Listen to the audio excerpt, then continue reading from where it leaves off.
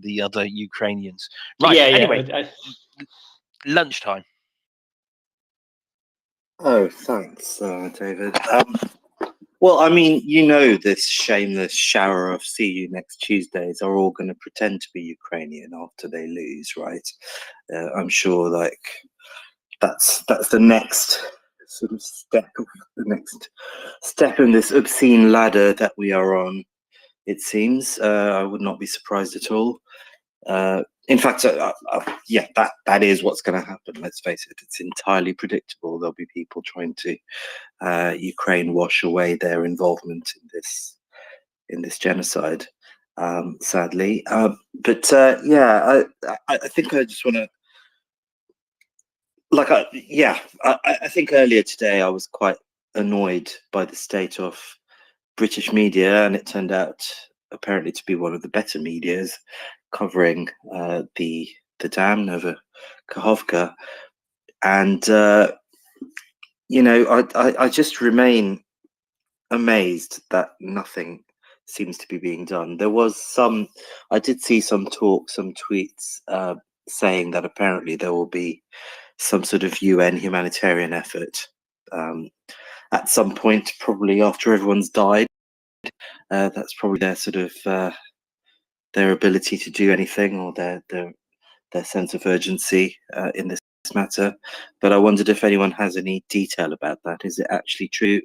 Will there be some humanitarian aid coming to Ukraine from the UN? The news I saw lunchtime late yesterday was that the UN and Ukraine had reached agreement of getting aid to the left bank. This is the Russian-occupied bank of the Dnipro, if Russia would guarantee the safety of the humanitarian workers. And would Russia do that? We've already seen Russia for 2 days shell Kherson, shoot at rescue workers. So I doubt very much, if any, excuse me. No, of course. Sorry, Alan. It's not 2 days. It's not 2 days. It's been a constant in every war Russia has been involved in. Right? This idea of green corridors, humanitarian corridors, all that is just it's not to be taken seriously. Russians' words are worth less than the toilet paper that you flushed before making any sort of verbal agreement with them. You know what I mean? You're completely right, lunchtime. I was simply referring to the last 2 days in Kherson. But you're right. Throughout this war, Russians fired on green corridors outside Mariupol. Russians have fired on, after promising safe exit, they have fired on civilians constantly in this war. It is how savagely and brutally Russia fights war. They aim it first and foremost at civilians because they have a problem defeating the Ukrainian military. So do we expect aid from the UN? No time soon. Yeah, exactly. Because to say that, oh yes, we will send humanitarian relief once Russia agrees some sort of non-aggression, is tantamount to saying we aren't sending anyone. You're on your own. Because it's not just this war. They did the same thing in Syria. They did the same thing in Chechnya. They did the same thing in I mean, they just do that over and over again. They have no respect whatsoever for human life. This is not. It's just utterly meaningless. I'm still spitting feathers at the complete lack of response. I'm seeing tweets about. I don't know if I want to say this because it's really. I don't want to upset a whole bunch of people, but it is an upsetting situation. And, you know, I've heard I haven't even been paying close attention today. I just needed a break. So I went out for something to eat. But just the handful of tweets I saw, each of those is a heartbreaking story in its own. And, you know, each of those deserves to be headline news. And each of those deserves worldwide outrage, and we're just seeing nothing. We're seeing nothing at all. If I thought I was disillusioned by our institutions and our media, to be honest, over the course of this war, I am even more disillusioned today. I think it is just unconscionable, really. And I honestly don't know. I honestly don't know how these people can live with themselves. I really don't. They are a different kind of person, Lunchtime, but I don't know how they can live with themselves either. You know, you don't see much outrage any longer in the world. I'm not sure why that is. We hear outrage expressed here, as it should be. From time to time, we hear reporters express outrage and opinion columnists express outrage. And from time to time, even world leaders expressing outrage. But now, why do you think that is, Lunchtime? I don't know, but you know something. I don't necessarily want outrage particularly. What I want is a sober, in-depth article or video piece discussing. I mean, even MriyaReport escaped serious discussion or comment, at least in the media I consume. Right? People mentioned it in passing. Oh, isn't it awful? But there was no long piece discussing it. I mean, I believe there's a film out now, but it's not, as far as I know, it's a Ukrainian film, right?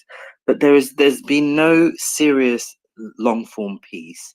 And my sort of theory at the beginning of this war, when you saw atrocity after atrocity, was that I don't know. There's someone on this space. There's a speaker on this space that likes to say, I think it's one of the fellas, possibly Shaggy or what, I don't know who actually, but he likes to say that he likes to bring up the example of Madeleine McCann and how people find it easier to relate to the tragic story of one missing child or one person, and they can sort of relate to that more easily than the obvious murder of thousands, hundreds of thousands of people, right?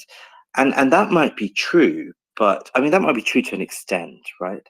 But really, a sort of sober discussion of what is happening, right?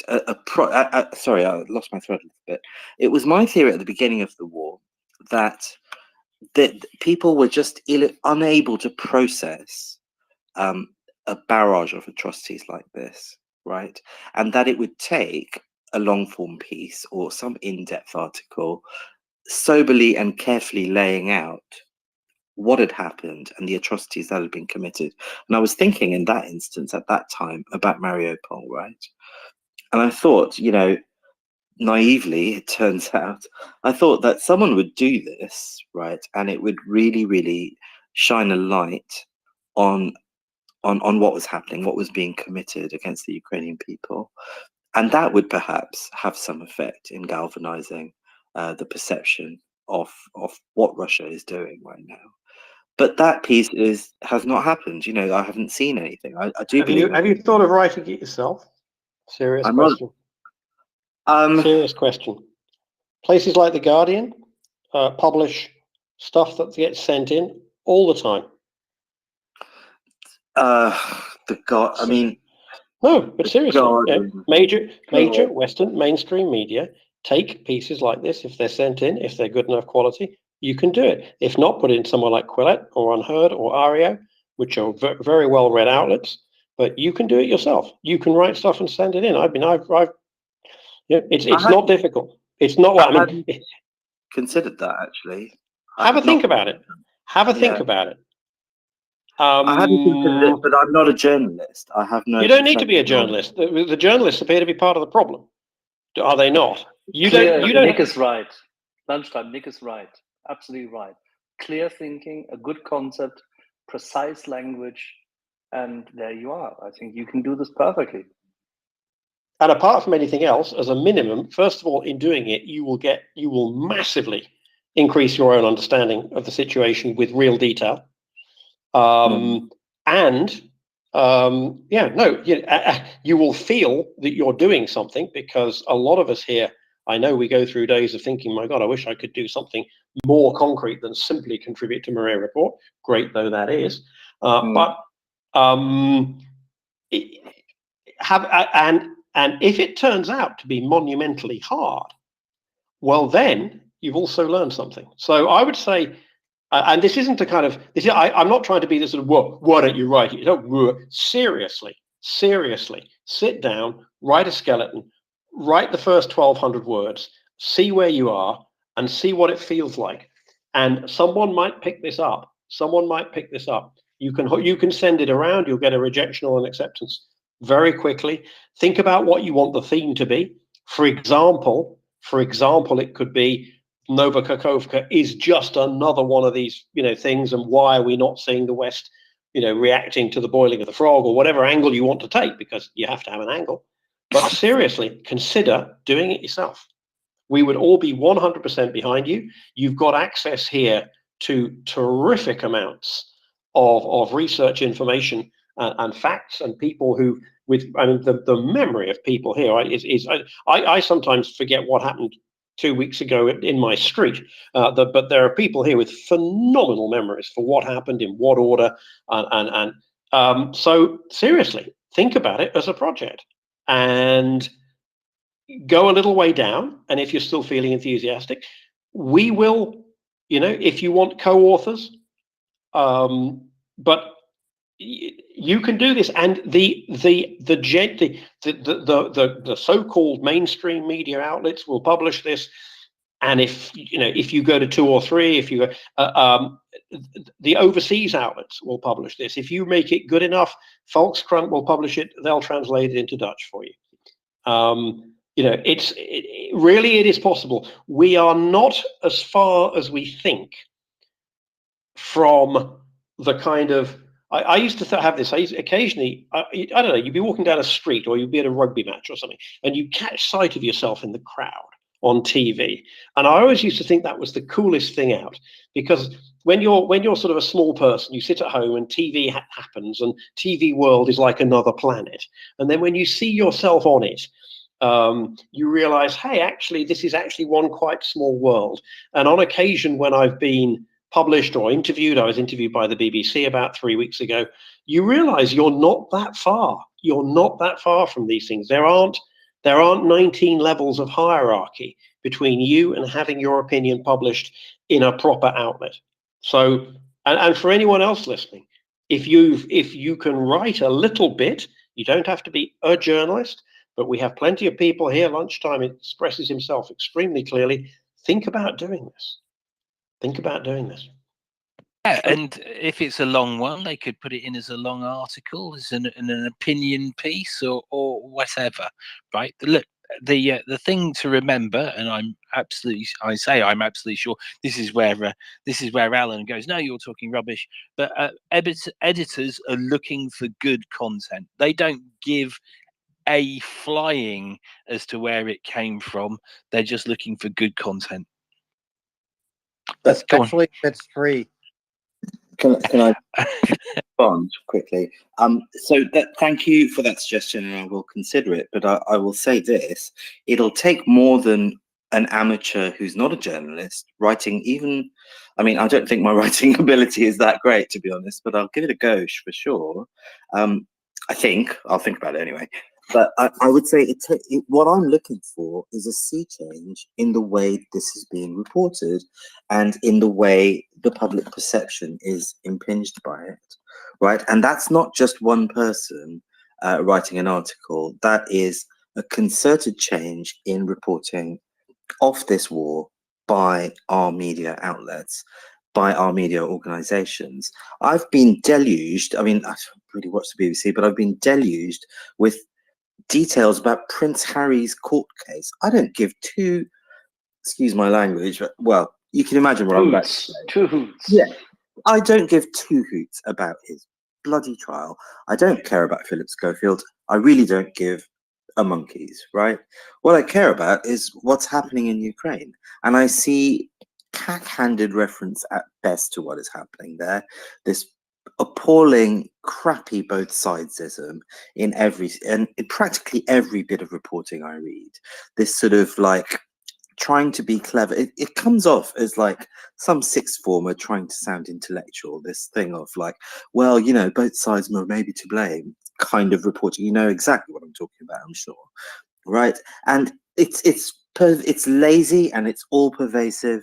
And the reason it's like that, well, you know, that's a whole separate thing. But what I'm looking for, as I say, is a fire to be lit under these so-called journalists' arses, and for them to actually take this bloody thing seriously.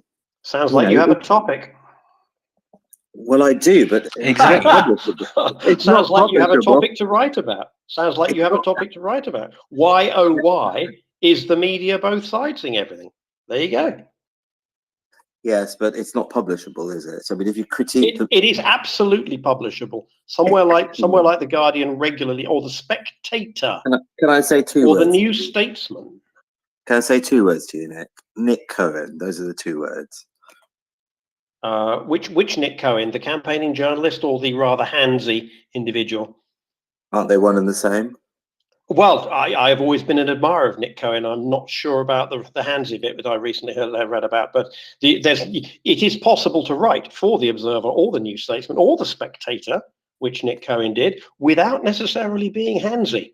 But this is the kind of piece that the New Statesman and the Spectator, both of which are, well, New Statesman is a left-of-centre magazine, Spectator is right-of-centre magazine, but they both regularly publish articles that are ostensibly critical of their editorial line. So that kind of thing. And I would add something to this at lunchtime. The thing is that until you test yourself, it's unknown capability, isn't it? I've seen people in many fields, right? Or not just sport, but people who've spent all their time training and doing things and then don't try it, right? So there's nothing wrong. Just do it, write it, get a couple of people to read it. There's loads of people here. We can all read. Well, most of us can. Not so sure about me, but there are other people who can read, right? And they go, look, then send it off. All they can do is say no. But here's the thing: someone will have read it, and that may even be the little acorn of a thread that goes into someone else's head. So, regardless of whatever happens, it's likely to have an effect, right? So, do it. And as I said, it's one of these things, right? Just get on and give it a try. Someone may go, "This is wonderful. This is the best thing since sliced bread. We want more of it." Never underestimate the power of a small group of committed people to change the world. In fact, it is the only thing that ever has. At lunchtime, here's how to do it. Just bring a pen, use your cocktail napkins at lunch, jot down some notes, settle in, write a draft, send it around to us around dinner time, and I guarantee by breakfast, whatever time that is for you, you'll have a fine piece to send in. I just want to move on to some more hands. I really want to go to Gina, then to Fancy, then to Abdullah. Gina, go ahead, please. Hi, it's good to hear all of you. I'm actually at a journalist conference, and I just filed an article with Ukrainian Catholic reaction to the destruction of the dam. And I just want you to know, I do understand what you're saying about journalists, but please know this one little journalist here isn't playing that both sidesism. I quoted the Institute for the Study of War. We're not giving Russia any credit for, possibly letting the dam deteriorate. No, we know what the situation is. And I also, in every article about Ukraine I write, I list and link to the charges in the international courts, the arrest warrants, the 80,000 war crimes, more than 19,000 abducted children, laying it all out, all of it in context. And also noting that this started in 2014 and it actually has centuries of precedence, but I always make it clear that people need to know the full context of this. And I quote my Ukrainian Catholic sources extensively and let them tell the story. So please know, and I was appalled at some of the coverage that I saw of the dam. I could not believe what I was seeing in mainstream media, just could not believe it. But with every fiber of my being, I fight that. And I just tweeted a piece that I posted today. So please know, some of us are out here trying to fight the good fight for Ukraine. Slava Ukraini. Param Slava. And thank you, Gina, for being a hardworking journalist. Thank you. So to Fancy, to Robin, to Abdullah. Fancy, please. Yeah, there's quite a few points I wanted to make. Last one first. Lunchtime, if you don't write that article / letter, I think then you're being lazy. Give it a go. You heard everyone believes in you, and you accused journalists of being lazy, which I think you're absolutely rightfully doing so, because they are. But here is accountability coming your way. There's nothing lost if you write that letter. I think you're incredibly great at speaking, and I have no doubt that you're incredibly good at writing. So give it a go, or otherwise you're lazy, and I'll come bite you in the ass. Yeah, but in a literal, not literal way, right? I wanted to continue, which is I'm absolutely also every time, I don't know how many times now since the war started, I'm at the loss of feelings. Like I don't know what to do, right? I feel incredibly beat down by seeing the lack of response in the West, and I've seen this. I don't know, like, there's too many times to count that I've seen Russia escalating, committing atrocities that by themselves, if done by other nations, would have had incredible responses. Just we shit our pants, and excuse my my swear words. I'm not as well spoken as lunchtime here.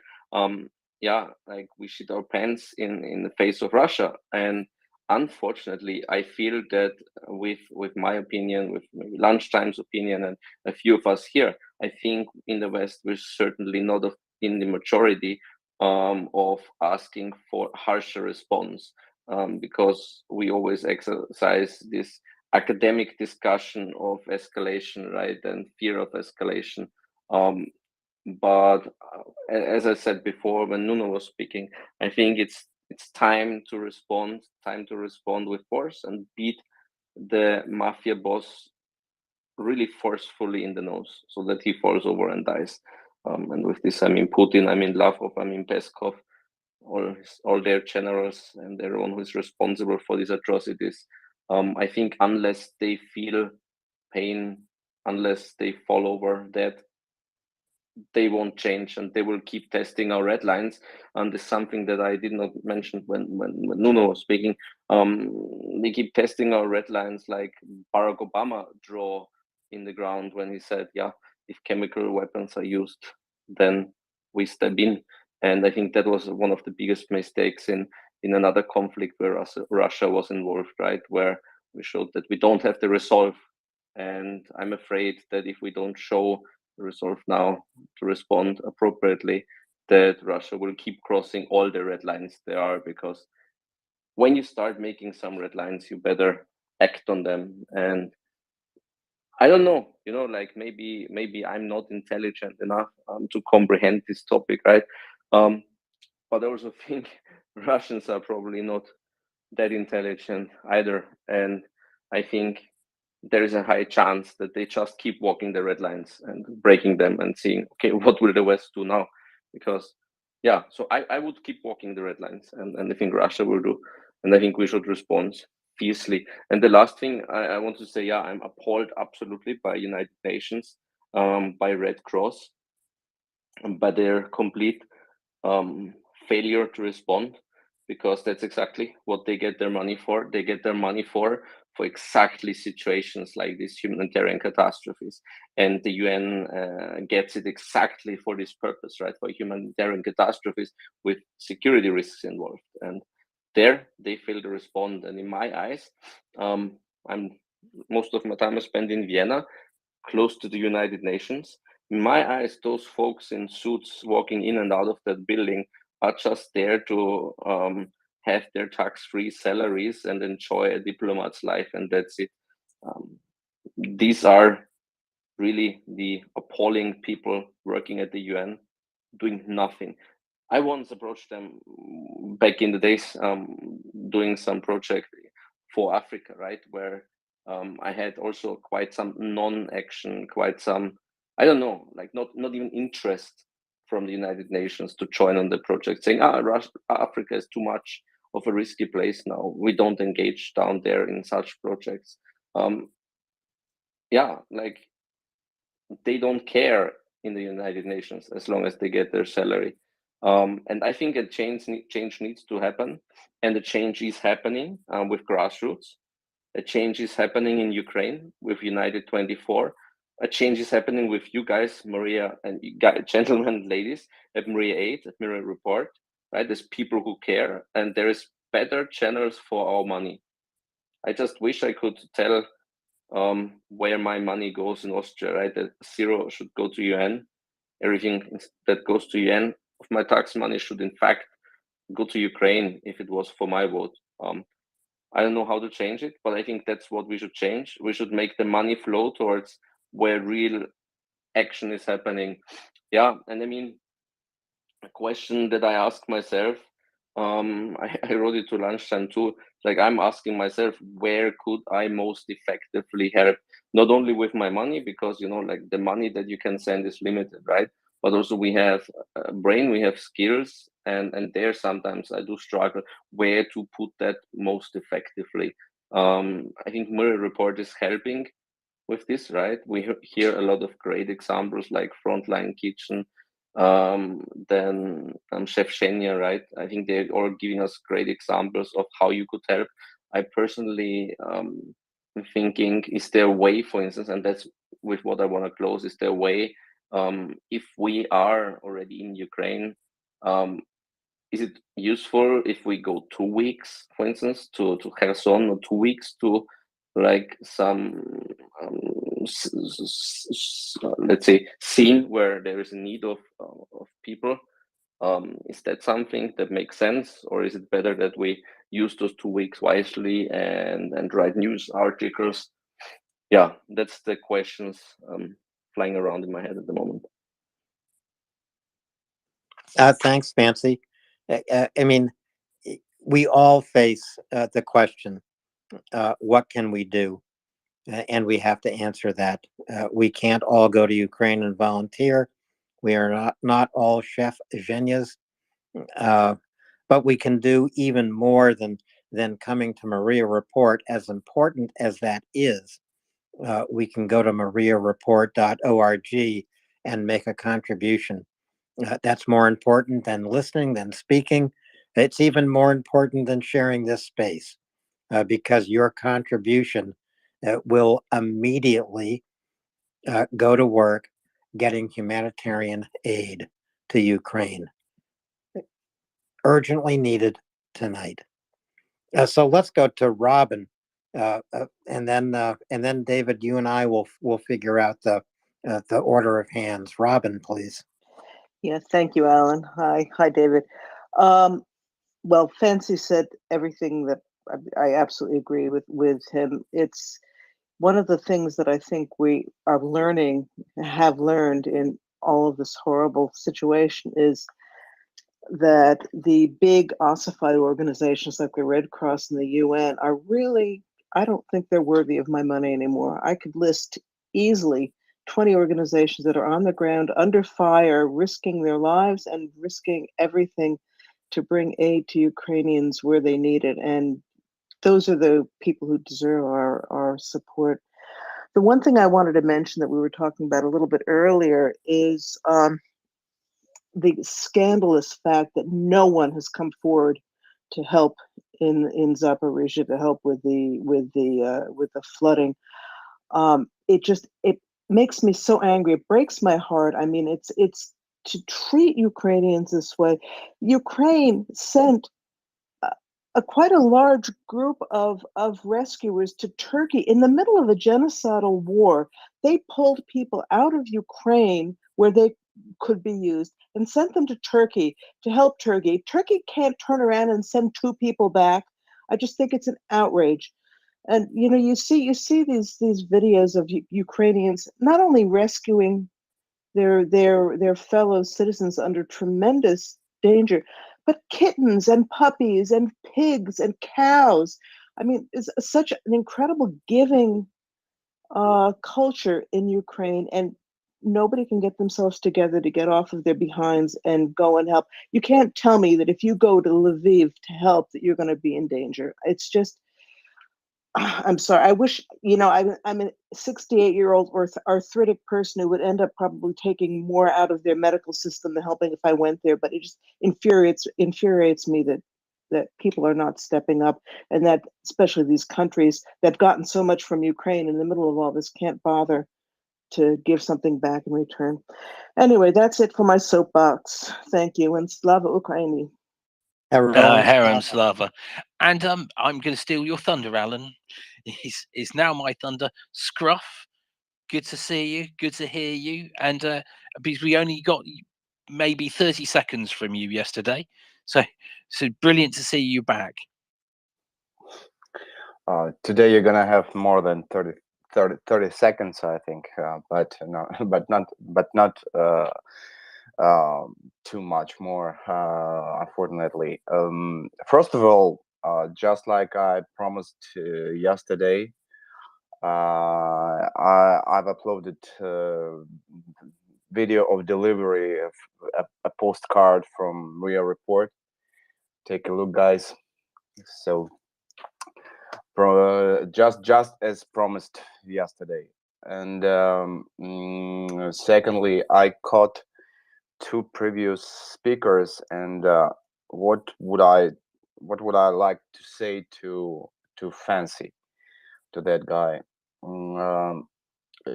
I've heard from him, as I understand, that he feels himself like powerless, that he cannot do anything. You probably know about what happened in winter of 2013-2014 in Kiev. I mean Maidan. And a lot of people, they were going there not knowing how actually they can help, but they just came over and asked, how can I help? And you know what? For everyone, just for everyone, any job could be found. So the same here. Even being over the ocean, you can find the way to participate in this fight against evil called Russian Federation. Trust me. Just find some people you trust to just tell, I don't know, DM me, tell me what you can. Maybe you are a good engineer, and we can talk about some technical stuff, electronic stuff. This is war of future. This is war of technologies. Maybe you can help with this. Maybe you are an IT guy, and you can help with some software. Software which is being used by Ukrainian artillery, all Ukrainian artillery. It was written in 2014 by the brother of Ukrainian soldier that was in artillery. He decided just to help his brother, and he made a software which is being used by the whole army at the moment. Another example, maps, electronic maps. They were made they were made not by government, they were made just by enthusiasts that decided to make really good maps in not very expensive tablets, and spread it out in Ukrainian army, so we could orientate good. And I can, I can tell examples like these within the whole night. I think I will start from the software, and I will end. Oh, come on, let's talk about me. Before 2014, I was absolutely civilian. In 2016, I managed to design my first armored vest, which became very popular in Ukrainian armed forces. Just because I wanted to know how it works, and I found the money for this, and we started to make it, and it saved many lives, including, by the way, life of my teammate in October. Should I proceed with examples? If you want to give us more examples, that would be wonderful. But I think we get the idea, Scruff. Basically, people have ideas, and there's a lot of people on here who have lots of ideas, and they might be able to help. I will probably I will DM you again as well. Yes, I know you're going to get upset. Oh, why did I say that? Do not hesitate. And as for the second speaker, yes, ma'am, you are right. You mentioned animals, and this is just horrible, because not only people suffering, but some of I don't know if you already know, but some of national parks has been destroyed. Some of just beautiful places with endemic.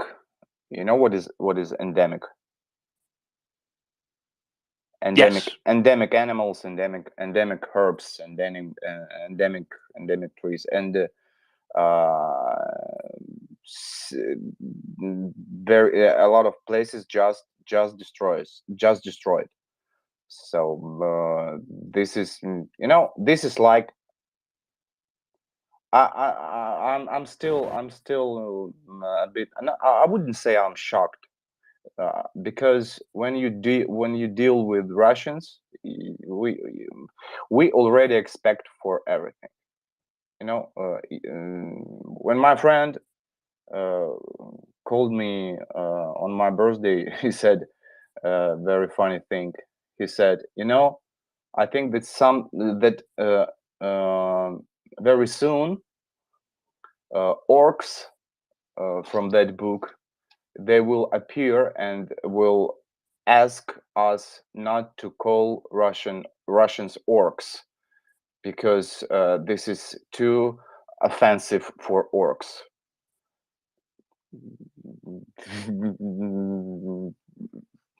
There is no name for such beasts that can make crimes like this. Just I wouldn't say that I'm bad creator about bad names and nicknames, but I'm just speechless about this. Need some time. Yes, and thousands, tens of thousands of animals, including endemic animals, are already dead.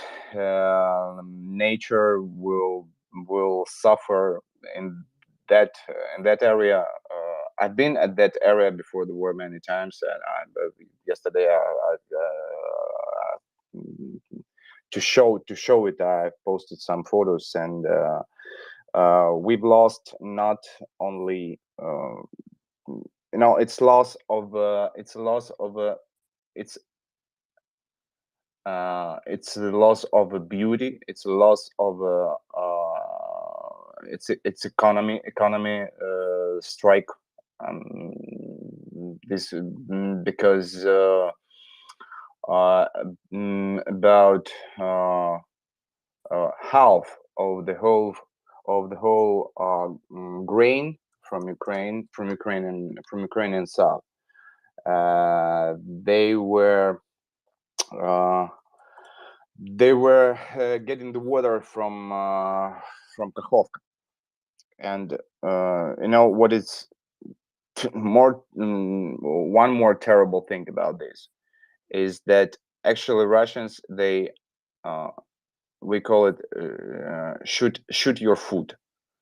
They shut themselves in the food because one of the reasons they started the war, it was water for Crimea.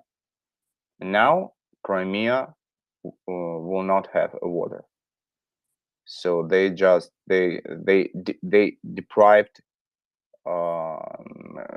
Crimea, which they were screaming about as Crimea is back now. When we need to this war is needed to get the water to Crimea, but now no one can say when actually Crimea is going to have a water. So they do not. You probably know it without my explanations. They do not count any lives. They just don't care about any lives of Ukrainians, lives of their citizens. They just Fancy said that they are not intelligent. They are intelligent because it was made to this act of terrorism, explosion of a dam. It was made to make Ukrainian operation on the south impossible, but at the same time it made it made impossible to keep Crimea anymore. I don't know what actually they are going to do. It's well, let's see. They're losing it. They're completely losing it. By the way, Scruff, thank you very much for joining us tonight. Also ahead of Chuck coming up, I just want to remind everybody, it is now 1:46 a.m. and it is the 9th of June, 2023. 1 year ago, in about 3.5 to 4 hours from now, a recce troop of the 93rd Holodnyar got contact, surrounded, taken prisoner, and Roman Ratushny was shot on the battlefield. I know his father. Which is a war crime. And we interviewed Taras here. I know Taras. Yeah, he's very good specialist of counter electronic warfare. Absolutely. Yeah, I know him. And we should. He did not expect that he would survive his son. You know what? I can tell you something about this, by the way. Just in 2 or 3 days after his son died, we've spoken, and we've spoken about. I even remember the topic. We've been talking about detector of the drones. and I felt such a respect regarding towards Taras, that even being in such a situation, right, in such a in such a state, he found the power to discuss some serious things regarding technical stuff of electronic warfare. It's It's exceptional. Yeah, it's exceptional, and I wouldn't even call it professional. By the way, Taras is not professional soldier, just like I am. This is just unbelievable strange. And what I said in the end of our conversation, it was I'll be brief, be strong, but you just showed me that you already are.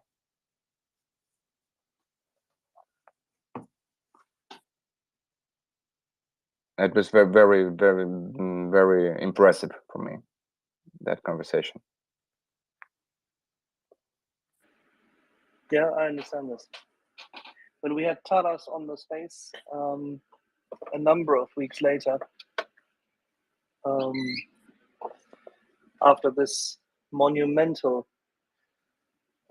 outpouring of support and emotion in the Ukrainian civil society, ahead and around the funeral, and after the dedication of the park, a final vindication of what Roman was fighting for in Kyiv. Yes, Protasov Yar. Exactly. Yeah. It was astonishing how calm, in German you would say gefasst, if you keep the form, if you keep your posture. Keep fighting. And he took this as a motive to be productive, to honor his son, and it was exceptional. Yeah.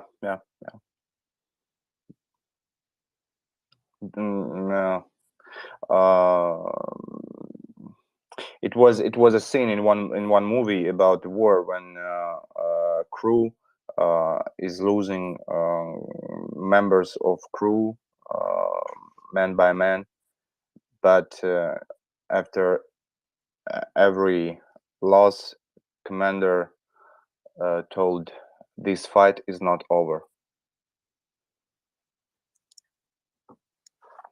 It's kind of same. Shall we, given the fact that we touched upon this topic, maybe lunchtime and Fancy want to say a few words, and then I presume Alan and David will, in 8 minutes, have Chuck joining us, which I'm sure will be interesting for all of us, including you, Scruff. So, shall we go to lunchtime? We have a few hands up. Chuck will be here in 8 minutes. In 8 minutes? Yes, right on time for you. Oh gosh, I was actually going to get some rest because I need to get Don't up worry. early. Do your thing. If you need to get some rest, get some rest. for Chuck. That's all right. Well, where's Malcolm, by the way? He was here a few weeks ago. He's extremely busy. He went back stateside. He had to do a number of things, sorting out his operations, and he did a lot of media tours. I understand that he was he was meeting people from the administration, then he was back in Congress, and then his old fellows from MSNBC. So there's a lot going on. But I can, you know what? I'm going to ding him and find out. But in the meantime, let's go to lunchtime quick. Tell him that those thermobaric grenades, which I kept for him. They were used. They You were promised. used. You promised. Yeah. They were used just precisely good. Wonderful, Scruff. But the one thing, you can't go to sleep until you've read my DM that I'm sending you in a moment. Okay. There, well done. Thank you very much. Promising. Not a problem. Can you skip me for Fancy, please? I think he's got a question for Scruff. Yeah, sure. Yeah, thank you, Scruff. What I meant was not that I do feel immensely powerless on this personal level, because I do know we can help. I'm sorry. I said if I understood you that way. Yeah. No, so I just wanted to correct that in this case you understood me maybe a tiny bit wrong. I think on the international scale, of course, I feel powerless that we can't push our politics to change to the necessary degree now, but that's something else. What I wanted to say, or what I discussed with Lunchtime on the side, is that in fact I spent the last couple of weeks in Kiev, talking to some of your guys and offering my help and Like what I do. I'm from the social media intelligence OSINT space, providing tools in that domain that help with collecting information, aggregating information, filtering information. I can go deeper in personal conversations. I just don't want to expose my company on the space here, right? Currently talking with a few folks about some Miltech defense hackathon. But if you do have connections that can use OSINT or SOCMINT tools, I'm absolutely happy to connect with you, and also happy to go back to Kiev anytime. DM me. Maybe I will route you to Ministry of Digital Transformation. I have some guys there. That sounds cool. I mean, I've been talking to Yehor, if you happen to know him as well. No, I don't know. Yeah. Okay, cool. But I'll DM you and let's take it from there. Yeah, and just answering some of your words. You said that you are angry that authorities do not do what they should do, right? But again, let's see what Ukrainians did back in 2014. Ukraine did not have army. Ukraine did not have what actually well, did not have army to fight Russians.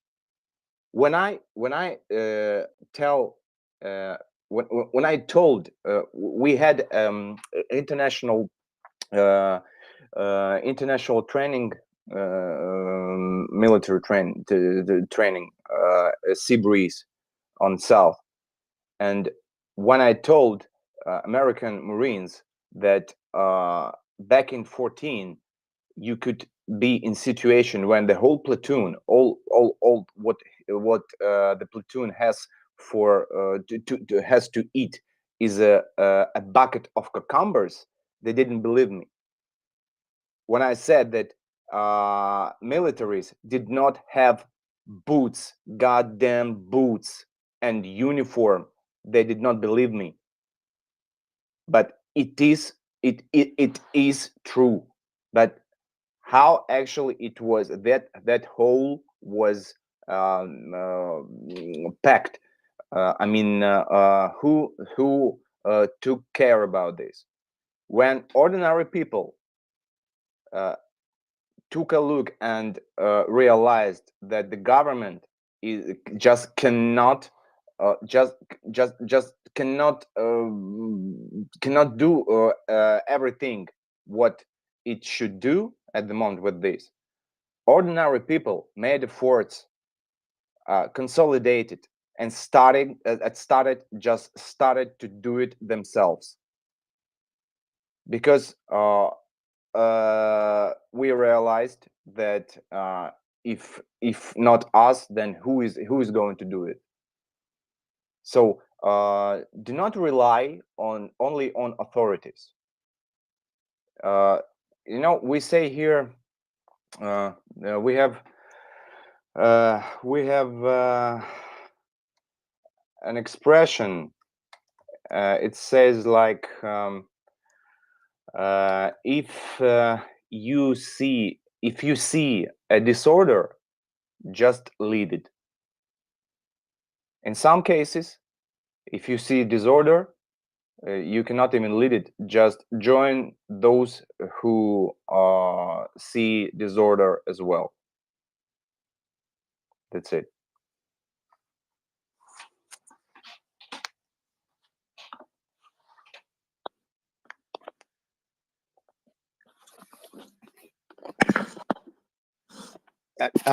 Lunchtime, do you want to go ahead?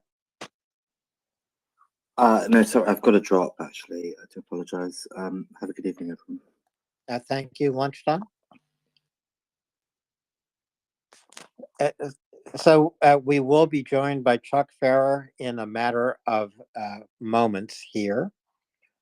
And there is a lot happening.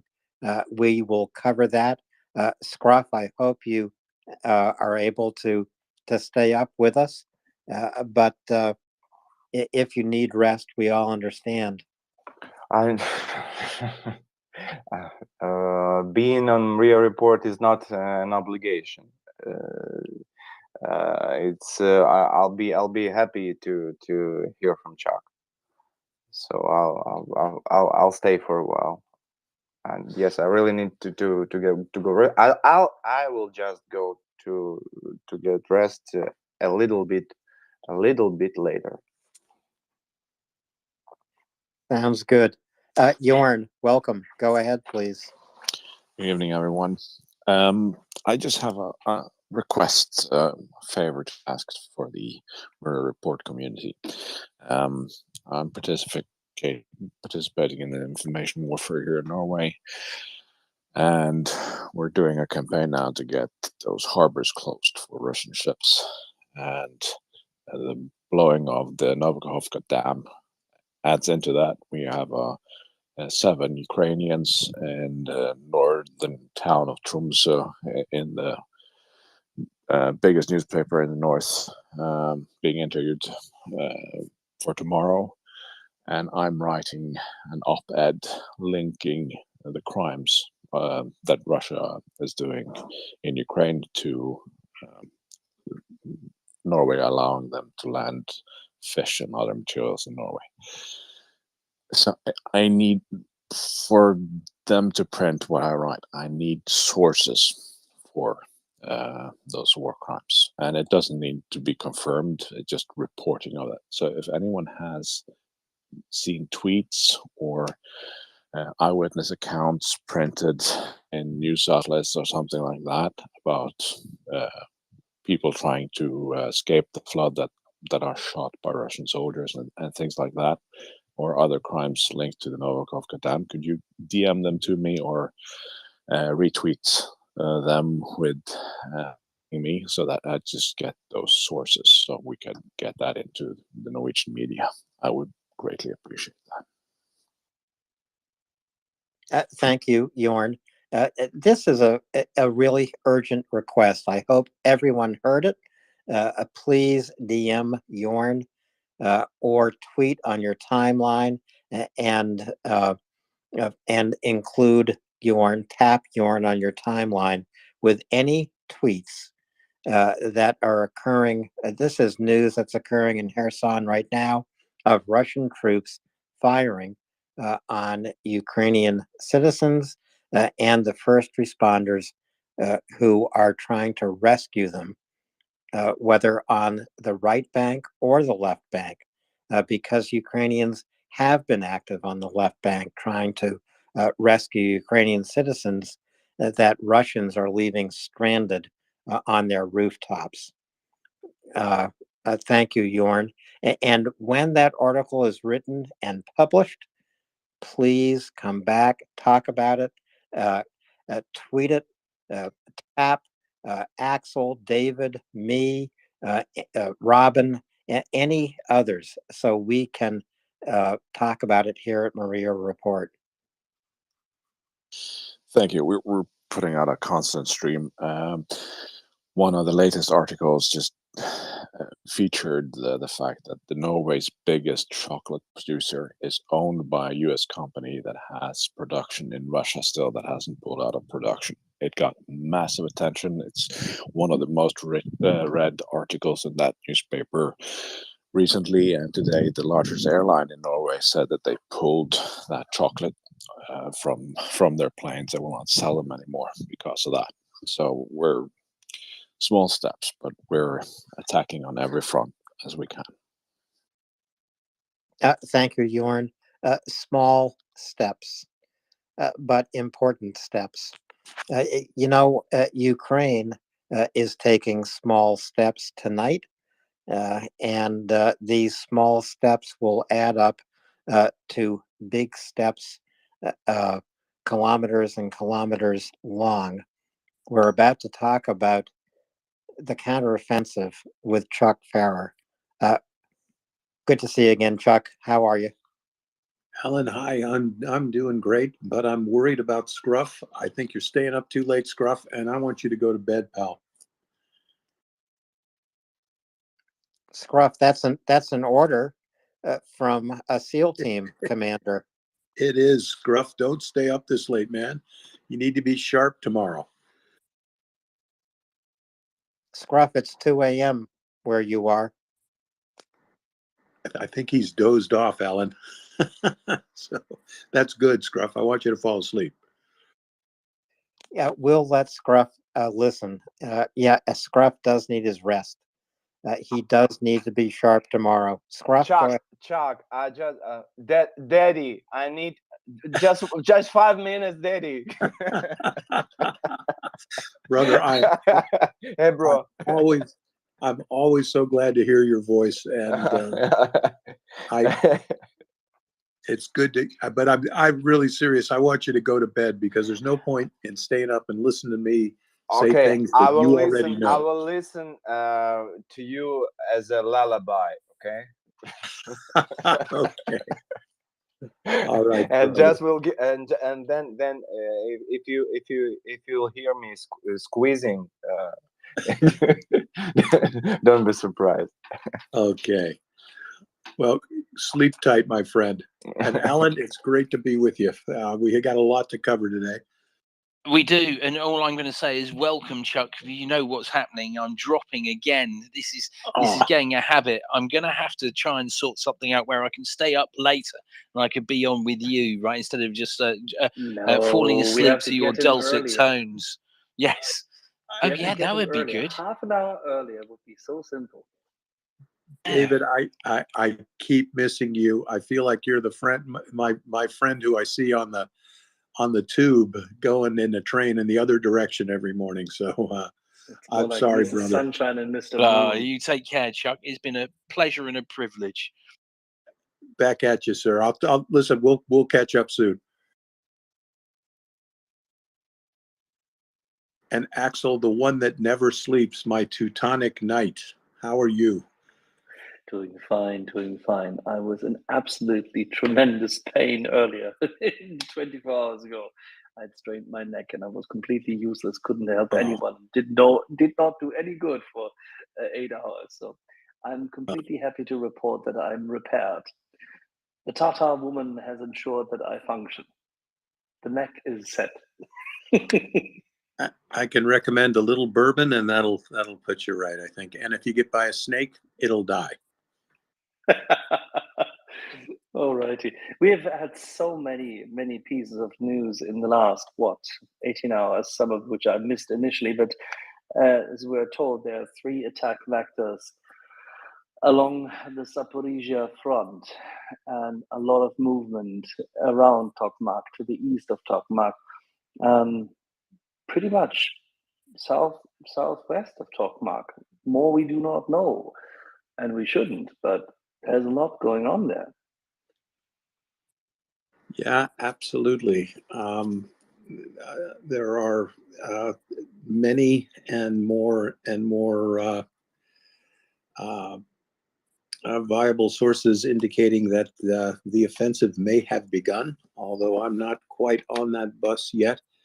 But we do have numerous company-size engagements going on, and there is certainly activity around Tokmak and in Zafarista as well. So we will definitely be touching on that tonight, and of course the ongoing humanitarian crisis, the Kharkova Dam.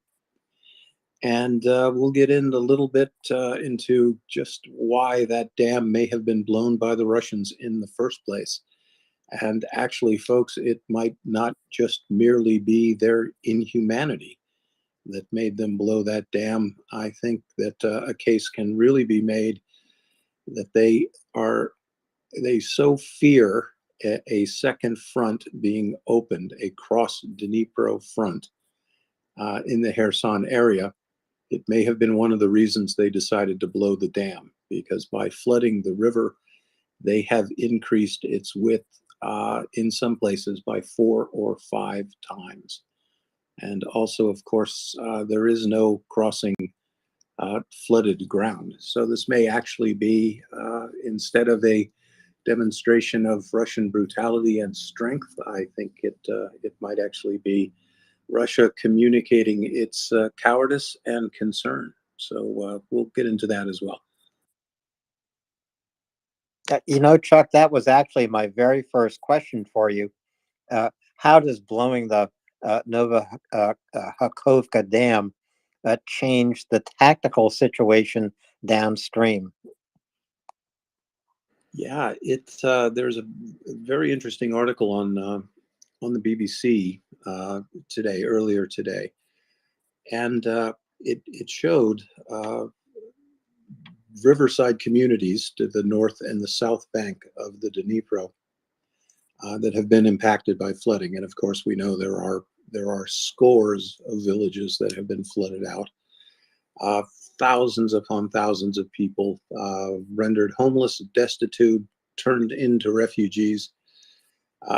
We know that the Russians are actually targeting refugee centers and rescuers as well. As despicable as that sounds, they own that. But interestingly, this BBC article and satellite imagery pointed out that there are more flooded villages along the south bank of the Dnipro than the north. And that flooding has actually, the inundation zone along the south bank actually goes farther from the river. I presume that at least somebody in Russia can read a topographic map.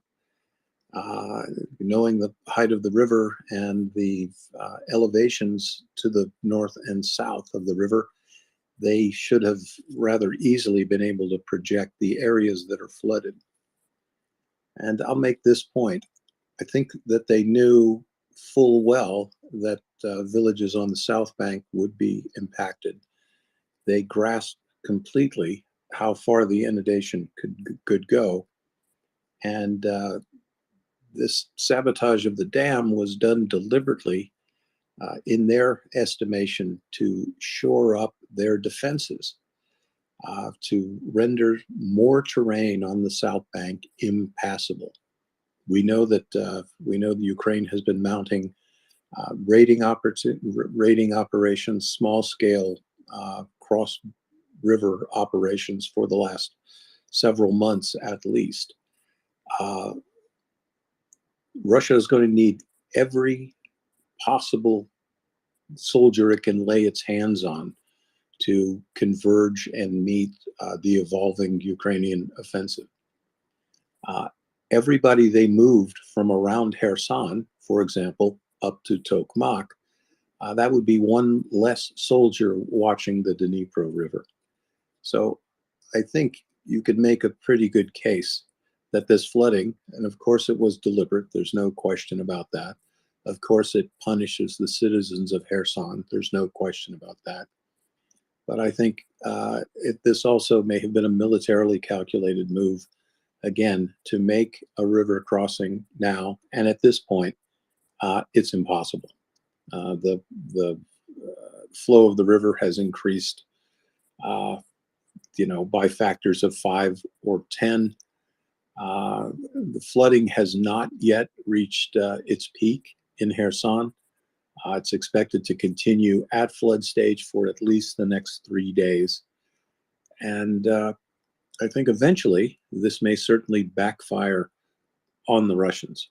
With the dam destroyed, once the Zaporizhzhia reservoir is drained for all extents and purposes, the mighty Dnipro will be reduced to 25% of what it used to be. And come July or August, dear Russian terrorist listening guests, the river that you counted on to defend your westernmost flank will have been reduced to a trickle, and all the mud and misery that you've caused now will be baked hard. And I dare suggest to you that the river will be much easier to cross in August, and it will be crossed. And you will have invited, I'm hoping, one of the greatest river crossing operations since World War II. And I hope you have time to consider what I'm telling you here on the 8th of June, because it's coming, lads, and you earned it. So it does seem as if this Russian escapade, and it's more than an escapade, of course, will backfire. It may even have already backfired. Russian fortifications built over many months' time on the south bank of the Dnipro are inundated. Russian soldiers are seeking shelter in trees if they're not drowning in the Dnipro. And again, a typical sort of example of lack of Russian planning, lack of any consideration of second order offense, second order consequences. And I want you to imagine for just a second that you are in the sort of army, you're stationed on the banks of a river, they blow one of the largest hydroelectric dams, certainly within 5 or 6 or maybe even 700 miles. They blow that dam and nobody tells you, hey, you might want to fall back from your position. You are just left there. You've probably reported on the radio, hey, the water's up to my knees, and they told you to stay there. And eventually you get back on the radio and you call them and you say, hey, I'm up in a tree. Can I leave? But you're right, Alan. They spent countless months, man hours, importing cement pillboxes, dragon's teeth, digging field fortifications, on and on and on, just so they could flood them with this dam. And I'm serious. The river is not crossable now, and it won't be, frankly, for months. But at the end of this long, hot summer, those mud banks, those mud flats, they're going to be as hard as a pool table. And that river that used to be 1 kilometer wide is now going to be 200 meters wide. And you tell me, Russian general, how many places do you think Ukraine is going to throw pontoons across that river? And how many houses with antennas on them do you think are going to eat a storm shadow in the minutes before that pontoon goes over? It is incredible to me. But used to be incredible. It used to be incredible to me, the follies of the Russian commanding generals. The leadership of their company grade officers astounded me. I see platoons of infantry being ordered to charge across 800 yards of open farmland in broad daylight without anyone even stopping to lay down supporting fire. That's astounding, folks. That's like watching a carpenter put a ladder upside down and climb up the side of your house and then bite into the power line that comes into your house. It's just, it is malpractice. It's idiocy. And that's their company grade officers. And as you go up the food chain in the Russian armed forces, they don't get any smarter. They don't get any better, and their leadership does not develop. We're at the edge now. We're getting ready to embark on a big adventure. We're going to see this spring and summer offensive. It's beginning to open up and blossom, and things are going to turn very quickly against the Russian army. I mean, whether or not the Russians blew the Novakhovka Dam to gain mistakenly some kind of tactical advantage or to slow a Ukrainian advance, we have also seen Russian soldiers on the left bank preventing Ukrainians who are stranded by the flood, preventing them from escaping. We've also seen Russian artillery firing on evacuation points on the north bank of the Dnipro, where Ukrainian soldiers and first responders are rescuing citizens and animals 24 hours a day. And this firing on Ukrainian civilians is yet another example of a war crime. And so blowing this dam is yet another example of Russia unleashing a kind of terror and then doubling down on it. You know, it's amazing. I mean, normally this would be the kind of reporting that you would put into the category of black propaganda. Black propaganda is a special sort of information warfare, and that is where you create some horrendous crime that's almost unthinkable, and you get on media and you say, this is what the Russians are doing. They are shooting at rescuers. They are shelling people who are stranded on the roofs of their flooded housing. That would be a classic bit of black propaganda, because it just couldn't be true. Nobody would do that. But it's de rigueur for the Russian army. This is what they do. You know, I'll remind everybody, in a Western armed force, if you're an artilleryman, you're standing there. You've hoisted your 155 millimeter shell.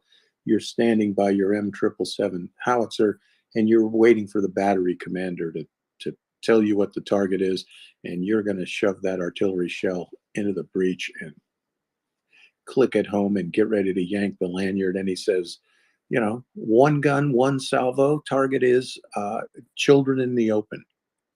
You pull that lanyard, and you're a war criminal. You are a war criminal. There is no I was following orders. That doesn't float, folks. But that's the kind of soldiers, that's the kind of officers, that's the kind of armed force that the Russians are. It's disgusting. I say this, yeah, you can't believe it, Alan. I'm sorry, I'm at a loss. Yeah, I'm at a loss too. I mean, we have seen this kind of war unfold before. It was World War II, where we saw Nazi Germany firing on civilians, on retreating Poles when they invaded Poland, firing on retreating civilians in France and the Low Countries. Anywhere the German military could target civilians, that's what the Nazis did in World War II. We thought perhaps we had come to the end of such a war, but obviously we have not. These are the same kinds of tactics. And on the left bank, I would go so far as to say that Russians, by preventing the escape, the salvation of Ukrainians who have been inundated by this flood, again, these are Nazi tactics that the Russians are using. And what's fascinating about it is you have Russian spokespeople, you have Minister Lavrov, you have uh, fill in the blanks of the usual despicable criminals saying this terroristic act was perpetrated by the Ukrainian armed forces. It is incredible. There is something twisted and rotten in the Russian soul that that throughout history they commit an atrocity, they put it on the victim, and they play this card. It's not enough to kill, murder, rape, flood farmland, fire on rescuers. You have to also somehow blame the person you are victimizing. And unfortunately, I don't think it's a one-off, you know. It's something that they have continuously done. And you wonder what sort of a people does that? And perhaps it's not every Russian citizen. Yeah, you know, I'm willing to say that. But it certainly is their military leaders. It is their junior officers. And dare I say it, gentlemen, it's your soldiers as well. But that is the kind of army that is brittle. Every schoolyard bully you ever knew in your life, when he gets punched in the nose, it's over. It is over. And these guys are just about to get punched in the nose, and we're going to start getting some of our lunch money back. So the blowing the Nova Kakhovka Dam is the biggest catastrophe that Russia has unleashed. But it's not the only dam they've blown. They are looking elsewhere in the theater of operations to flood land where Ukrainians might advance. So this is clearly part of a defensive tactic the Russians have adopted. Yeah, it is an expedient tactic. You know, there is some military sense in this, but there is, you know, Russian commanders feel that this is necessary. And why do they feel it's necessary? Because I think they're beginning to realize that their own troops are not going to perform up to any standard in this coming offensive.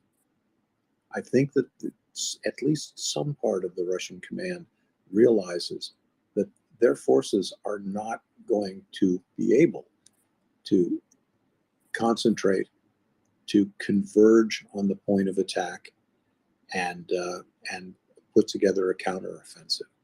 I think that they understand that, to a certain extent, the most they can hope to do right now is to try to block off some of the most likely avenues of approach that Ukraine is looking at right now. Look, I think they're doing things like blowing these dams because they feel they have to. And that's good. It's good to get inside your enemy's head.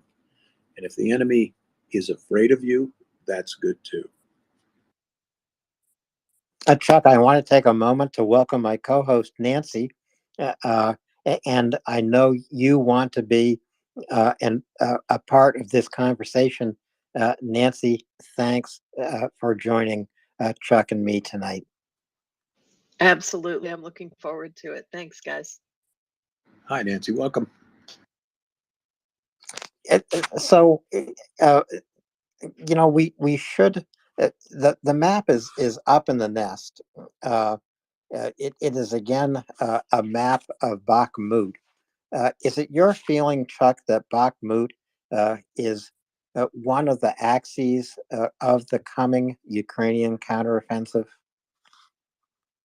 You know, I would have been very hesitant to say that, but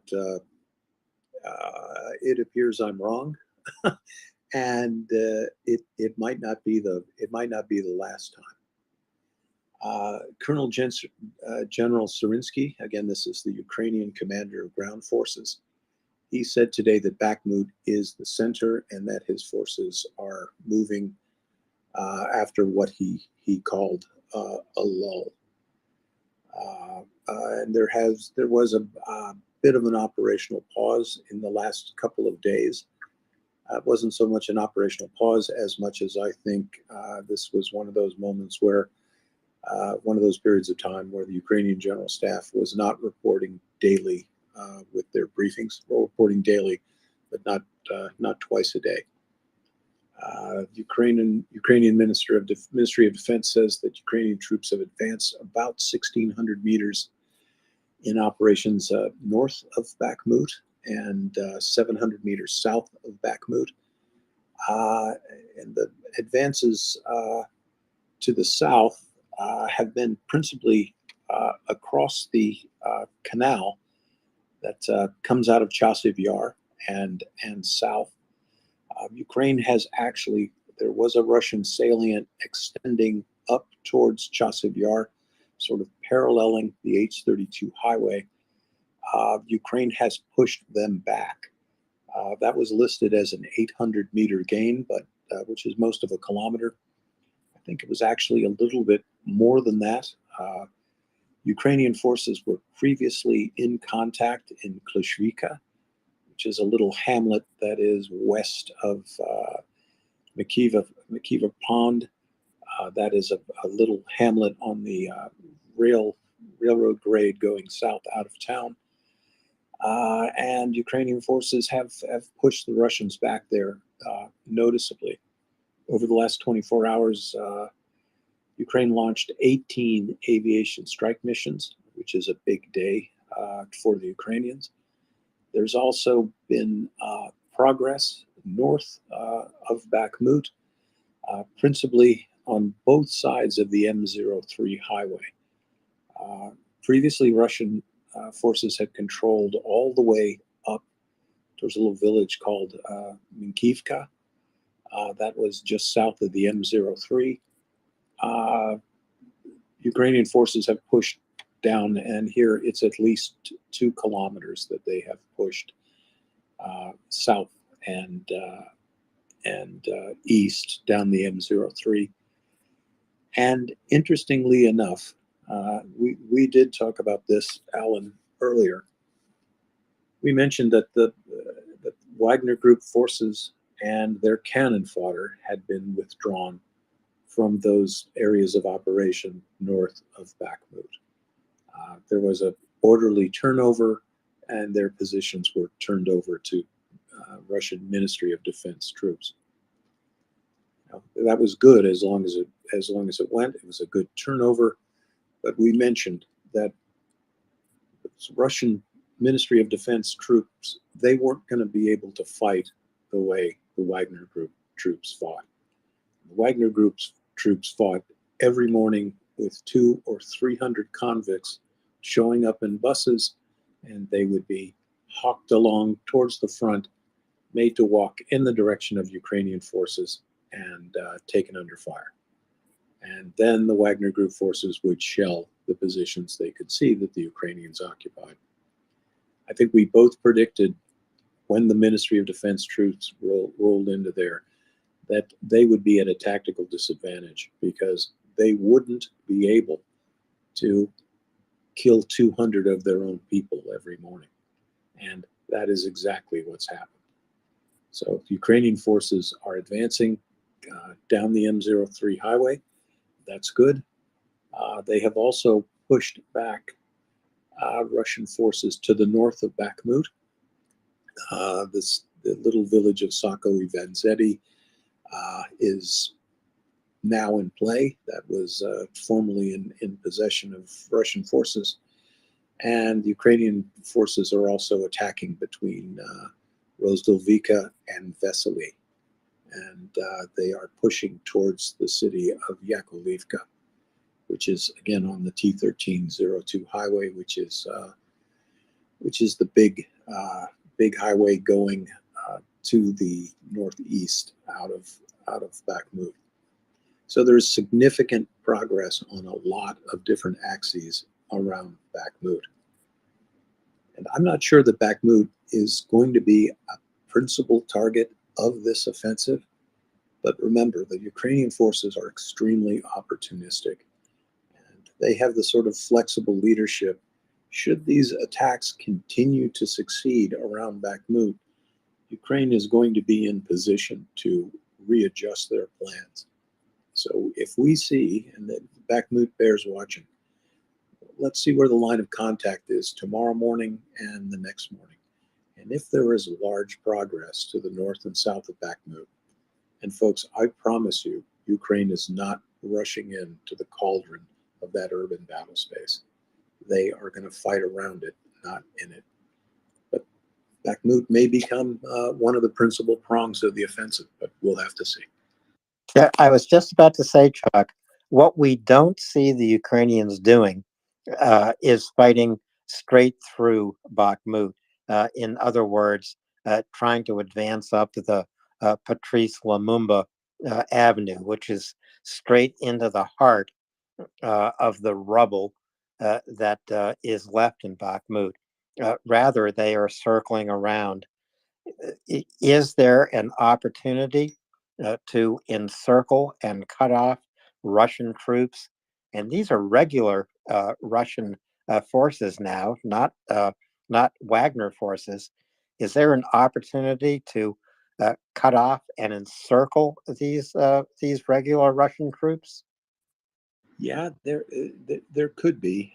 I think that in order to do that, well, let me change that a little bit.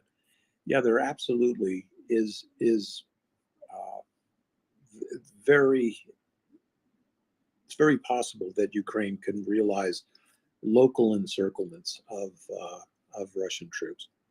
For example, south of Bakhmut, around Klishvika. Once again, Russia tried to get to Ivanensky. I don't know. It literally could have been for the 100th time that failed.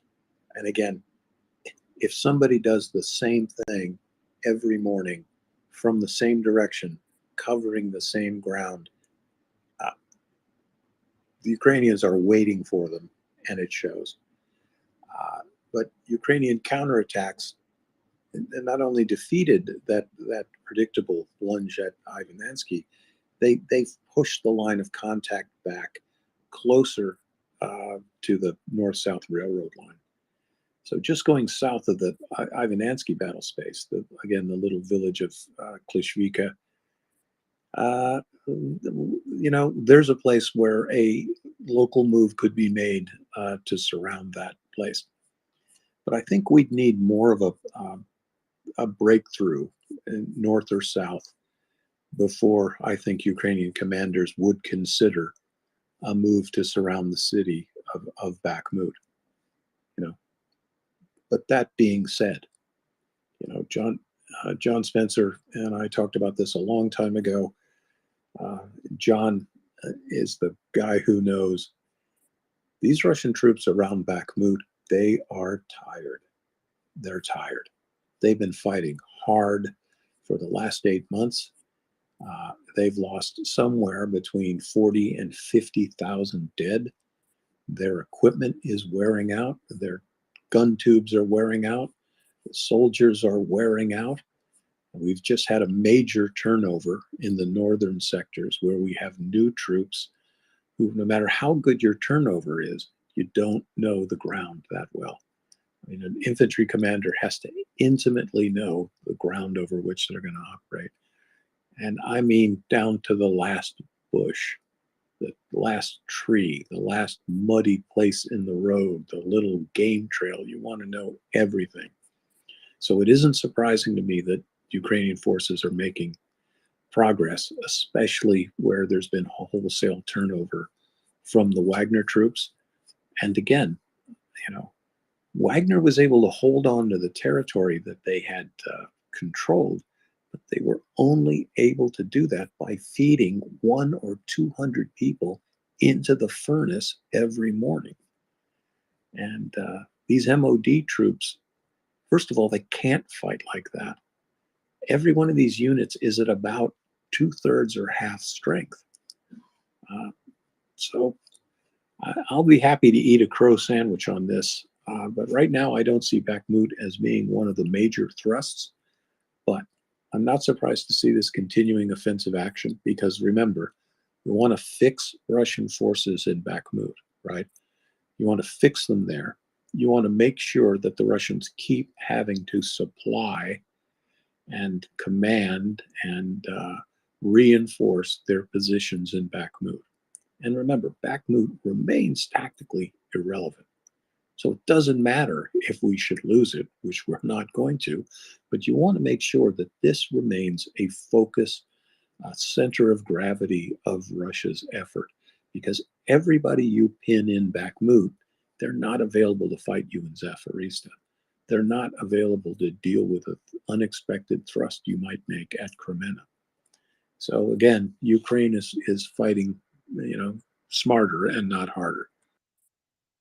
Aside from rotating Wagner troops out and regular MOD Russian troops in, is there any evidence Russia is actually reinforcing Bakhmut with additional troops, let's just say from Kremenna?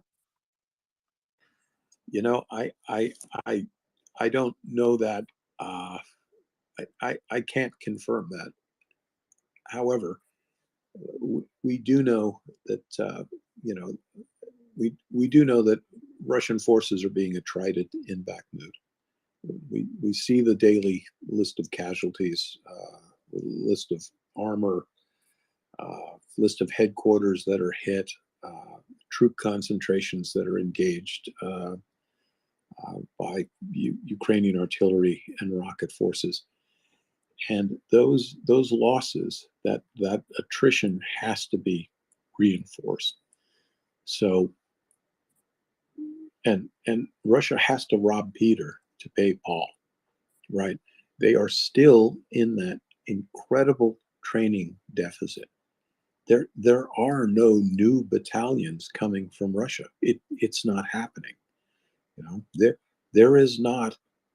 There are not 10,000 Mobniks who are being held back in Russia to be worked up for a 7-month workup so they can deploy to Ukraine. It just isn't happening. These guys are they are sent to some mobilization center. By that I mean gymnasium in a high school somewhere. They're given some portions of a uniform. Read today in a British intelligence assessment, they're not even given boots anymore. They're given these low quarter shoes. If you're a contract soldier, you have to purchase your own uniforms. So when that administrative stuff is done, you get on a bus and you go to Ukraine. And, folks, we've talked about that. Just because you got drafted and spent 2 weeks in a cot in a gymnasium, and you finally got some modicum of a uniform, and you've been handed a rusty, trusty AK-47 from 1954, you're not a soldier. You are not a combatant. You're a statistic. So as these guys get fed into the Bakhmut battle space, look, we're going to see more progress here. We really are. And the purpose of the Bakhmut battle, I still believe, is a fixative one. Fix the Russian forces here. Make them pay the piper here every day. They've got to replace their losses, which I would conservatively estimate in the Bakhmut battle space is probably between 1 and 300 dead a day. So we're talking a full company at full strength. They're losing a full company of troops every day. If you're losing a company a day, it doesn't take very long to go through a battalion of troops. So again,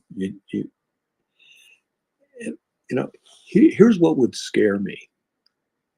Were the Russians to pull out of Bakhmut completely and to redraw a line somewhere around the town of Popsna, that would frighten me.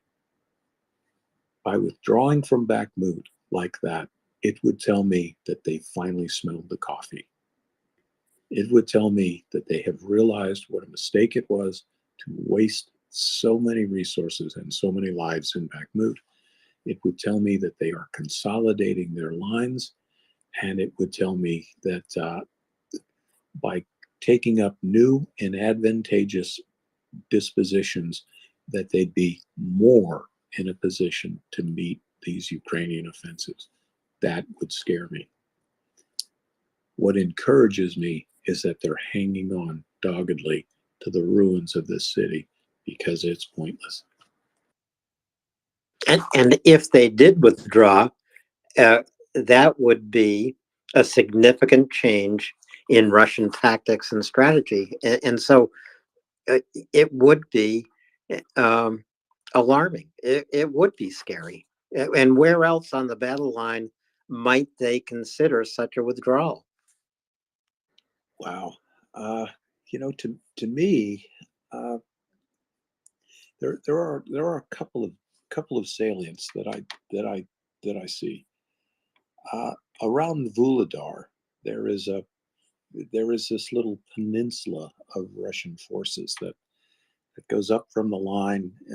It is a little, it is this little salient that goes from the southeast to the northwest. It isn't significant, but it's hanging out there. Now we're heading north. North of Avdiivka, there is another salient that sticks out. And the thing we've often used is the fingers on the mitten, right? There is a thumb up around Avdiivka, and north of it, a thicker salient, which are the mittens. That thumb south of Avdiivka is very heavily manned. There is a very significant concentration of Russian forces to the south of Avdiivka. It's not doing them any good. Their most recent attacks north out of that salient, that thumb, were again repulsed. And again, because they attack over the same ground again and again, right down the same threat axis, over the same ground, repeatedly using the same tactics, just about the same number of men, platoon, sometimes company sized, inadequately supported, and they get their hats handed to them. But that northern salient, it's sticking out. You can go back up the line, and the next set of salients are around Bakhmut. Again, we use the analogy, the fingers and the thumb of the mitten reaching around Bakhmut. Interestingly, the recent Ukrainian attacks and their gains, folks, there is no more thumb sticking up around Bakhmut. They've been pushed back. And we talk about contact in Klishvika and around Bilohora. That used to be deep in the Russian rear. There's no thumb there anymore. Now, as you go north, we have those mittens sticking out north of Bakhmut. Around Soledar, there is another sort of shoulder of Russian forces. That too is sticking out. And salients, there's two ways to look at them. A salient is an avenue of your advance against the enemy, right? You can say it that way. Let's put it the way I look at it. If it's sticking out, you can bite it off. And every place that the Russian line does not conform, right? Everywhere that line is not sort of going north and south and east and west, and everywhere your forces are not contiguous to each other, sort of shoulder to shoulder, that makes you very strong in that sort of a position. But when some people are ahead of you and some people are behind you, and your disposition is sort of sticking out, those places are very likely to be attacked. The good thing is that what is perplexing the Russian commanders right now, they're dealing with assaults around Zaporizhzhia, and they're dealing with determined Ukrainian assaults around Bakhmut. Russian generals don't know where the major blow is going to fall. And I would whisper in their ear, it's not going to be Zaporizhzhia, and it's not going to be Bakhmut. It's going to be somewhere else. In fact, it's going to be more than one place that is somewhere else. And I especially won't go into it now, tonight, or maybe in the next couple of days. But there are several places on the line of contact where Russian forces are not deployed close enough to be mutually supportive. They are too spread out. And when you go back behind the lines and you look at the avenues of approach, I see Russian units that are isolated, and I don't see any quick reaction force positioned nearby that could help them quickly in an emergency. And I think there are 2 or 3 places on the line here where Russian forces are going to find themselves suddenly thrust into deep, tough contact with overwhelming numbers of Ukrainian forces. And I think they're going to crack. But in the meantime, this is what's keeping Russian generals up at night. You know, Chuck, on Tuesday, because it was June 6th, we talked a lot about D-Day, and we thought about the parallels between the D-Day invasion and the coming counteroffensive by Ukraine. But when I think about parallels, I really think more about the 1942 invasion of North Africa by untested American troops. This was the first big offensive they had attempted. It was also an amphibious landing, of course. But you know, in 42, in North Africa, American commanders and troops, and Eisenhower was among those commanders, found pretty tough going against the Nazi military. They made mistakes, but they learned. Now, of course, Ukraine's been fighting this war since 2014. They've learned a lot. We all know if you are a rookie coming into the front line, you follow a veteran because that veteran will save your life. But we can also expect Ukraine to learn a lot from this counteroffensive. It's a combined arms offensive, the likes of which we have not seen since World War II. What do they have to learn to be successful? Yeah, it's you know, there's a reason why not many American kids learn very much about, you know, the American war in North Africa, because after a relatively successful amphibious landing, their Operation Torch, American forces blundered into a place called the Kasserine Pass, fighting against Rommel and some of his better Italian allies. And frankly, folks, the Americans did not do very well. And if you remember the movie Patton from a million years ago, George C. Scott walks over the Kasserine battlefield and he sees, you know, the wreckage of the American military. So there absolutely is a learning curve. And you think about the conduct of the American Civil War. I keep going back to that because it's sort of America's greatest war. It was the war in which we lost the most people. It was the most polarizing. It was the one that had the deepest effect on the American psyche and the American nation. You know, the only thing that comes close to it is the American Revolutionary War. But as Lincoln tried to steer the ship of state through that horrendous war, it took him a long time to find his General Grant. It took a long time to find the battlefield commander who could, you know, make this happen. I think Ukraine has extremely capable generals, and I don't know that they need a General Grant. I think that they've got some incredible battlefield commanders. I do know that, you know, as this things that have things that are going on right now that are behind the scenes that we haven't seen. We haven't seen the opening of this offensive yet. I don't think that we have. I think it's coming. I think it's closer than it's ever been before. But here are two things that are enormously important that we don't talk very much about. One of the things that's going on is, unbeknownst to the Russians and uncommented by us, Ukrainian forces in the hinterland have rehearsed and maneuvered and carried out very large-scale exercises in which they rehearse every single component of these offensive operations. I can tell you that there are staff officers who went all over the country looking for terrain that very closely match the places that they are planning right now on launching these offensives.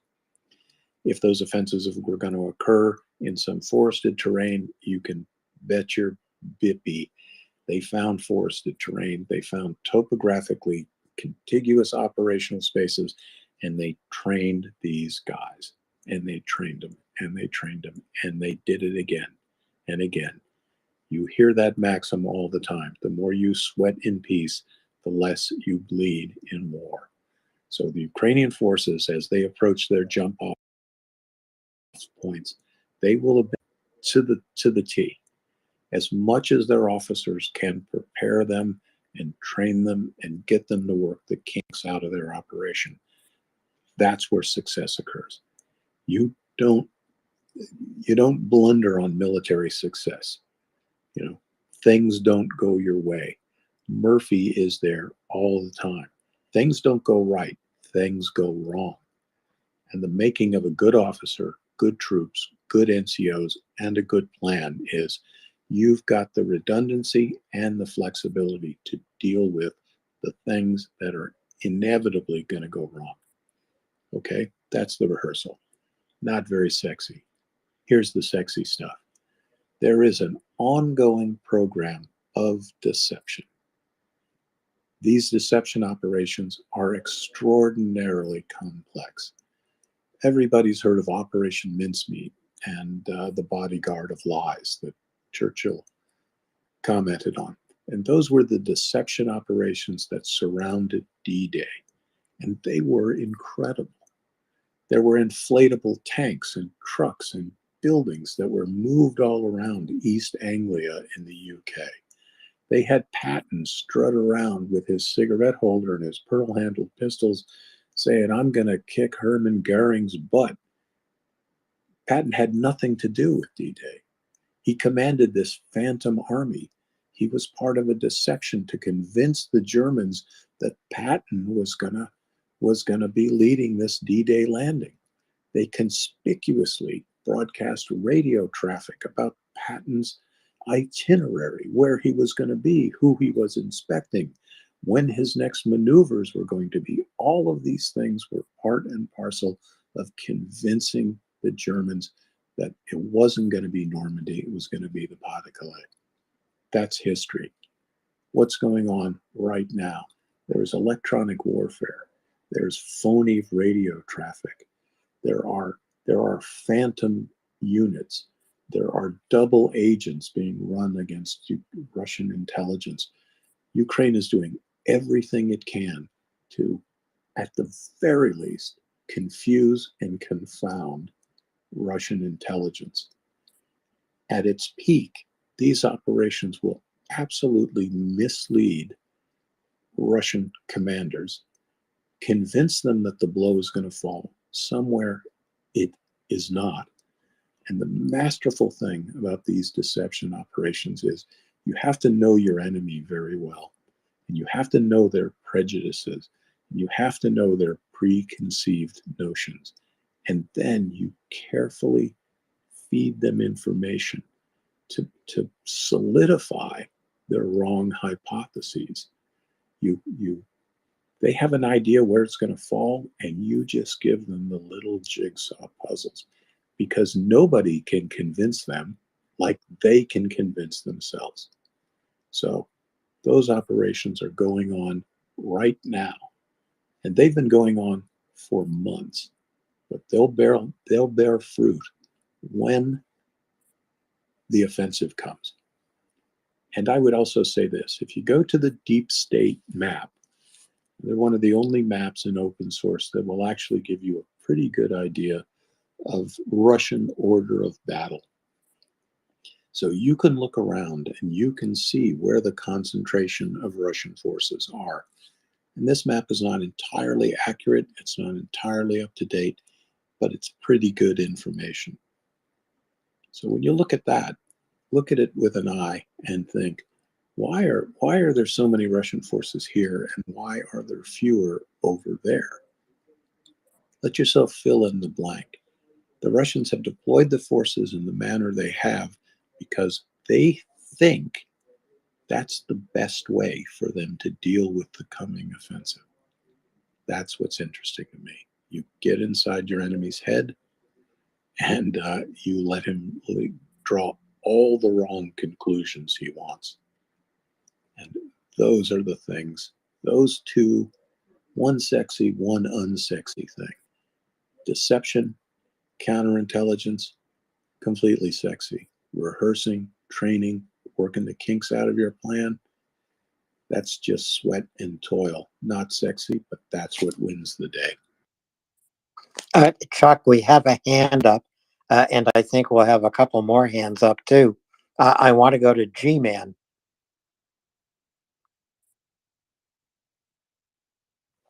G-Man, where are you, my Irish buddy? G-Man, are you with us? Yeah. Sorry, I had Chuck's tweet with the map of Bakhmut, and I couldn't get to my mic. Yeah, it's interesting looking at that map, Chuck. As you've already pointed out in your talk there, the salient above Solidar. I don't know. Obviously, the map just shows a certain amount, but it looks like there's a big push to the north. Ukrainian forces are pushing and creating that. It looks like the northern prong of a envelopment that could be happening, and there's just a few thrusts on the southern element of it that could be the double envelopment if, as you say, if the circumstances on the ground suit and the Ukrainian forces decide to do that. But it looks like it's shaping up that way to me. I just wanted to see your thoughts on that. Yeah, absolutely. And when you're looking at that section of the map, and if anyone is, but there's this sort of shoulder sticking out of Russian control. I look at that northern section of the map and look at Soledar. We know there's a great underground mine complex there. I am certain that Russia is using that for ammunition storage and also as a secure command and control node. Otherwise, it's an unremarkable, mining town. The key to Soledar is actually Yakovlivka and to attack south at Bakhmutsky. If that place is taken, if Ukrainian forces cross the TO-1302 and they get to Bakhmutsky, Soledar is going to be untenable. There are hills to the north of Soledar and hills to the south. Whoever controls Bakhmutsky controls Soledar. And the Russians being the Russians, should this happen and should Ukraine achieve a breakthrough and be able to head south, I promise you that battle would go like this. The Russians would be ordered to retreat not an inch, and they would fight to do everything they possibly could to control Soledar. But supplying Soledar at that point, should Bakhmutsky fall, it would mean that Russia's supply lines would have to approach Bakhmut and then turn north up the TO-512. that is a circuitous and very long supply route, which would be almost completely under Ukrainian artillery coverage. And the way Ukraine has fought throughout this war is it will take these nibbles out of the Russian line. Think of the way the town of Liman fell up around Kremenna. The Russians held that town until Ukraine had surrounded it on 3 sides. And there was only one road left out of town. And as the Ukrainians closed in on that road, only then did Russia allow its forces, and I'm not sure they even allowed them, but only then did Russian troops evacuate Liman. And evacuation is the wrong word, because only then did they try to run for their lives, but they didn't get anywhere. They didn't get any vehicles out. They didn't get any men out. They didn't get material out, ammunition out. They were surrounded and annihilated. And that's what would happen up here in Soledar. But again, Ukraine's goal, as I see it now, and I could be completely wrong, but I see Bakhmut, military effort in Bakhmut is to fix Russian forces in this area, keep them fighting here, where frankly, they're not going to do any good. But this is the place where Ukraine has decided to kill Russians, because the Russians just keep showing up here. And frankly, if Russia pulled back from Bakhmut, readjusted their lines, and made a strong stand at Popsna, it would worry me. Other than that, it's business as usual. Chuck, let's go to Aaron. Then I have some questions about Tokmak. Aaron. Thanks, Alan. Just to confirm what... hi, Chuck. Good to hear from you. Hey, bud. How you doing? Just to confirm what you said about we all know that the Russians did it, and that it takes away dilemmas that they had with that another front opening up. But to confirm that, there are reports that all the heavy artillery and tanks were given a order a day before or 2 days before to move out of that left bank, and that the soldiers were left to fend for themselves, or the frontline trench soldiers. But that a lot of the heavy machinery and equipment that they didn't want to lose was moved days before or a day before. So, gee, I'd love some special forces guys, not now, but somehow to do a snatch and grab and get a few of those commanders to testify somewhere, because there seem to be some news organisations that are a bit confused internationally, and it'd be just great to have some evidence to slap down on the table and say, well, so and so told me to do it. But yeah, I'll step down. Thanks for your brief. Cheers. No, that's...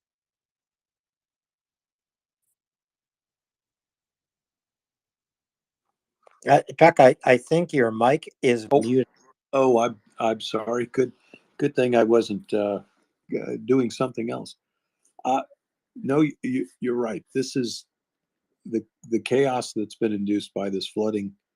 It's a perfect time for special operations forces.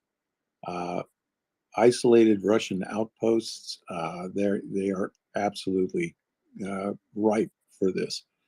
And personnel interdiction, and we call the opt body snatching, right? You go out there to gather prisoners. This is a bread and butter. This is a bread and butter operation for Ukrainian special forces, and I'm sure that's going on. Special operations forces. You want these guys because they are best suited to operate in non-optimal conditions. By that I mean waist deep water. Those Russian positions with those stranded infantrymen You know, they have self-scattered, right? They've had to climb trees. They've had to get on buildings. They'd have to try to retreat to little high places. They're no longer in the fight, right? They're no longer oriented towards the enemy. They're in this semi-survival mode. Their communications are not good. And critically, as a special operator looking to strike targets, they're isolated, and I don't have to worry about a quick reaction force. So I'm sure that those sorts of operations are absolutely going on right now. Are they going to get a high value target, you know, with a copy of the order to blow the dam in his back pocket? Probably not. But what is fascinating to me and abhorrent to me is Russia continually saying they didn't do it, and continually saying this terroristic act is it calls out to heaven for vengeance, and we didn't do it. And that is infuriating and fascinating at the same time. I mean, who does that?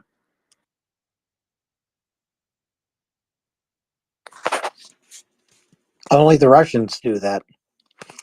So let's take a look at Tokmak, Chuck. Tokmak has been hit. It's been very, very hot in Tokmak for the last 2 days. Tokmak is a critical strategic node in Zaporizhia Oblast, and Ukraine is driving, is apparently driving south towards Tokmak. So this is southwest of Vuhledar. It's south of Velika Novosilka, and it's open country. What kind of a fight do we expect as Ukraine points towards Tokmak?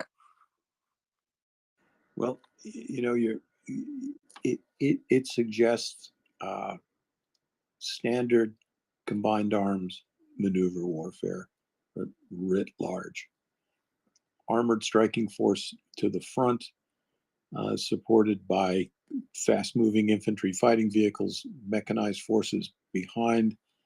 You know, you're talking about breakthrough warfare, and just, you know, everything that everyone thought World War III in Europe was going to be. One thing that surprised me, actually, there was a Russian success, apparently, within the last 24 hours, a column of Ukrainian forces approaching the zero line, and one, perhaps two, but one, I think, is confirmed Ukrainian Leopard tank was taken out. The loss of a Leopard tank, that wasn't surprising. They're going to be in the front. They're going to be at the pointed end of the battle space, and they're going to incur losses. But what did surprise me was that this advance was taking place in daylight. And that immediately suggested to me that at least this prong of the attack was meant to be discovered. It was meant to be reacted to, that it was intended to elicit some response on the part of the Russians. In short, that it might have been a demonstration, right? It might have been an operation that was not so much designed to take territory as to force the enemy to react and reposition his own forces. Between Vuhledar and the Dnipro River, yesterday, Russia carried out a number of airstrikes. That's telling me Russian targeteers believe, you know, this is the place that they need extra air cover. The city of Tokmak is is going to be, without a doubt, it is a place that Ukraine is going to want and need to take in preparation for converging at some point, and this will happen at some point in this offensive. There will be a battle of Melitopol, and everyone, if you have a moment tomorrow, the next day, tonight after we get off, examine the territory between Melitopol and the zero line. There is a principal avenue of attack. It is the M18 highway.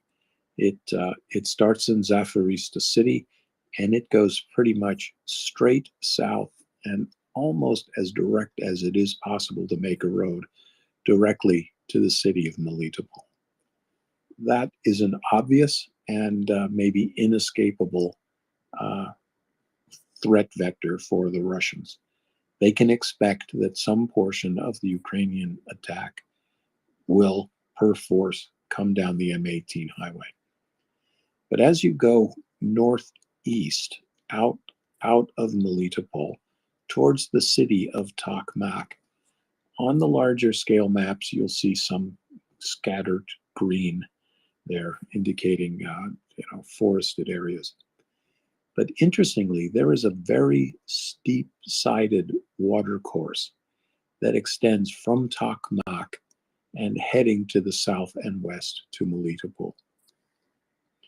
I argue that that terrain is going to be key in securing someone's flank. Now, whether that terrain, that steep-sided valley, will be used to secure the left flank of Ukrainian forces advancing from the north and to the southwest, that's entirely possible. The other thing that valley could be used for is to secure the left flank of Russian forces if they are to advance from Melitopol to the northeast. So, I've got the good guys coming to the south and the bad guys going to the north. But I think that valley, that watershed going out from Tokmak, it's going to be some of the most important terrain in the summer offensive, I think. And how it is used and by whom is going to be a really important factor. All of that being said, you can put your finger on Melitopol. There's going to be a battle there, folks. Absolutely right as rain. And the battle for Melitopol, the consequence is not taking the city of Melitopol. The consequence of the Battle of Melitopol will be splitting the Russian forces in half, severing Putin's land bridge to Kherson Oblast. And that is going to be step one in winning the war. So I don't know if the present action in Zaporizhzhia, I don't know if this is the precursor. I don't know if this is the opening battles, of this campaign. And I don't know if these are simply diversionary or demonstrative attacks by Ukraine.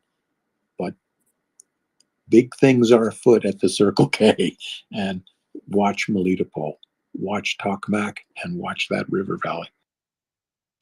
Chuck, do you think the Ukrainians are moving HIMARS up?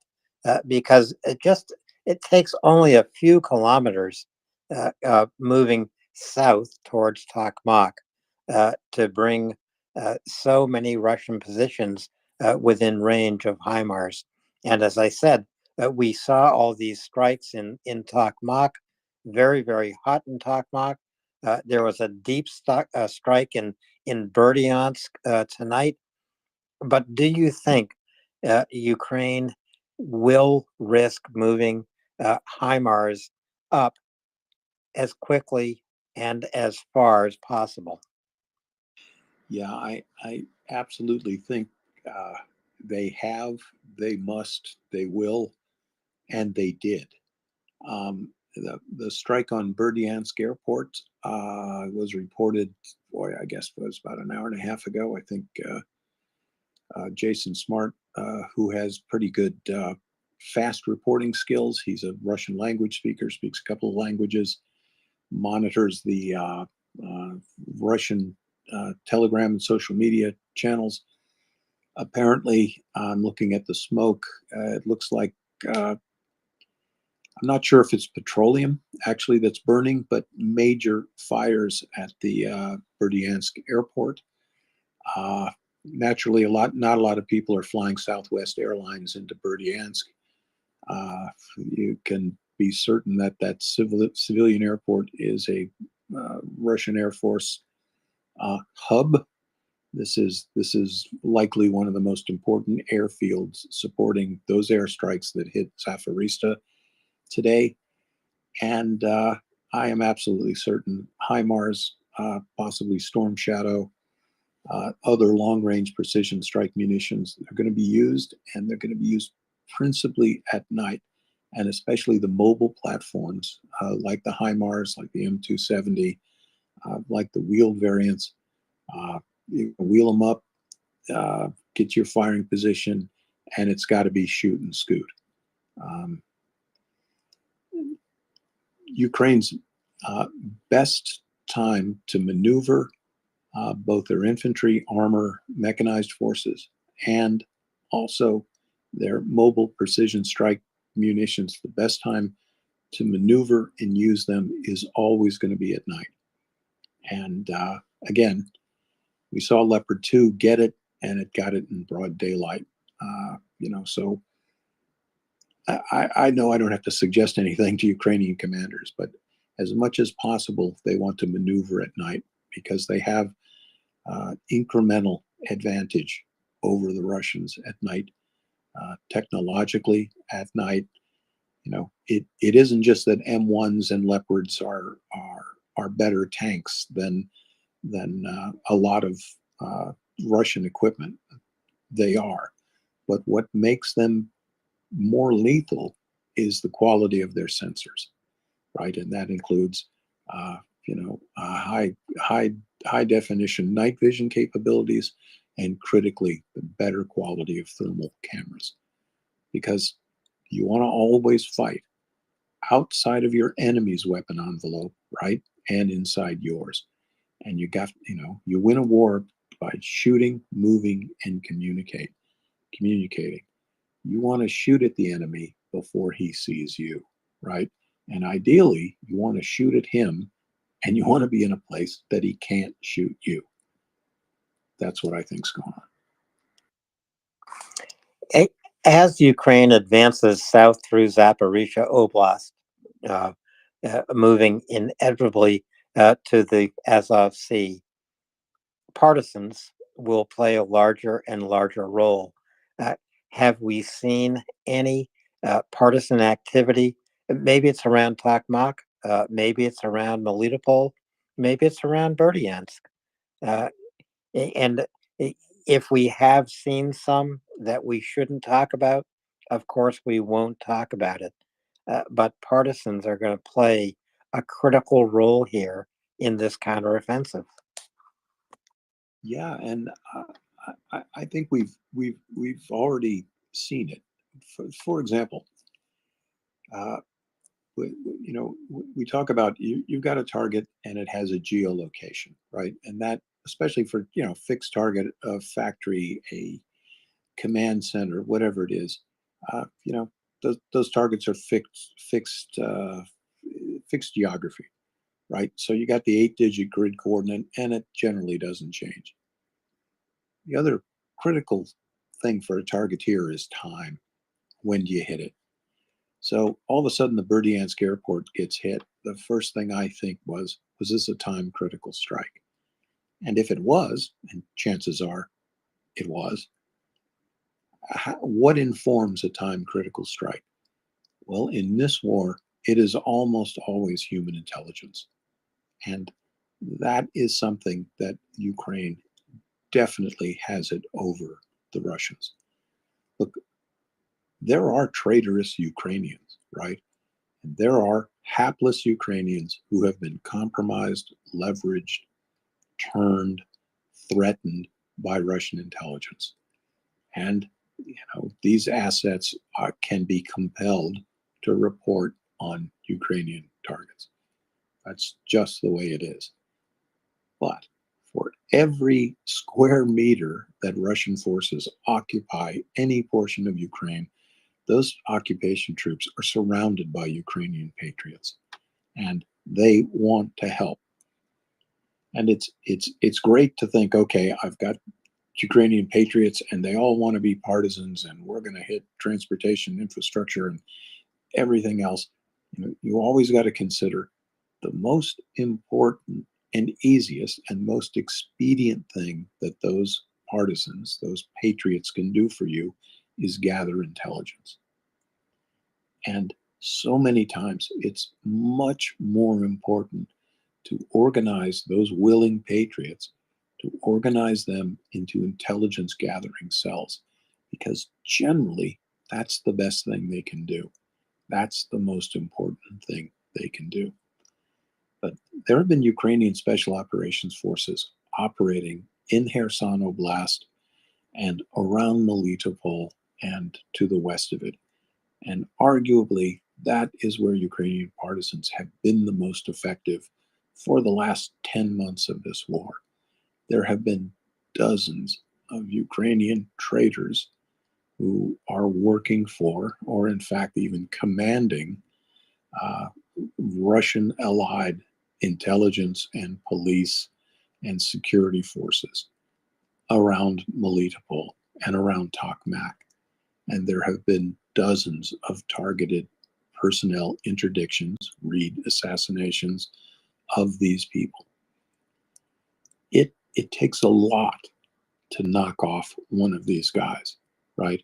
You'll need at least 3 different cells of partisan operators to do that.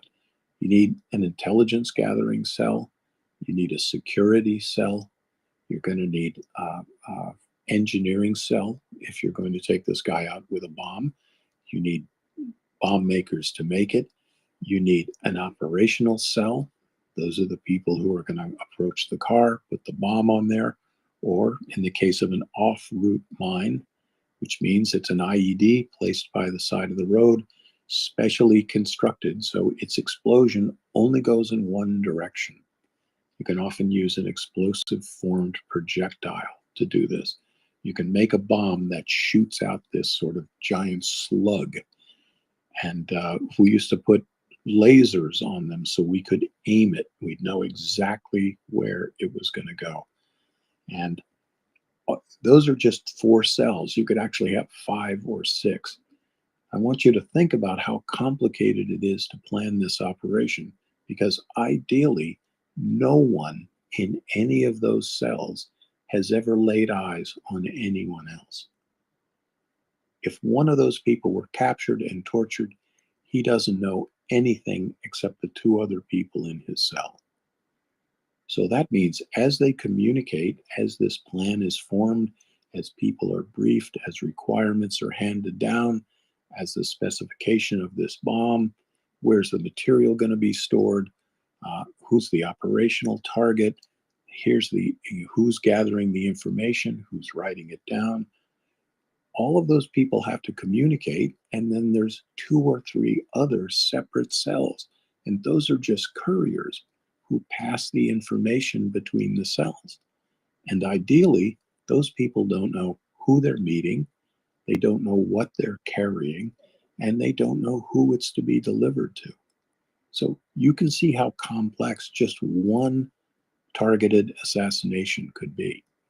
But there have been scores of these operations that have gone on around Melitopol.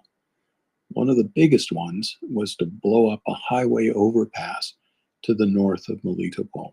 That happened about 7 months ago. I wrote about it at the time. They filmed some of it. What truly impressed me was the fact that 10 vehicles could converge under that overpass, and within 10 or maybe 12 minutes, they had gotten out of those vehicles.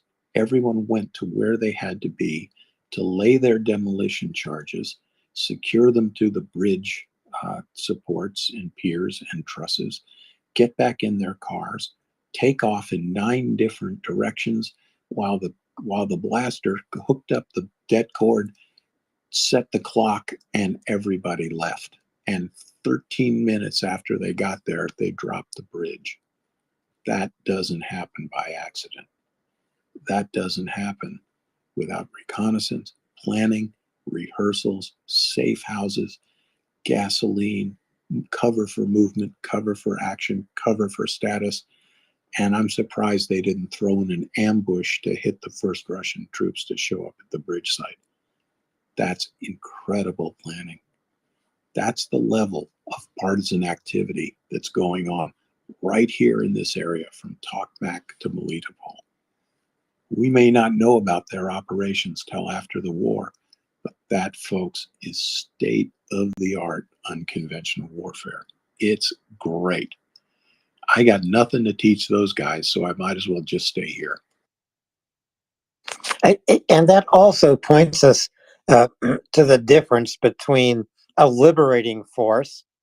This is the Ukrainian army on the move, liberating occupied Ukrainian territory, and an occupying force. The Russians need to clamp down on occupied Ukraine. They don't have enough troops to do that, to continue an effective occupation, and at the same time fight off advancing Ukrainian troops. So, in other, I mean, we saw the celebrations that occurred in Kherson, for example, when Ukraine liberated Kherson. This was many, many months ago. But it's this, the liberating force can rely on partisans to help it, to come to its aid, to send it intelligence. The occupying force, the Russian occupying force, must always be on guard. And we've seen evidence of that as well. And I think we will see it in the coming weeks, whether it's in Tokmak or Berdyansk or Melitopol, as we've been talking about, but also throughout Zaporizhia Oblast. Ukrainian partisans are eager. They are anxious for liberation. They're going to be there to help. Yeah, and you could ask any American veteran who served in Iraq, Syria, Afghanistan, the amount of pressure that's put on an individual soldier when there are partisans afoot. And before the liberation of Kherson, there were partisans active there, and they were putting up posters that say, you know, Russian sentry, we're looking for you. And in that classic battle between occupier and occupied, you know, the grisly math is this: you get a knife, you find a Russian sentry, you kill him, now you have a rifle. With that rifle, you kill 2 more Russian soldiers. Now you've got their hand grenades and their radio, and you expand your operations as these weapons come into your hand. As you do that, you pressurize the occupying force. You don't just negatively affect the morale of the occupier. You know, that Russian commander, he's not going to stand for knocking off his sentries. Therefore, he's going to urge his men to patrol harder. There's going to be more patrols. There's going to be more gasoline burned, more midnight oil burned. He's pressing his troops harder. And that is all about getting the enemy to expend his resources. So the more he has to work to secure the territory he holds, the less effective those soldiers are going to be, the less bandwidth they have for offensive operations. And there's no better example than around Melitopol and Tokmak. And, you know, we've been talking for months, Alan, about there's going to be a battle in Melitopol. Ukraine is meticulous in the way it prepares its battle spaces. So tonight it's still nighttime over in Kyiv. What time is it? Well, the sun's going to go up a little bit. But it's 3:30 in the morning right now, folks. I promise you, there are partisans operational right now around Melitopol, probably on the M18 highway, which leads up to Zaporizhzhia.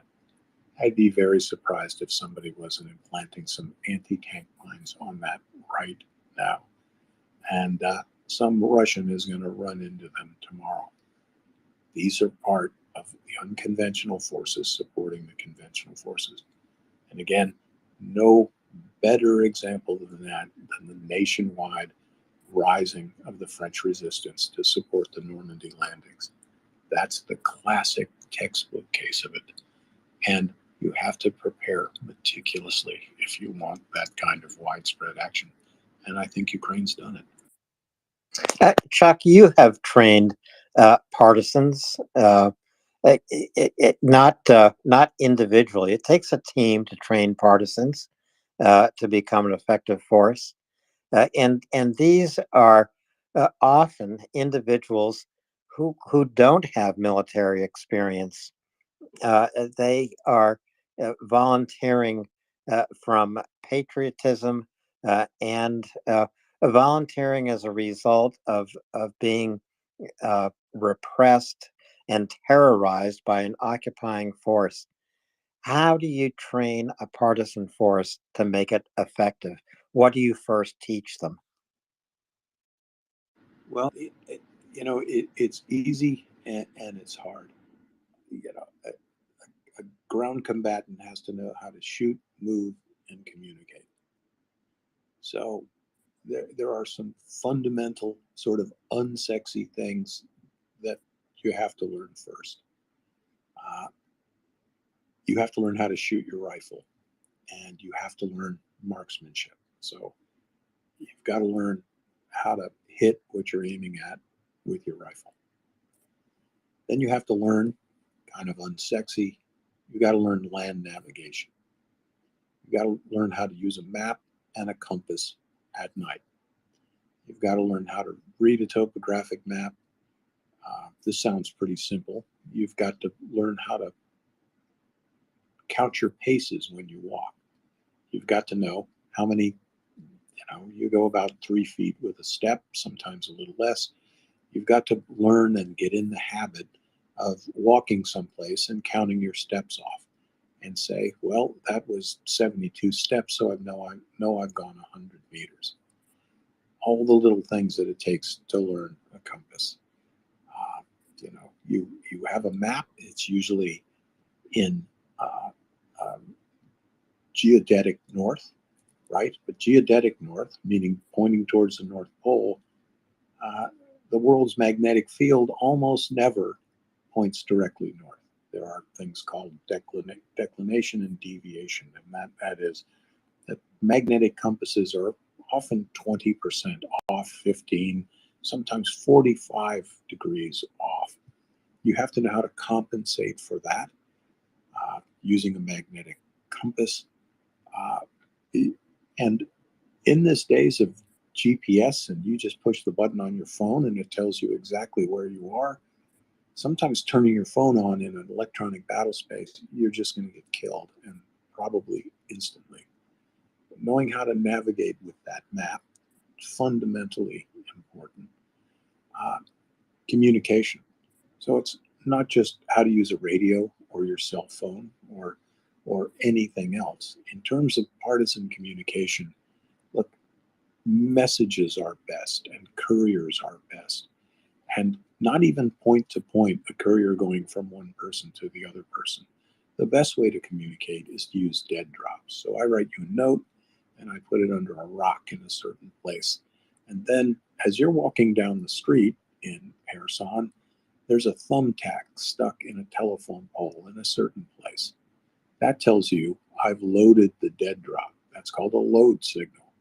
So you would walk past that thumbtack and you would go to that rock and you'd get my message And then you'd go somewhere else in Kherson and you'd step on a piece of chalk and you'd scuff it into the sidewalk, and I'd come back and I'd see that you cleared the dead drop. So that goes into communication as well. Now, let's say you got that far in the training, right? And as I'm training these people, I'm also looking for who's the leader, you know, who's helping me get the guys to the rifle range, who have I been able to count on, who seems to be paying attention to what I'm saying, who has a talent for this. So you want to develop those people. Now you've got to learn the skills of an infantryman, right? And some of them are just this simple. You're getting shot at, you hit the ground. Then you look around and you see, what is my squad leader telling me to do? Is he signaling that we should go up? Okay, we all get up. Here's a basic infantryman skill. You get up and you start running and you say in your head, I'm up, he sees me, I'm down. And you hit the deck. And you do that because that's exactly how long it'll take a Russian soldier to see you moving, lift his rifle, and start to aim at you. Then you're down. You've got all your rifleman's gear on. We call that battle rattle. Okay? I have to teach you how to rig that gear so when you jump up and down, it doesn't make any sound. You tape things and you tuck things in and you do this and you make sure things aren't flapping. All of those little tiny skills. And it takes weeks. It takes weeks. And this is just for shooters. I need to get someone else, some other bright person, and I need to teach him how to make bombs, right? How to make things that go boom out of plastic explosive. But if he comes along in his training, I want to teach him how to go to Home Depot, buy X, Y, and Z, and make a bomb out of it.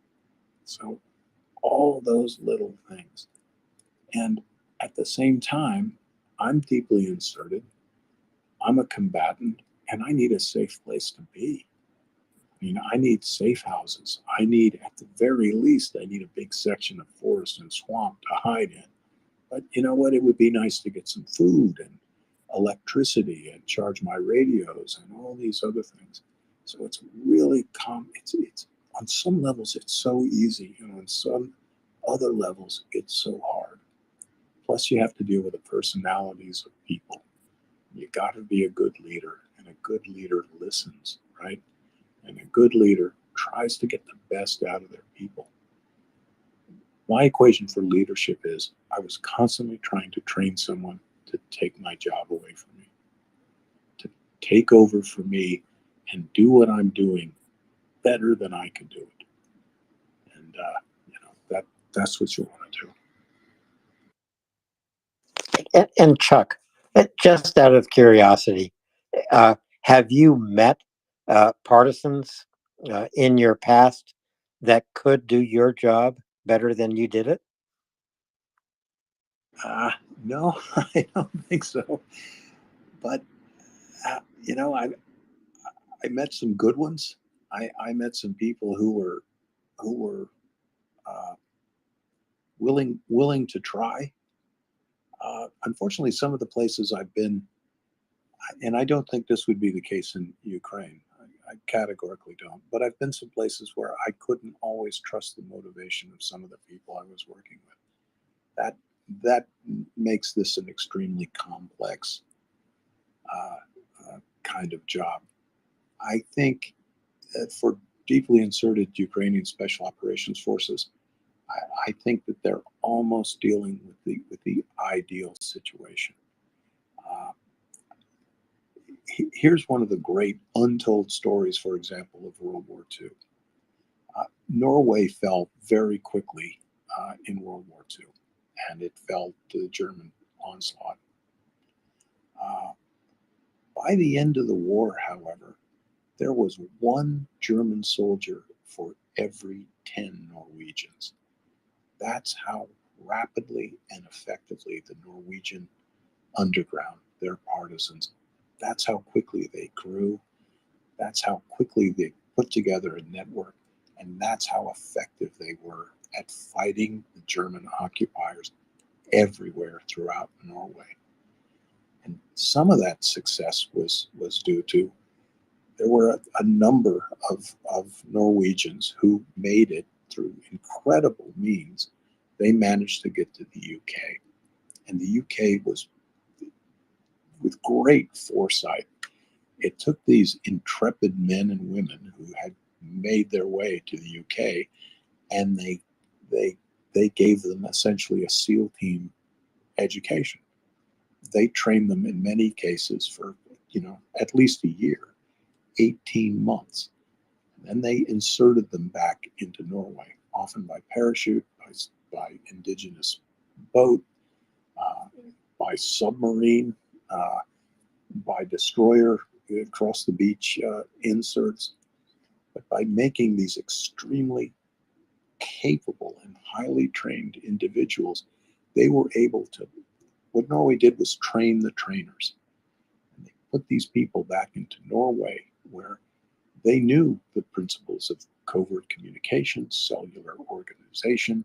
They knew how to set up their own, their own partisan networks.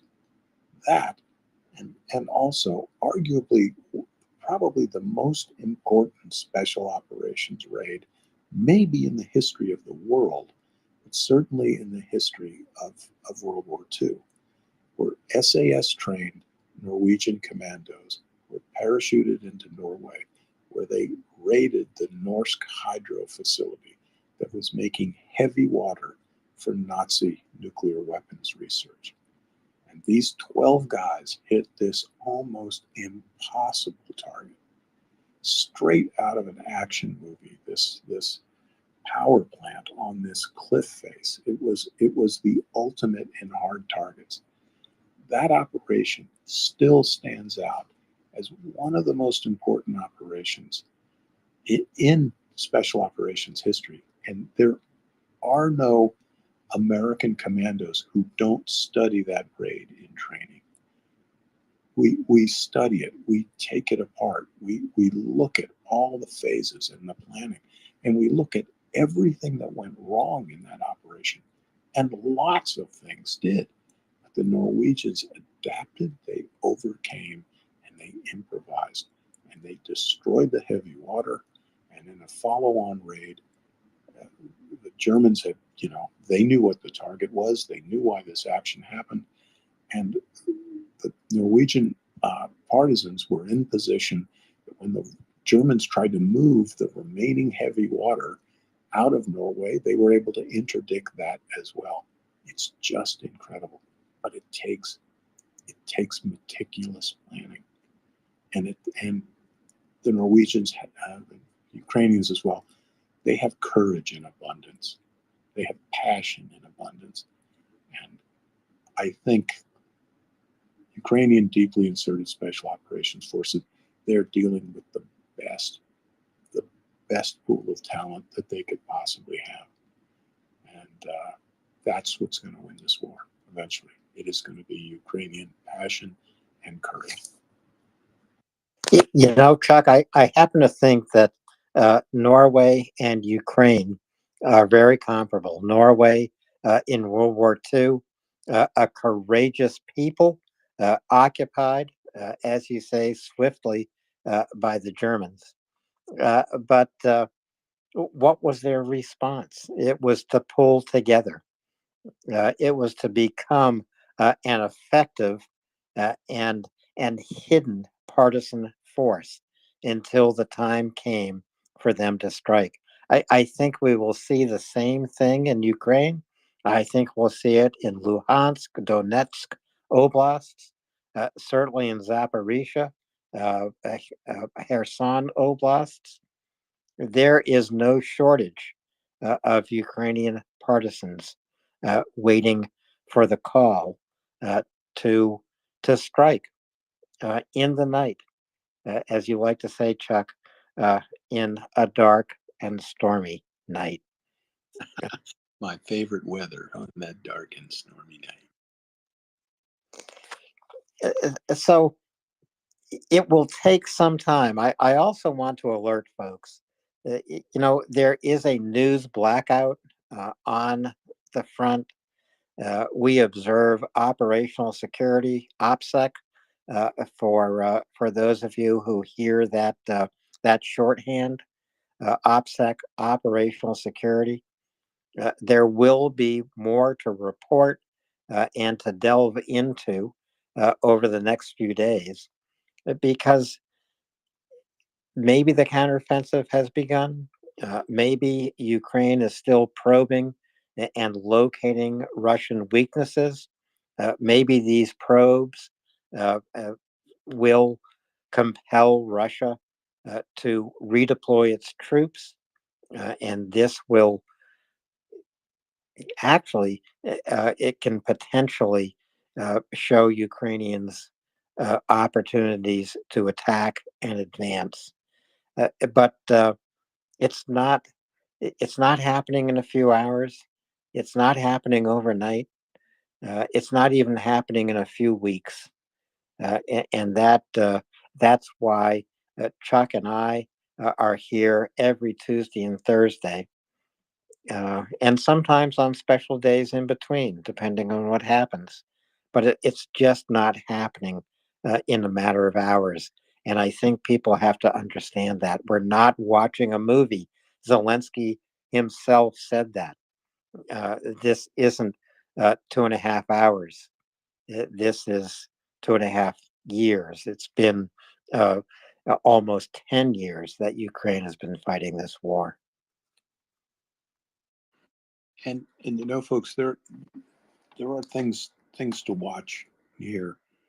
I'm looking at a post here, poster called War Frontline. He posted something that shows a series of Russian defensive positions, basically 3 lines of defenses: an anti-tank ditch, and then another series of defensive works, and then beyond that, a rather haphazard setup of Russian trench lines and dragon's teeth, which are cement obstacles scattered in between.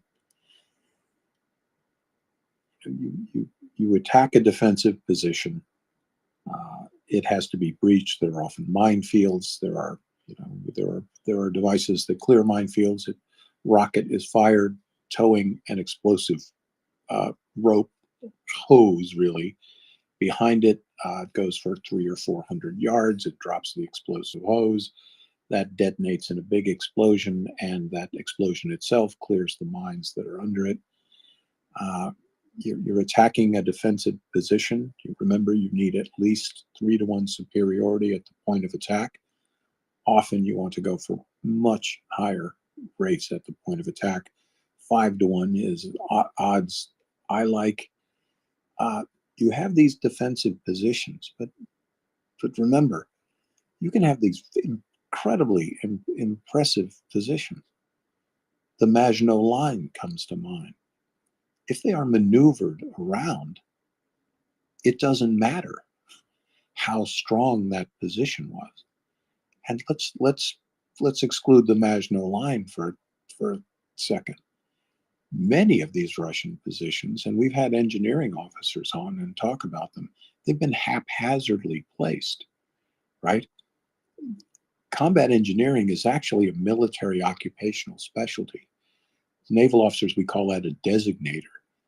That if you could be an Army officer and that's your job. Your job is to be a combat engineer. Your job is to go into a piece of terrain, look it over and say, this is where I would site my defensive positions. Here they have interlocking fields of fire.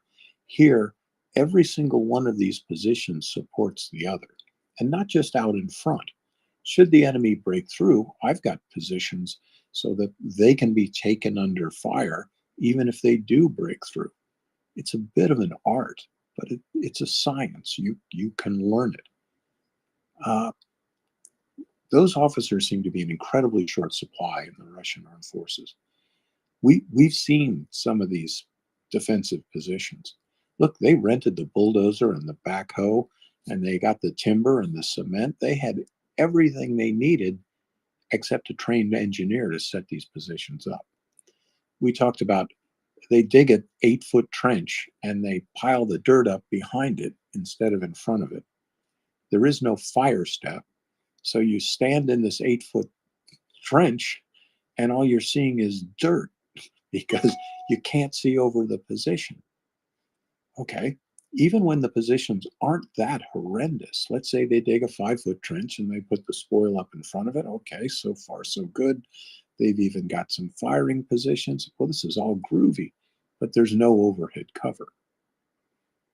In this day and age, you fire artillery at a defensive position, you don't want ground impact, you want air bursts. So it rains shrapnel down on the enemy, shrapnel or cluster bombs. So much of this Russian, air quotes, defensive positions, at least 40% of them are almost irrelevant. They're almost irrelevant. And of the other 60%, some of it is very badly placed. And some of it, you'd have a very good line of defenses. But the approaches to it, there's only one way into those positions. So everyone who is coming up to that position to either man it or reinforce it comes down one road that can be interdicted by artillery. So these are parts of the battlefield that can be exploited by the Ukrainians, and they can be patiently developed in the course of the battle and overcome. So as Alan said, this is going to take a while, and it's going to go back and forth. But I think we all know who's going to win this one. Chuck, we have one hand up, and then we will be out on Thursday night's bullet points. Guido, please go ahead. Thank you very much, as always. Thank you, Chuck, for all the amazing work that you do here, and thank you, Alan, as well for the amazing work that you do as well. I have it's kind of a two question that I have tonight. One is something that Alan just told made me think, which is about the speed in which things happen. I guess in strategic terms, you would kind of call it like the operational tempo or something. Like I understand that the speed in which you advance and the speed in which your movements are undertaken are actually a part of the strategy that you're actually taking. For instance, like in the Desert Storm or like the Blitzkrieg in World War II. So I'm thinking, how does the operational tempo get going on this sort of stuff? Alan said this won't happen overnight. Well, of course it won't. But wouldn't part of a successful strategy, like a successful breaching strategy, would be to go in hard as fast as possible in order to not leaving your opponent any sort of chance to react, like moving faster than he can react to. I think the quote was from Sun Tzu, where he said, just strike like a thunder in the middle of the night. And the other question is more like a personal appreciation on the situation. Like from what I've seen, and what I'm seeing, I think that the Russians are when the push comes to shove, when the actual offensive comes, when the Ukrainians actually display that their actual offensive maneuvers, because I really think what you're saying is true, that what they're doing now is just probing. I think that most of them are just going to bail. These guys are going to run. I've heard some reports about what was happening last night. I've heard that in some sector of the front, like 80% of a group of units, these guys just fled literally. And based on what you've been saying about morale and stuff that I'm reading, I mean, I really think that those guys are going to just mostly run. Well, as always, thank you very much. Guido, always good to hear you. And, you know, I do think right now, and this could change, tonight, it could change as, as we're speaking. I think now we are still looking at, platoon and company size offensive operations on the part of the Ukrainians. I think they are probing, but I know that Ukraine is in a position to exploit whatever favorable situations develop, and it's extremely important that you're able to take advantage of whatever mistakes, whatever negative situations develop because of what the enemy did. You want to be in a position to maximize those advantages when they happen to you. For example, in the Kharkiv offensive, and I no blame at all to the Ukrainian war planners, but during that extremely effective offensive, the Russians ran so fast and so hard that Ukraine wasn't able to keep up with them. They weren't able to close the gap because the Russian forces were retreating so quickly. And it was prudent for the Ukrainians not to over pursue, because you extend your own lines of communication and supply. And Ukraine was not ready to exploit successes of that magnitude. Ukraine learned something, that like the easy way in that case. They learned something from success. Most lessons are actually learned from failure, right? You get a bloody nose and you realize, okay, keep your guard up next time. Ukraine was able to take a lesson from positive developments of the Kharkiv offensive. That is, I am certain that they are going to be in a position in the coming summer offensive, which, by the way, folks, will be a number of localized advances. And I think we're at the place now in this that the Ukrainians are probing, and they're probing along a wide front. And they're waiting to see what situations develop in their favor so that they can capitalize on them. And I'm certain in this offensive, Ukraine is going to be very ready to support rapidly advancing forces. And I would just say, again, one more time, I just was able to stumble into a better topographic map that I have. Look at the area between Tokmak and look at the river valley and the watercourse that runs down to Melitopol. That is a very important piece of low ground, a very steep-sided watercourse.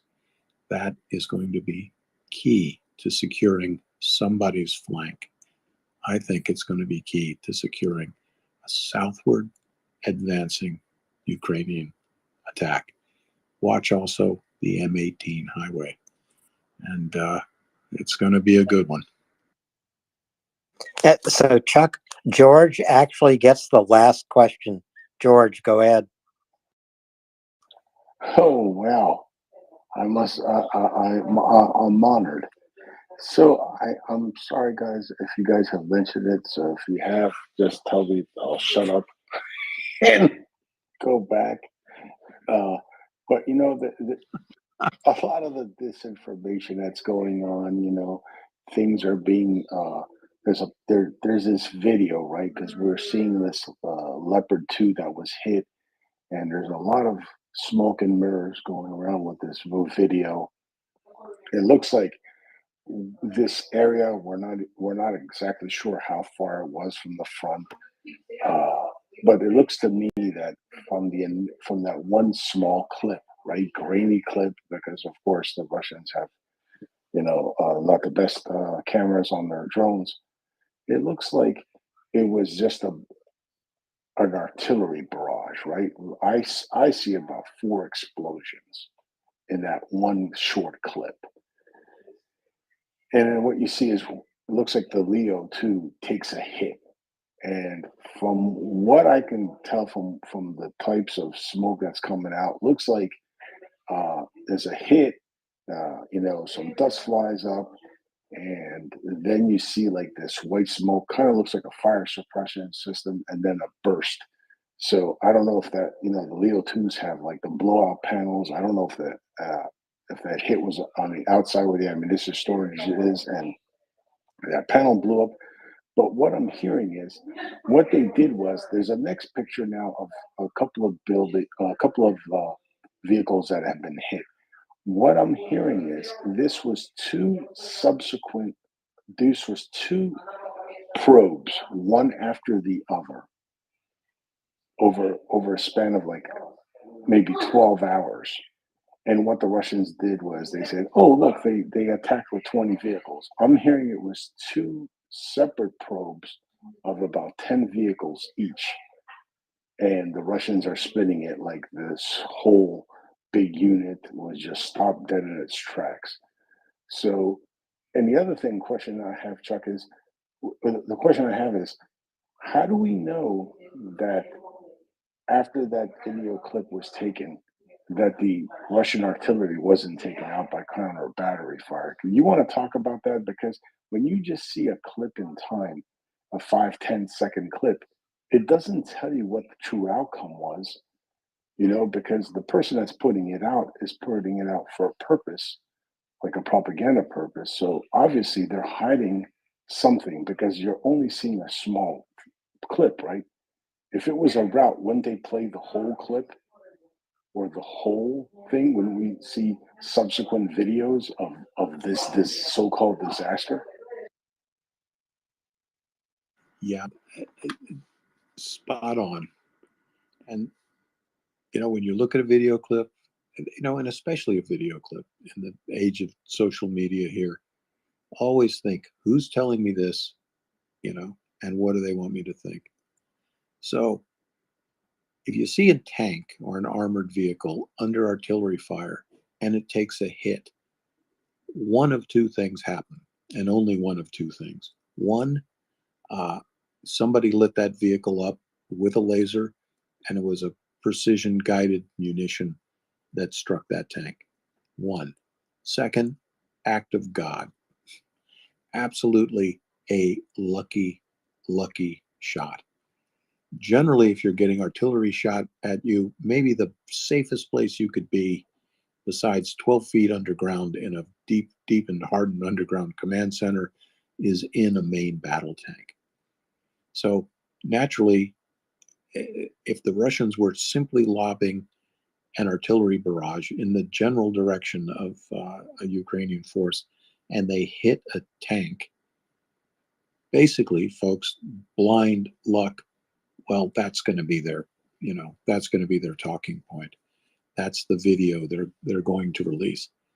And I said earlier in the in the broadcast, look, it's not surprising that Leo 2s are at the front, and it's not surprising that they're going to take some hits, because they're out front, they're doing what they're supposed to be. Very cogent point to look at that and say, that's 10 seconds of this contact. This contact probably unfolded over, a couple of hours, really. So during the course of a couple of hours, you've got Russian observers. They see Ukrainian forces coming. Again, I was a bit surprised that was going on in daylight. You've got a Russian observer. He gets on the radio. He talks to the local radio, talks to the local battery commanders. He feeds them data.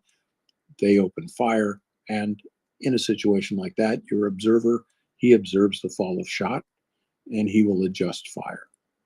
Okay, so as that's happening, on a modern battlefield, as that's happening, the Ukrainians have counter battery radar. So almost the instant that a Russian gunner fires the shot, it's tracked by radar, and Ukrainian counter battery radar will tell you while that shell's in the air, where exactly it's going to fall and where exactly it was fired from. So the counter battery radar communicates with Ukrainian artillery battery and gives them firing solutions for the Russian gun positions. Interesting, yesterday, Ukraine reported that it had destroyed 18 Russian artillery pieces in their firing positions. That's the reporting modality that Ukraine uses. What that reads to me, as a US trained officer, 18 successful counter battery kills on Russian artillery systems. There was another clip posted today by Ukraine. Interestingly enough, I did the retweet on this. I called it Karma in Action. Russian artillery battery that was in the process of firing at refugees in Kherson and rescuers. Counter battery fire. Ukrainian radar picked up the firing position of these clowns and smothered them with counter battery fire. So, again, whenever I look at a clip, 10 seconds, whether it's from the Ukrainian side or the Russian side, those 10 seconds, they could have taken hours for that one situation to develop. And that, I'm glad you brought this up, because that's exactly what was going on in this case. I'll also point out that 2 days ago, Russia reported that it had destroyed its first Leopard tank, and that unfortunately turned out to be a John Deere 4550 harvester that they called in a precision strike munition on. And again, you're going to hear that Russia has killed tens of thousands of Ukrainians over the next couple of weeks. That didn't happen. Let's just watch where the zero line gets located. And in the meantime, we're going to watch between Tokmak and the Zafarista Reservoir. I'm not sure if that's going to develop right away, but that is definitely going to be a very important thrust coming up for this offensive. Yeah, so George, Thank you, Chuck. I just want a quick follow-up. Yeah, no, I was going to say the other thing really quick, guys, was, and everyone on here, is that we're not sure how far that distance was between the Russian artillery that fired on this position and where this. See, because a lot of people were saying, "Oh, they're all bunched up." I said, well, what if they're 20 kilometers behind the front? Like things. You're not going to be able to find every single Russian artillery piece, like Chuck said. But once they fire, then you can find them. And like I said, we don't know, and like Chuck said, we don't know if this artillery that fired on this unit assembling, it looked to me like they were assembling to move somewhere, and they just got caught by this drone. And stuff like that happens. But we don't know what the true aftermath was. So we always have to take these little videos with a grain of salt. Spot on, my brother. That's exactly it, and take it both ways, folks. Take it both ways. When you're looking at one of those, the field of view of the average battlefield drone, it is always going to be a very isolated spot on the battlefield. And interestingly enough, as a civilian looking at these clips, you almost always have a better view and a better idea of what's happening, believe it or not, than the soldiers on the battlefield itself.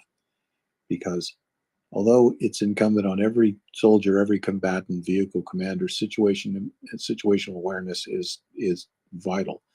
But it's so hard to link all of the little dots up in a great swirling battle with the noise and the smoke and the bullets and the screaming and you can hear everything and nothing, which is why infantry squad leaders use hand signals, because the gunfire is so loud you can't raise your voice over it. So what we have ahead of us are some real battles, and they haven't happened yet. But we're going to be talking brigade on brigade, battalion on battalion. It's going to be large-scale, combined arms maneuver warfare. There haven't been a lot of those battles, certainly not since the Kharkiv offensive, but they're going to happen now. And it's going to be very difficult for the Russians. They have a top-down, top-heavy command and control system. They do not reward, suggest, or encourage initiative or improvisation on the part of their troops. And these are the things that are most needed now. And they cannot throw a switch and make their soldiers think differently. They can't throw a switch and make their commanders suddenly delegate tactical responsibility down the chain of command. They can't do it. It literally would take a decade to change the culture of their military. They will never do that. They have an army that traces its lineage to an imperial force commanded by an absolute despot in the Tsar. And when the Tsar was no more, you had the Communist Party. And they inculcated a dual command system.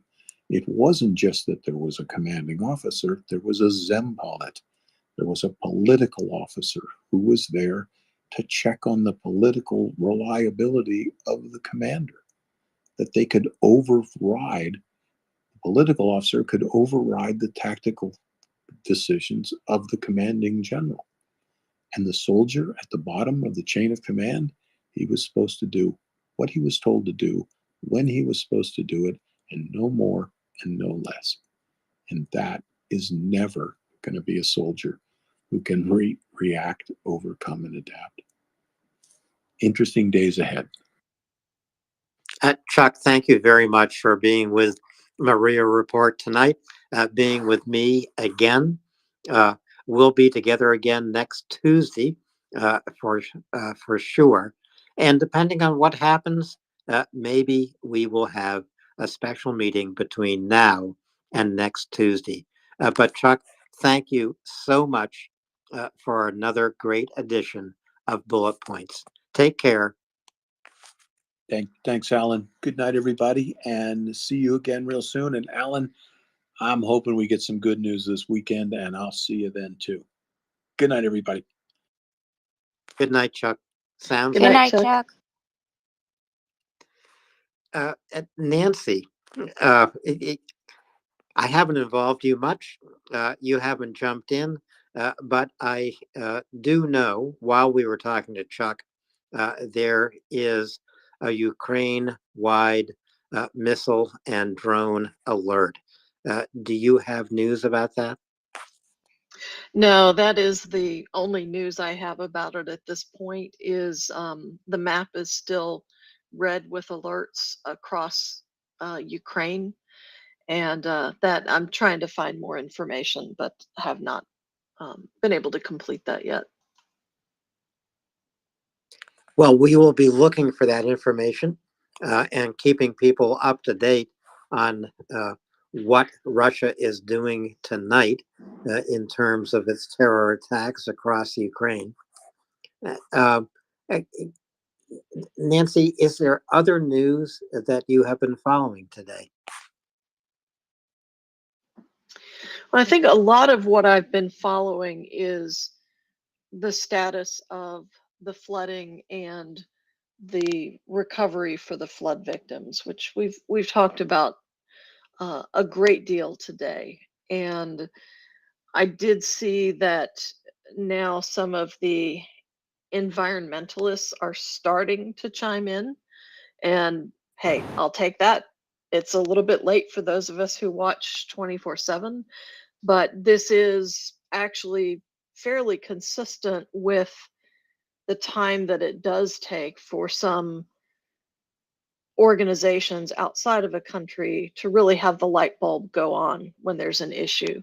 I remember it took, with Hurricane Katrina, it was about 3 full days before people started realizing that there was flooding, number one, well, and number two, just how devastating that was. And that was localized. That wasn't a criminal act like we're seeing here on such a large scale, but it still took days to unfold and to come into clarity, even in the United States, about something happening in the United States.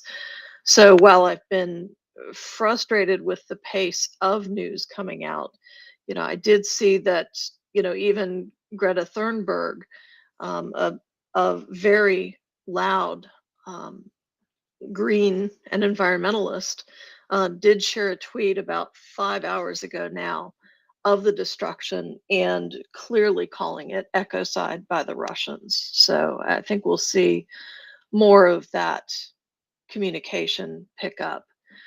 There's been so much relief assistance. Of course, we've had a great conversation earlier today with the acting deputy mayor of Kherson City, talking about their needs, and of course, the most critical needs being power. And what they're looking for is the opportunity to use solar generators as opposed to gas generators for two reasons. The first being that they have the gas generators, but consumption of gas is problematic. Number one, because if it's a diesel generator, well, would you rather have that diesel going to assist the frontline fighting, or would you rather be consuming it for civilian aid? And secondarily, because the heat signature from a gas generator is still something that the Russians are targeting. Because for those of us who have been involved or had a lot of observation of flood recovery, and I know here in the South, it's, the Cajun Navy. That's a group that after hurricanes will go in, and it's just people who have, loosely gathered. They don't wait for the big, charity organizations and the big relief organizations to come in. They're just grassroots. They bootstrap it. And that type of relief locally in Ukraine is also already pouring in. And, there are so many videos out today from different smaller organizations, as well as the Ukrainian Red Cross. And I do want to specify that is the Ukrainian Red Cross that is no longer formally affiliated with the International Red Cross, because we haven't heard much from them. And we've heard from the United Nations, and both the United Nations and Ukraine have agreed on measures to attempt to help the civilians on the West Bank. But we haven't heard squat from Russia about their willingness to step in and do that. So that is also still, something I'm tracking, but haven't seen much movement on the political front yet today. And Alan, I'll ask if you had, and then I'd like to go to George next. And Dr. Nick, you did a fantastic thread earlier today about the relief needs from that discussion earlier today with our special guest. So I'm hoping you can talk about that briefly after George's hand. Go ahead, George.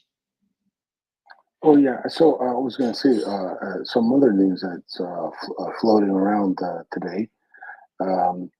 Besides the British Prime Minister being in DC, it looks like there's a significant group now of members of Congress from the House of Representatives, right? Remember, they're the guys that do they're responsible for budget stuff. Anyway, they're pushing hard now on the administration to send Ukraine long-range weapons, primarily ATACMS. They've written a joint letter now, and they're really pushing hard. and I think maybe that last bit of resistance will probably break. What would help though, since it's right now it's around 9:20 Eastern time here in the United States, and earlier as you go west. But tomorrow morning, being Friday, would be a good day to call your representative, and not only your congressman, but your senator, and say, "Hey, I'm aware that you guys are trying to get Ukraine ATACMS, and I'm 100% behind this. And how can I help you guys get this accomplished?" Call the White House, leave them a message, let them know how you feel about it. Let's try to help these men and women in Congress who are trying to do the right thing. Let's help give them a push, so they can get over that wall, so we can finally get those damn things into Ukraine, and we could say goodbye to that bloody bridge. And you all know what I'm talking about. Yes, we do, George. Thanks for that. Nancy talked about the Cajun Navy. I do think we've seen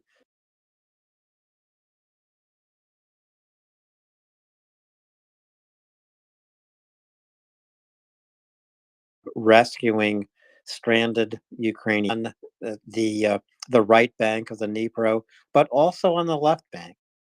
But of course, the atrocious thing that we have seen is Russian artillery and Russian snipers firing on Ukrainians stranded as a result of Russia blowing the Novakhovka Dam and creating this humanitarian crisis. I mean, if you can just think about that for a moment, you are helpless. Your house has been inundated. That you are stranded on the roof, and there's a Russian soldier trying to kill you. It's not enough that they've tried to drown you. Now they are shooting at you and trying to kill you. And this is just unbelievable. It should focus the world's attention once again on the terror that Russia has unleashed on Ukraine. And it should compel every single one of us to do what we can do, to go to MriyaReport.org, tap on the donate button, make a generous contribution, call a member of Congress, even write a letter to the U.S. ambassador at the United Nations. Even if the extent of your letter or your email is there nothing you can do? Is there nothing you can do? Let them answer that question. Of course, there is so much that they can do. Yeah, and Alan, I think the heartbreaking things to see on video are basically what we would expect, which is that many of the people who were being evacuated today from the rising floodwaters are the elderly, the very young, pets, and many of those people who would stay in their homes because, well, they have pets they can't relocate easily.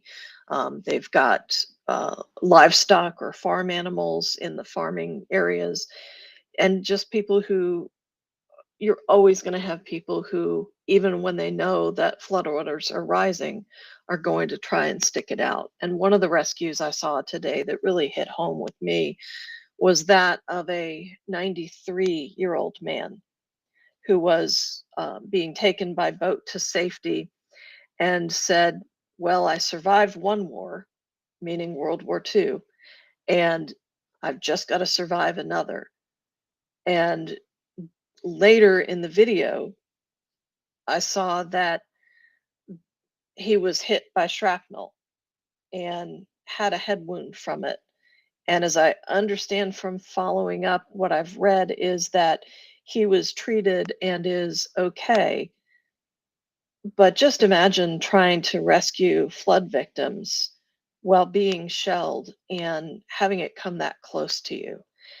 And also those locations where people who are rescued are congregated and where rescuers are congregating are also susceptible to artillery fire from the Russians at the same time. So the level of care that's having to be taken, you know, to have such a humanitarian disaster in the midst of another humanitarian disaster and war is just heartbreaking to see. And I think it's definitely the call to action that many of our representatives need, is not just, hey, immediate tactical action, but it's clear that, like we've all said for quite some time, Russia is not going to change their behavior in Ukraine until they're the hell out of Ukraine.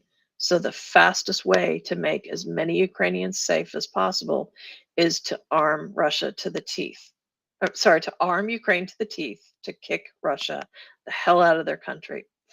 And Alan, I find it ironic because I know that you and I are two of the more pacifist natured people on the panel right now, and also probably with MriyaReport as a whole.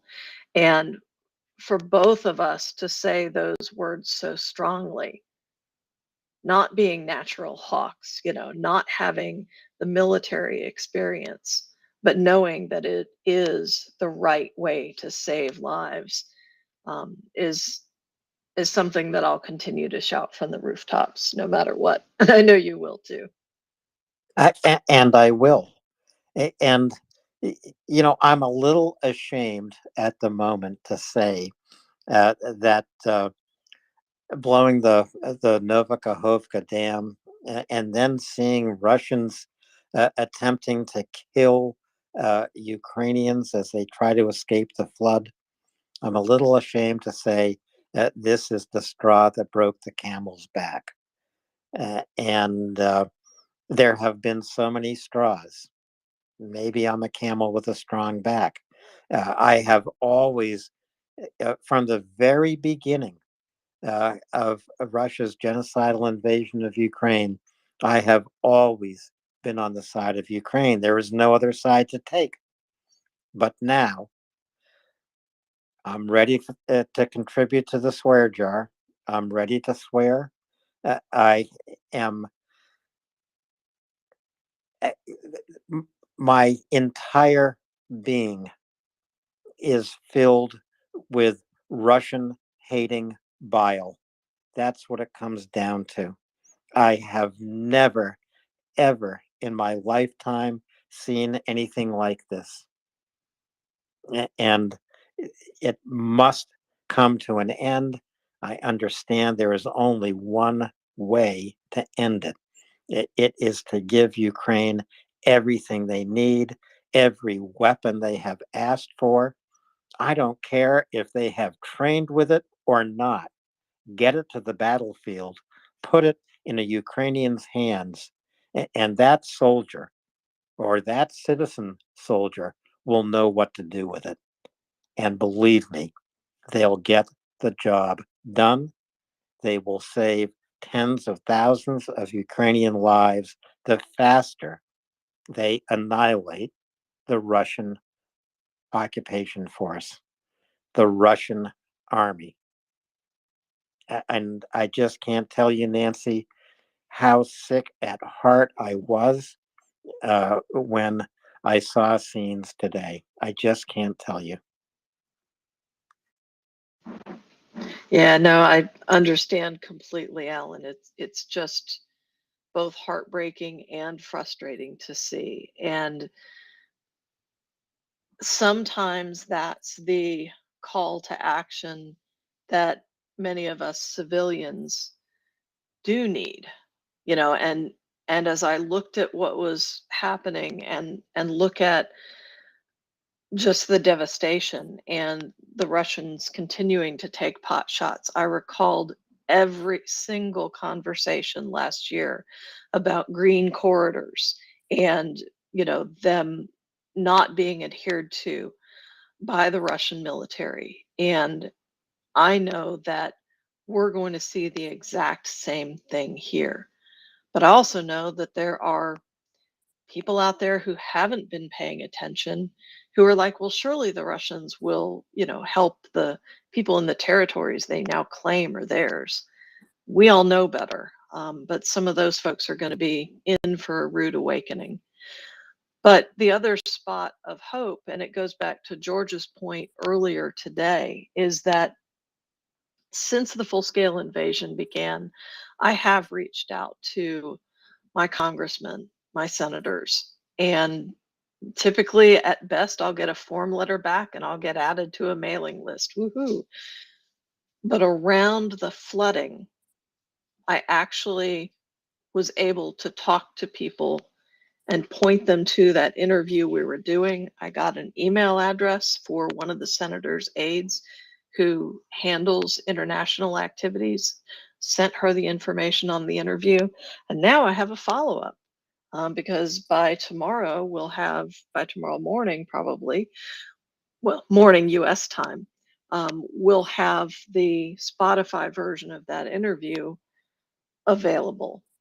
And I'm going to be pointing to them going, hey, you need to go listen to this. If you didn't get a chance to listen live, go listen to it now, because this and protecting these people is why we're asking you to send everything and stop farting around.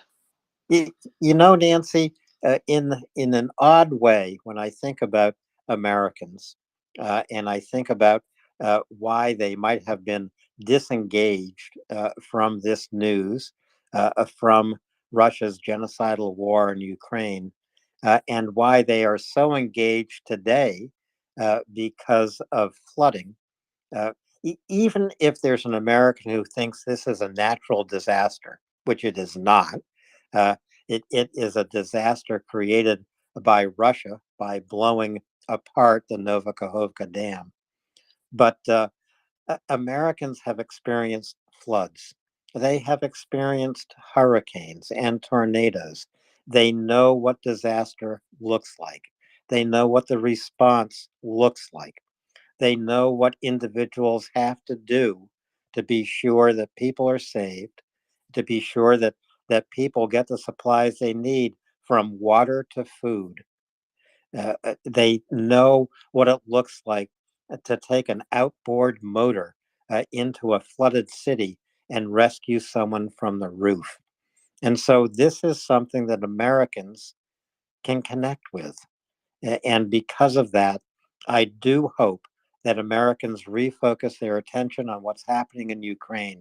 I do hope that you anonymous American listening tonight to MriyaReport, and we are here 24 hours a day, 7 days a week, but you anonymous American listening right now will contact your member of Congress and ask them to please help Ukraine. That's all you have to ask them. Please help Ukraine.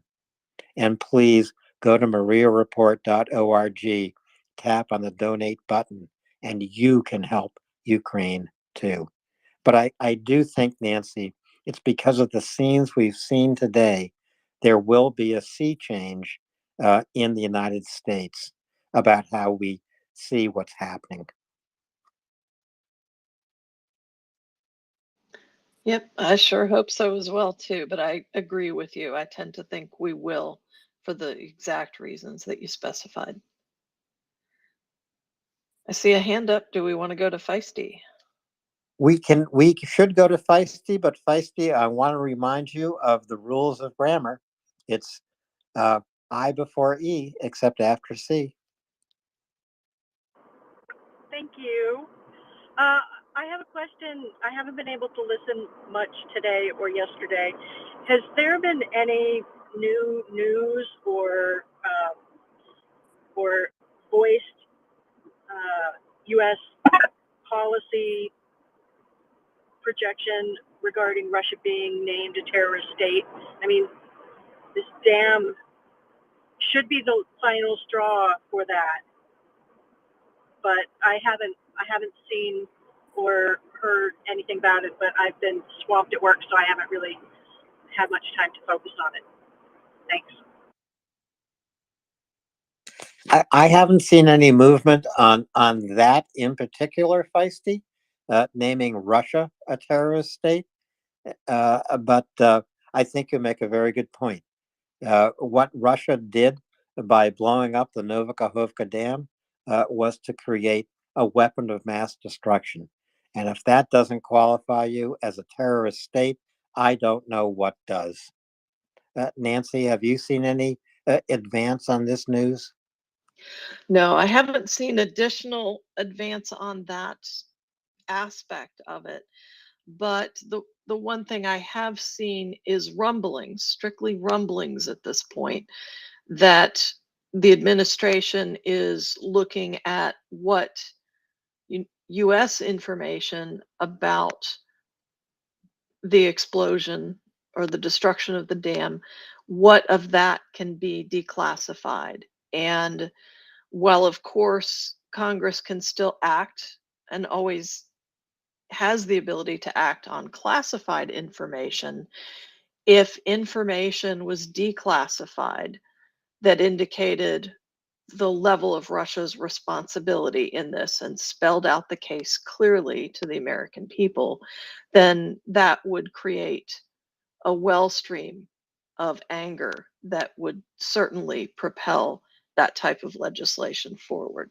So I'm trying to keep my ear to the ground to see if any of that information is heading toward a declassified aspect. So that's probably the next step that would get us closer toward that declaration of terrorism.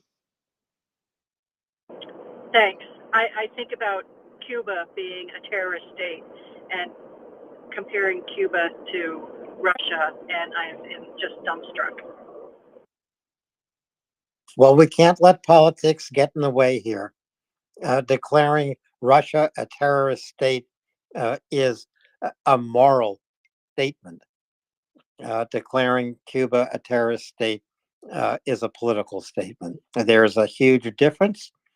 And when Russia is declared a terrorist state, it will be a moral declaration. I am certain of that. Dr. Nick, and then Radu. Just thought I'd mention really quickly that when states classify other states as state terrorists, right? Or what's the term I'm looking for? State. Oh gosh, I'm sorry. State sponsors of terrorism? Huh? State Is it sponsors of state terrorism. sponsors? Okay. Yeah, it just completely blocked. I can't believe I did that. But anyway, state sponsored terrorism. It is political. Whether it's in the United States, whether it's in Italy, whether it's in France, whether it's in Brazil or wherever it is. This is always a political thing. And each state has their own definition of state terrorism. And coming to what that definition is a political act, unfortunately. And so it would take, I think, in part, maybe some nudging from us. And I agree with Nancy, perhaps seeing what could be declassified. In my opinion, and I do teach terrorism and political violence, believe it or not, I mean, I just blanked on that word. I can't believe it. But, I've been arguing this case for a very long time, even before the full-scale invasion, that Russia met the definition of state-sponsored terrorism, even in the United States or within general definitions that we think of in terrorism studies. So you know, I think it's going to require a little bit of prodding on both ends. So Nancy was spot on about seeing what can be declassified here, but then also I think it's going to require, you know, people here in the U.S. and also if you live in Europe or wherever you live, if your, you know, if your nation where you're from hasn't specifically made that declaration, I would, you know, encourage you to also push for such a designation with your ministers of parliament or what have you. So, yeah, I mean, that's what I think it would take in this instance. So, I'll turn it back over to you.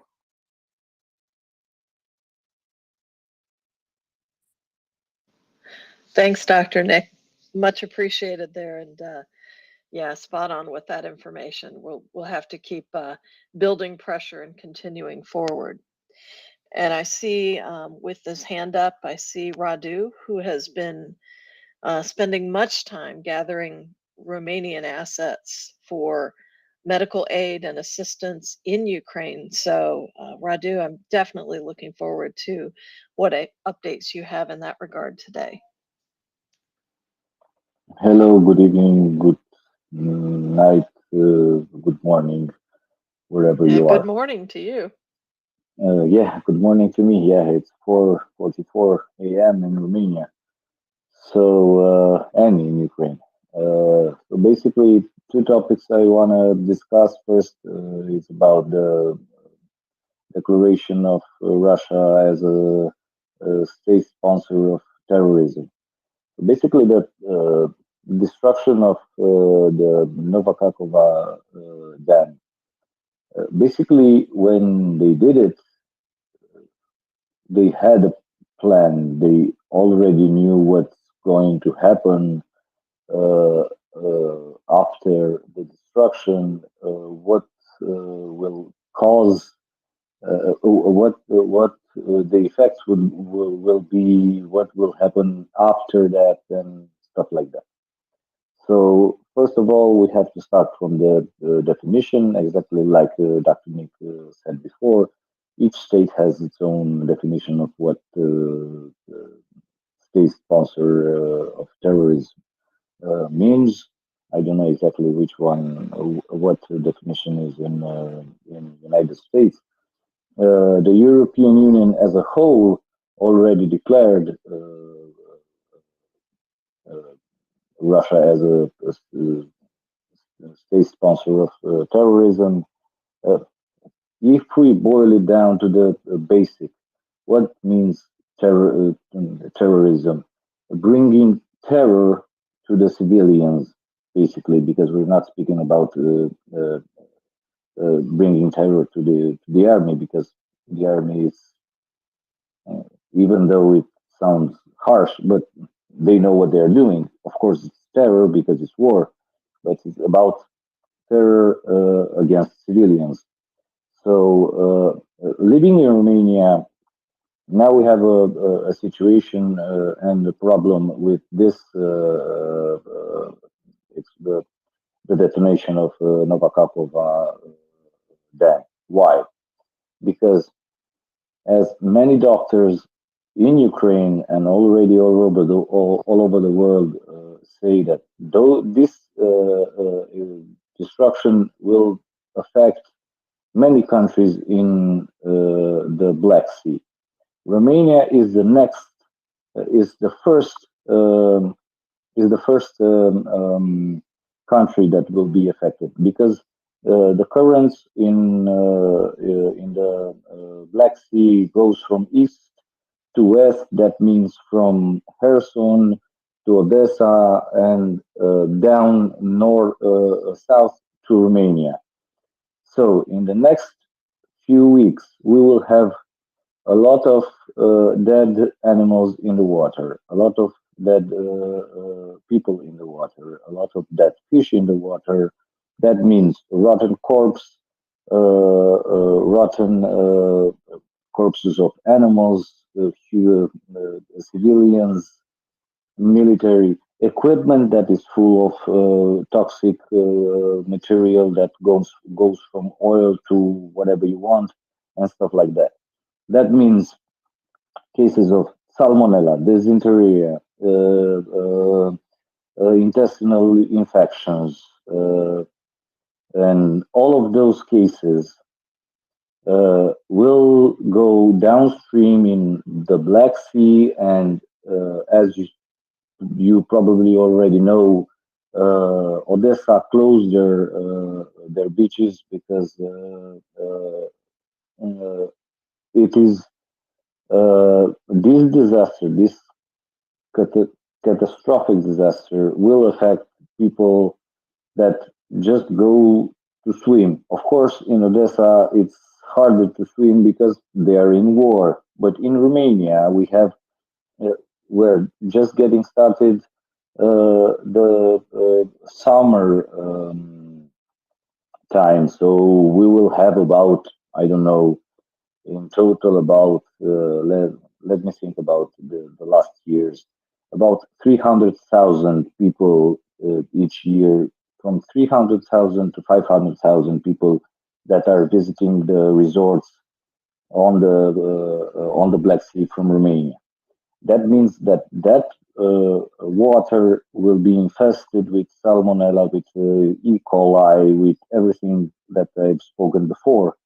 That means the people that will swim in what was before clean water in the Black Sea, now it will be filled with toxic waste, with a lot of viruses, a lot of bacteria that will put in danger the lives of civilians from a NATO country, that is Romania. The next one is Bulgaria, also a NATO country. The currents are going to the south, so from Romania to Bulgaria. Our shoreline is about 120 kilometers, if I'm not wrong, 120 kilometers or 140 kilometers or something like that. So that means basically in a few days after it reaches Romania, it will reach Bulgaria, and after that it will reach, guess what? Turkey, which is another NATO state member. So basically, all these regions that are on the shore of the Black Sea are in danger for the civilians that will go just to have fun in the summer. I know it sounds cynical, but people in the other countries are just having a normal life. But this time, I hope that the authorities in those countries, Romania, Bulgaria, Turkey, and uh, of course, all of our allies will realize that the destruction of the dam will put in danger, and probably I don't know. I will make an not an estimation, but I will. I'm 99% sure that some Romanians, some Bulgarians, and some Turkish people will die because of this dam destruction, Nova Kakova dam destruction. So this was my first point. The second point, I forgot it, but I will raise my hand again. But for why I started this intervention with this is because I know that there are a lot of Romanians around here that are listening. Please speak with your local authority, with your governmental authority, with your parliamental authority.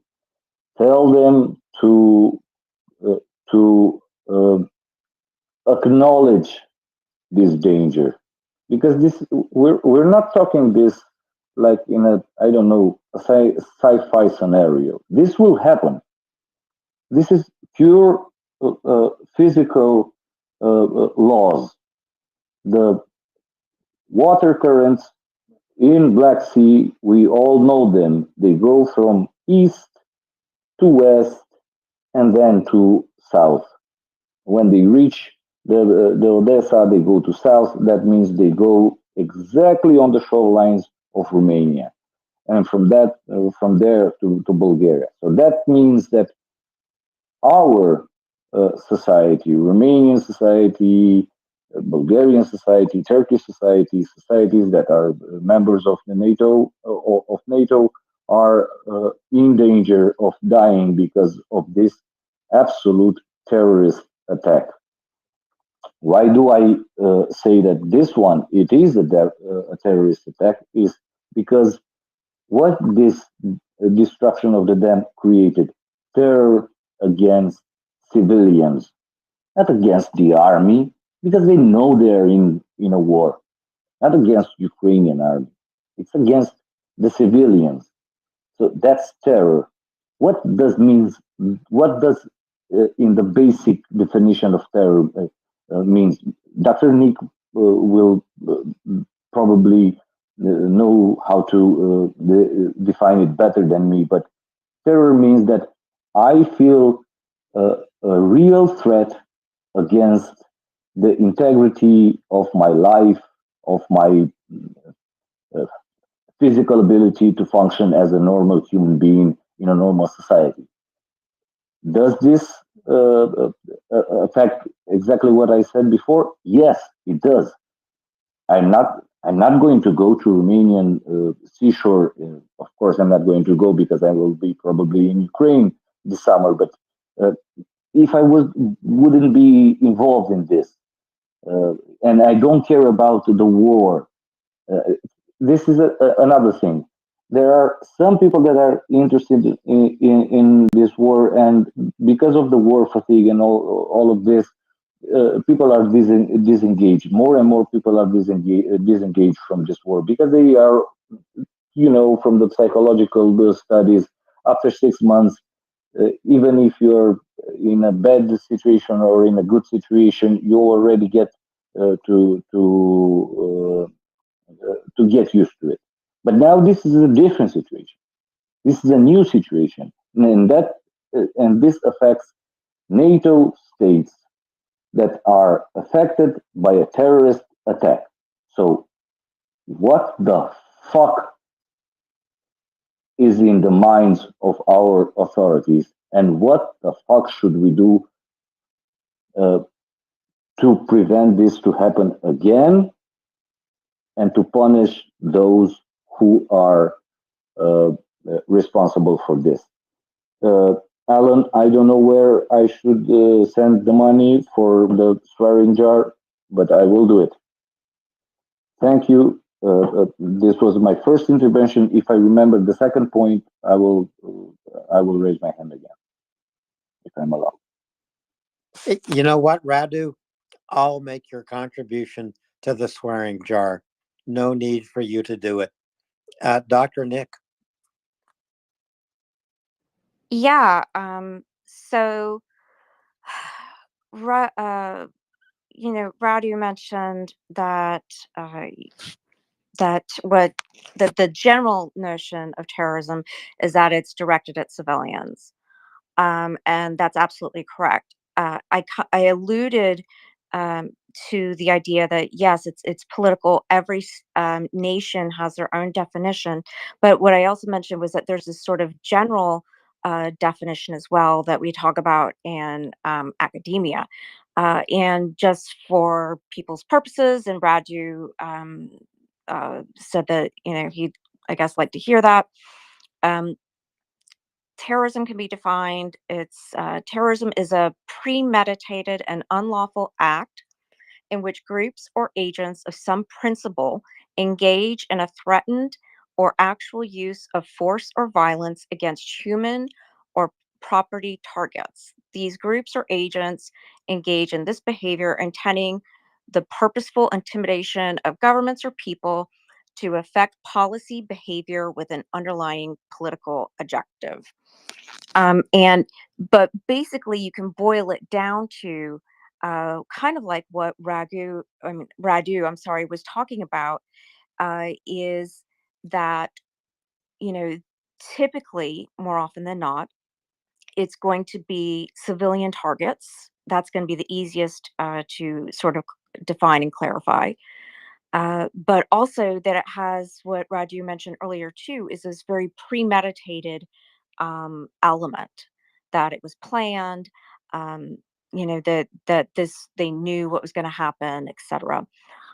And we know that that had to be the case because obviously this isn't some situation where maybe somebody got a little trigger happy or something and decided that they were going to go rogue and lob some, I don't know, Russian missile at the dam and then it would collapse. We know that's not, number one, not even possible. It wasn't even attempted. That what really happened was, um, as we've heard over and over again, that they had to have gone through the underground tunnels to fill up that bridge and to rig the whole thing up with C4. And they could do that unseen because they have complete control of the bridge. They have control of those tunnels. And so they had both the means and the access and availability, all of that. So um, that's really the kind of stuff that we think about boiling down that definition to, the premeditation and also the, definitely the targeting of civilians. The other thing, just one second, I'm trying to figure this thing out here. The other thing that I could say is, hold on, where are my bookmarks? Here we go. So the other thing is that state sponsors of terrorism, um, basically that definition is meaning those states that actively promote terrorism that have been formally designated as rogue states or sponsors under, in our instance, under U.S. law. And it incorporates lots of things. So lots of people think that just because it's war, oh, like I've been seeing this comment a lot on Twitter. Well, bad things happen. It's war. No, it doesn't work that way. You can still classify Russia as a state sponsor of terrorism based on what their behavior is during that conflict.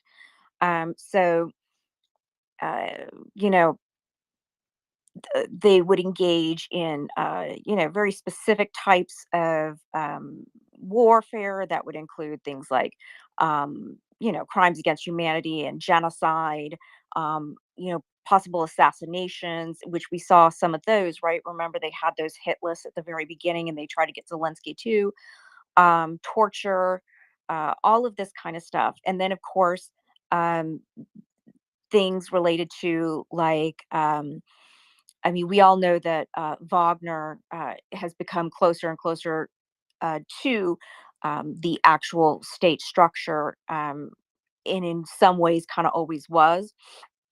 But the fact that they use PMCs in their deployment of terror across borders and all of that is something that is very important to note as well. So there's just so many different aspects of this definition that the broad definition anyway, that we think about in academia, that they just sort of nail pretty much all of them. uh, so it's important to think about from that perspective. And so again, even though the EU has largely made that designation, so individual states still need to do it too, because, like, I mean, for example, like we've seen with Hungary, just because Hungary is a member of the EU doesn't mean that they're doing the things that they should be doing in relating to being a good member of the EU, right? A member in good faith.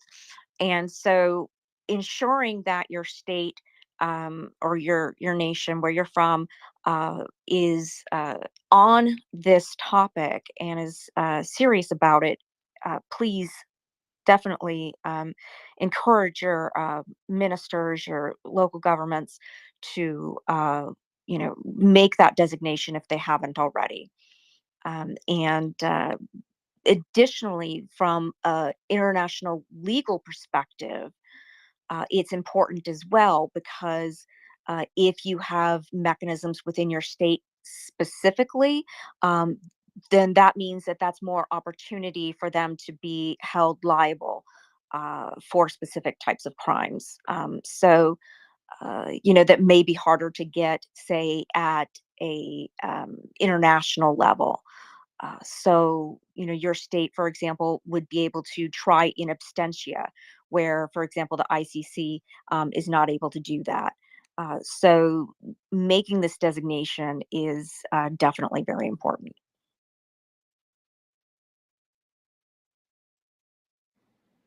Back to you, Nancy and Alan. Thank you, Dr. Nick. Definitely appreciate that. And Prince, I think you were next, and then Robin, and then AFC Monty. Yeah, I actually won't be too long. Radu, have you seen any news stories about that yet? And if you haven't, can you send me like a couple of Romanian newspapers, like online, that would be good to search to keep an eye on that? Yes, DIG, DIG24.RO.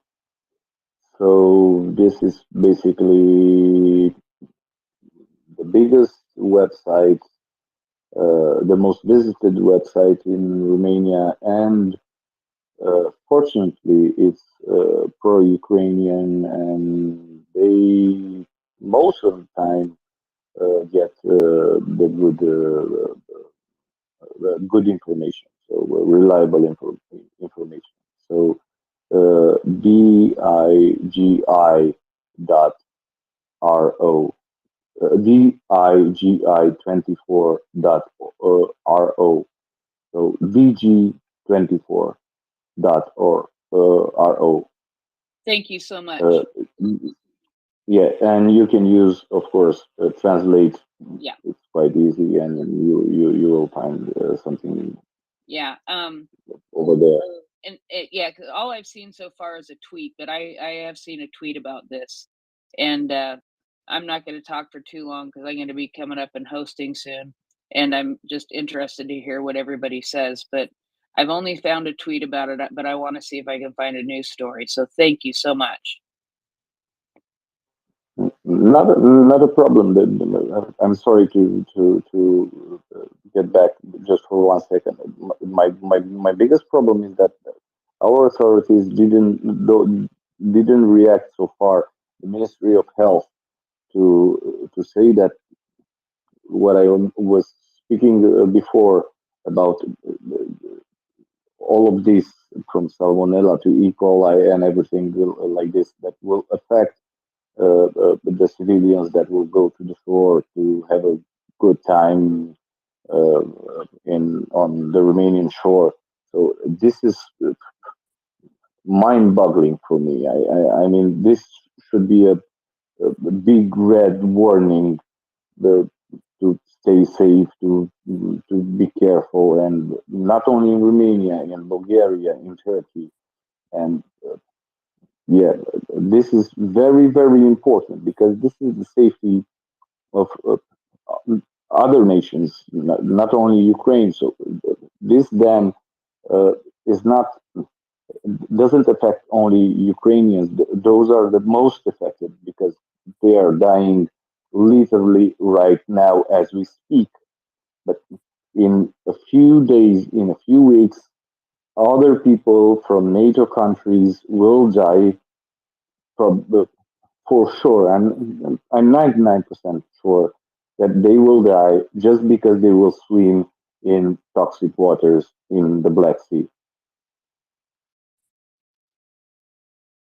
Yeah, and Radu, I appreciate you bringing that to our attention too, because that is something that I had wondered about yesterday, was what the current and tidal behaviors of the Black Sea were. Not having that experience, it's like I've lived on the coastal area of the United States for so long that I could pretty much tell you, if we had an oil spill in South Florida, I could tell you how long it would take to get up to Allen's area in the northern part of the United States. But I didn't have that same visualization of the behaviors in the Black Sea. So thank you very much for sharing that part with us as well.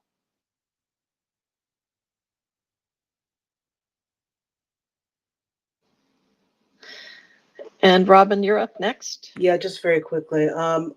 As far as the Black Sea goes, I'm sure you know that there have been die-offs of dolphins in the Black Sea since, I think, even before the invasion, because the Russians have been pouring so much garbage into the water. So it's really a disaster.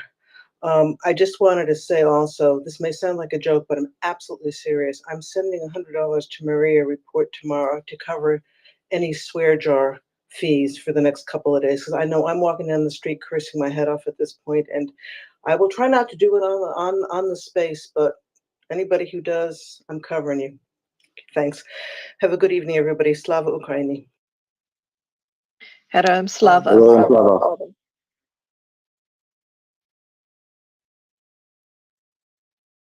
Hey everyone, can everyone hear me? Yes, Yes. AFC, you're next, and we can hear you. Hello. No, hello. Thank you for having me on. Just call me Monty, by the way. Unless any of you are football fans.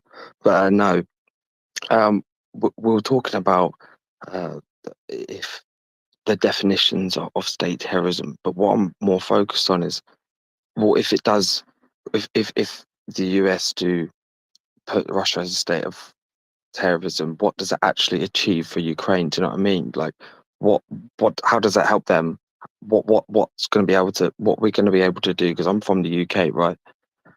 And like in the US, you do things a little bit differently. So I'm like, just purely wondering, like, what does it actually mean? What does it actually mean can happen for Ukraine? Because the Ukraine are not just fighting for themselves, they're fighting for Europe right now. I'm backing them. We've got to back them. Yeah, Monty, you're 100% right. They're fighting for Europe right now. And Fighting on for the that, world. They're stopping a world war. yeah, and I saw Dr. Nick's hand go up very quickly. I know she's got knowledge in this area. So, Dr. Nick, let's go to you, and then Radu will chime in as well. So basically, one of the most important things that can come out of the designation of state sponsor of terror is that individual states will have their own internal mechanisms that will trigger various sanction regimes, like how much deeper they could go, because as ratcheted up as we are on Russian sanctions, believe it or not, we can clamp down harder, and we would be able to do that much easier if we had that state sponsor of terrorism designation, because it would just trigger kind of automatically in a lot of ways, and or at least make streamline the process much smoother. May I add in? So, Go ahead. what would that mean? Like, that's what I mean. Like, what weapons or what things would be able to be utilized to be able to send over supplies, ammunition? What would category change? What will be able to supply them? What we actually need? Yeah, I mean, that could definitely Like affect. long range missiles.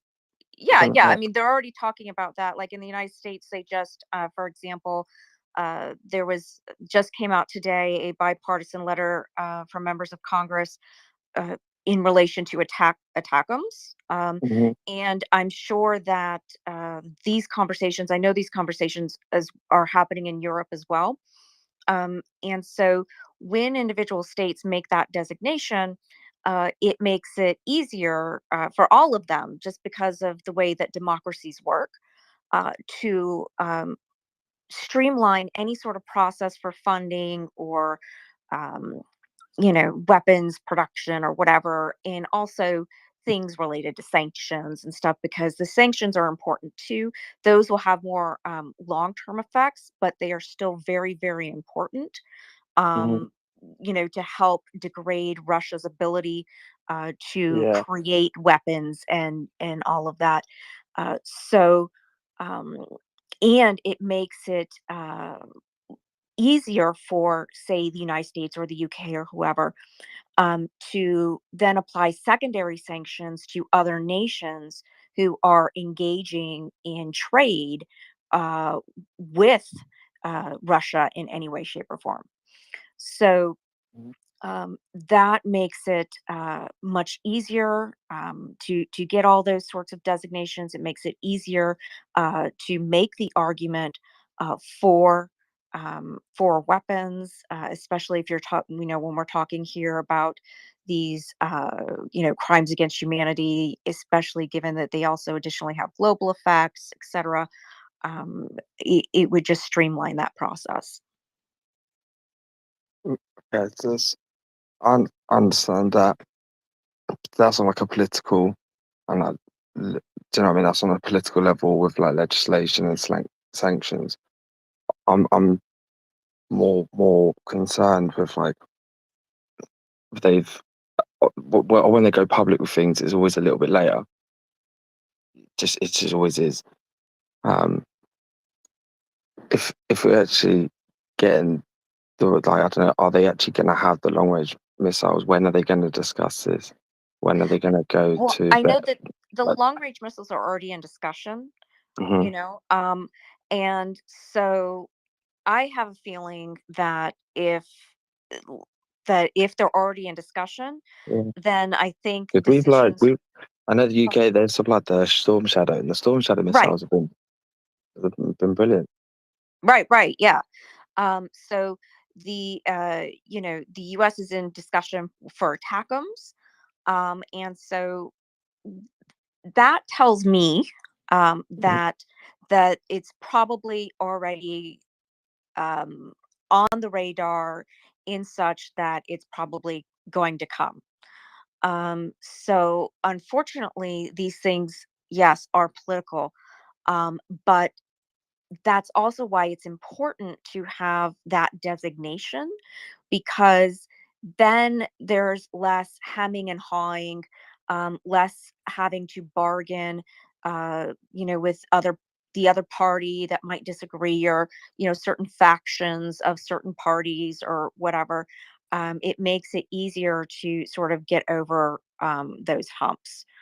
Because you have certain laws, regulations related to that designation, and also that gives the ability, it makes the ability to help, fund any of those kinds of things or whatever, much easier to justify.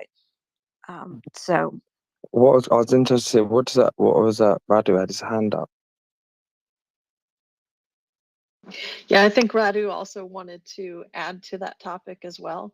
So Radu, if you want to go Yeah. ahead, and Monty, if it's all right, if you can mute your mic Yeah. while the other speaker is talking, otherwise we do get a little bit of feedback from you. Thank you. Okay, no worries.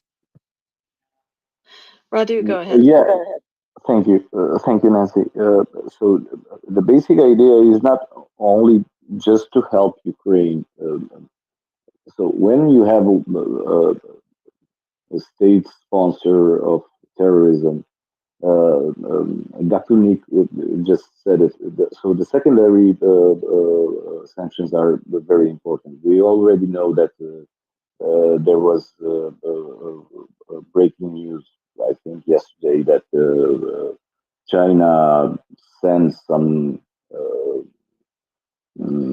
APC to Russians, and that will be consequential for China easier uh, uh, when when Russia will be declared the state sponsor of terrorism.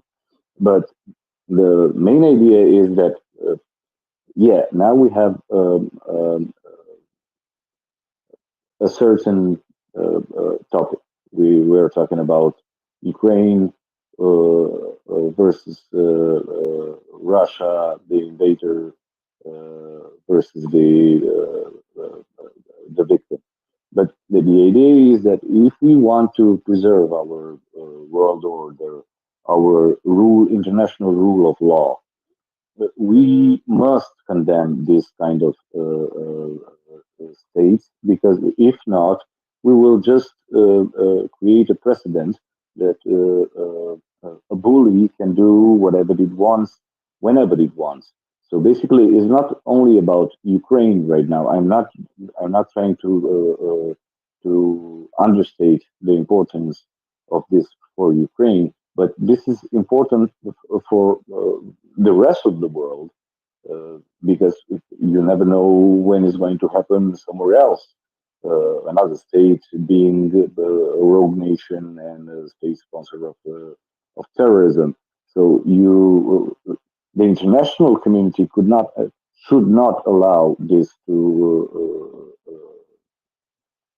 go on unsanctioned. So basically, what I'm trying to say is that it's not only about Ukraine; it's about the whole world right now.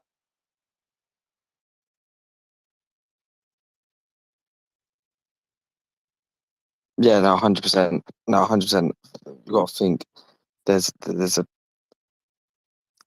it's a very it's just a very complex situation, because it could lead to a world war. Like you said, the whole world could get involved, especially with China. And then you got they're looking at Taiwan.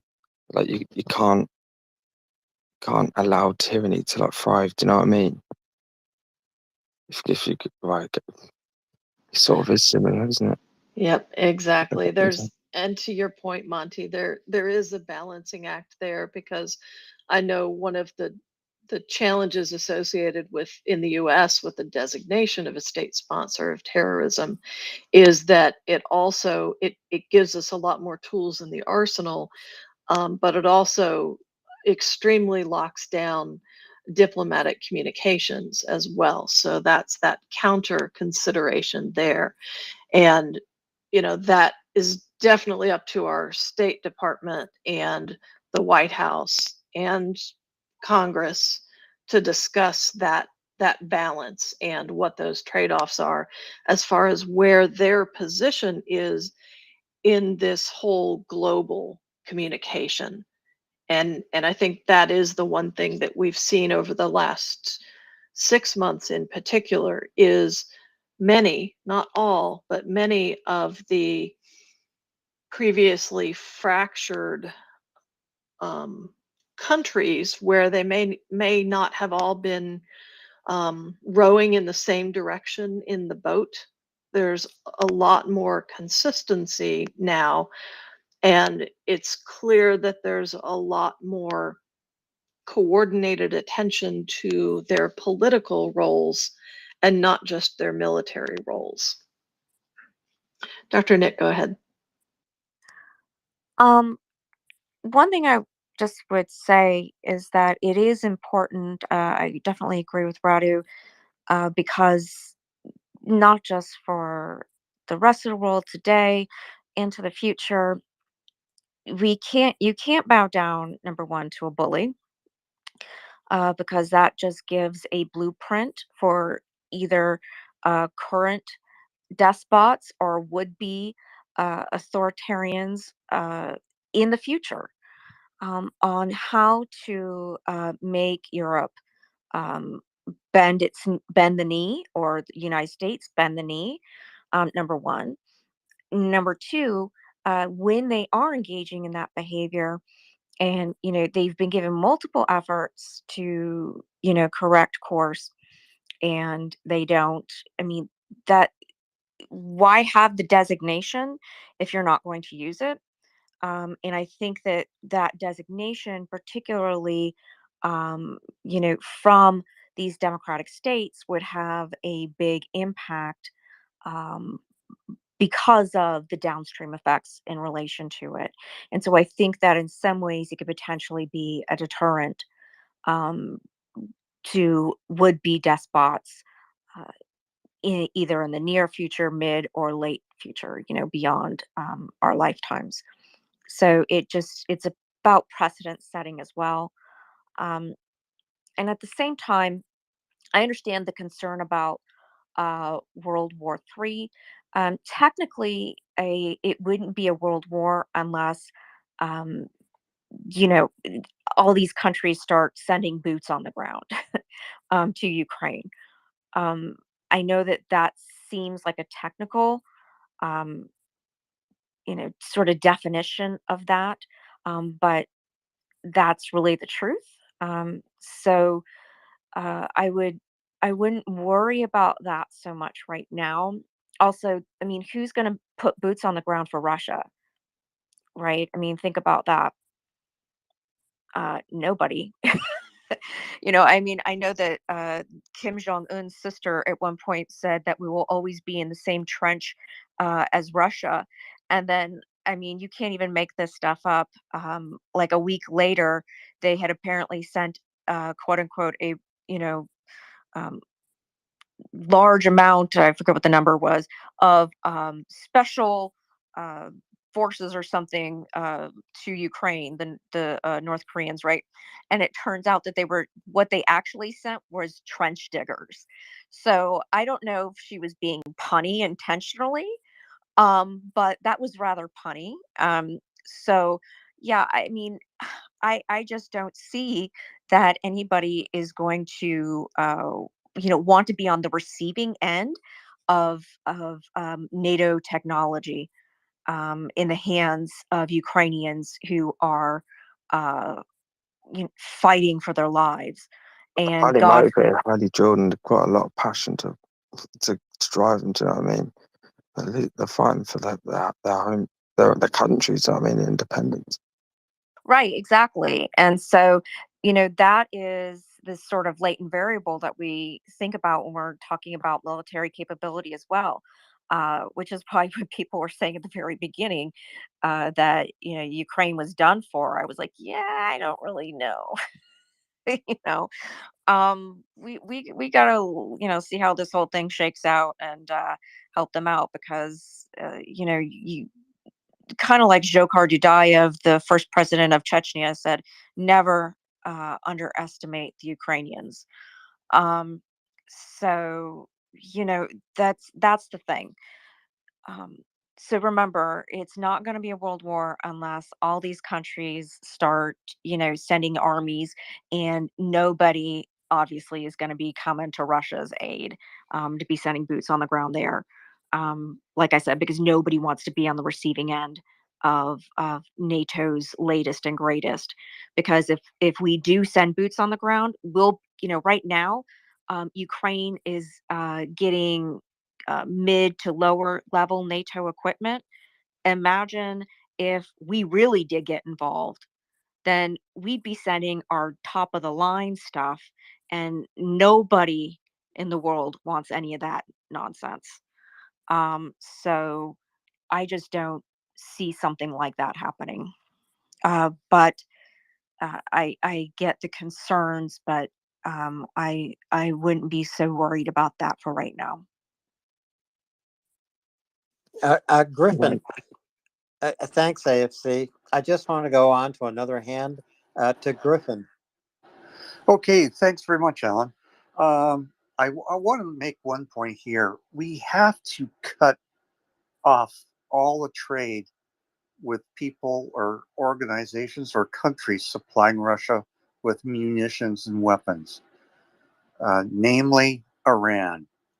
I think there needs to be an international blockading of Iran if it chooses to ignore international pressure and continues as a terrorist state itself to supply munitions and arms to another terrorist state.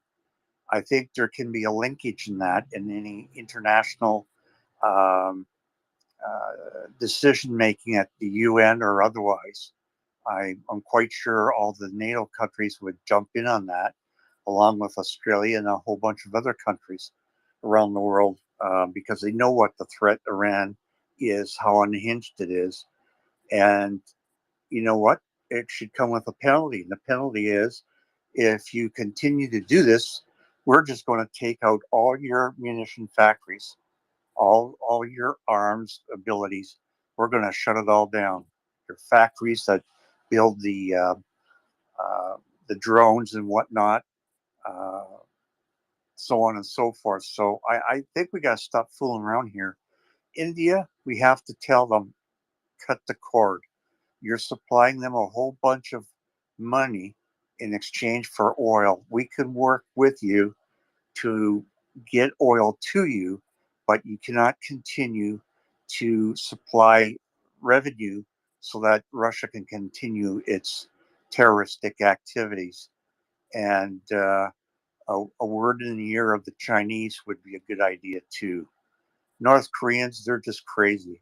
So I don't know what you could do there, but definitely India and Iran and China should be spoken to in this regard. And there are other countries as well. I know I'm looking for the article now. I saw something pass my feed earlier today that the US State Department today identified 5 additional countries who are helping Russia evade sanctions. And they were Turkey, Kazakhstan, Georgia, Armenia, and the United Arab Emirates. So I expect more news coming out of that soon. Dr. Nick, go ahead. Yeah, just one thing I'd say about the UAE, lots of Russians vacation there and the oligarchs, etc. So lots of Russian big high money type stuff goes into UAE. Some of them have condos there, yachts, you name it. But anyway, so uh, and Georgia, as we know, has a pro-Russia leaning government right now, and so that, of course, is very problematic, which the people do not support. I want to stress that. Um, Particularly given the full-scale invasion, that really woke up a lot of people, I think. But the what was I going to say? Oh, right. So what Griffin was talking about, and sort of targeting these other nations. Uh, that's one reason why I think that the state sponsor of terrorism designation is kind of important, because it makes it much easier to trigger these sorts of secondary sanctions, and also to make them deeper and stick. And so here's the thing about that too, like that designation like doesn't go away. It's like a stink you can't get off of you. And it will affect anybody who touches you. Um, and unlike, say, let me put it this way. So there was a European survey that was done before the dam explosion, before Russia sabotaged it, right? Um, and Europeans were already starting to think that, well, if there's some sort of negotiated peace, or if there's, Russia leaves or whatever, maybe we should go back to resuming to like business as usual, meaning economic and political, diplomatic, whatever relations with Russia. And the answer is no. uh, no, that's not really the way that any of this is supposed to work. Um, that is something that they would have to, uh, demonstrate through long periods of time. And I don't think that the average person really, um, un- unless you are Eastern European and you have unfortunately lived under the thumb of this ethno-nationalistic Russif- Russification regime type situation. A lot of people in Western Europe don't fully grasp that. I think even still now, um, they will not stop. So we have to ensure that there's a situation where they don't.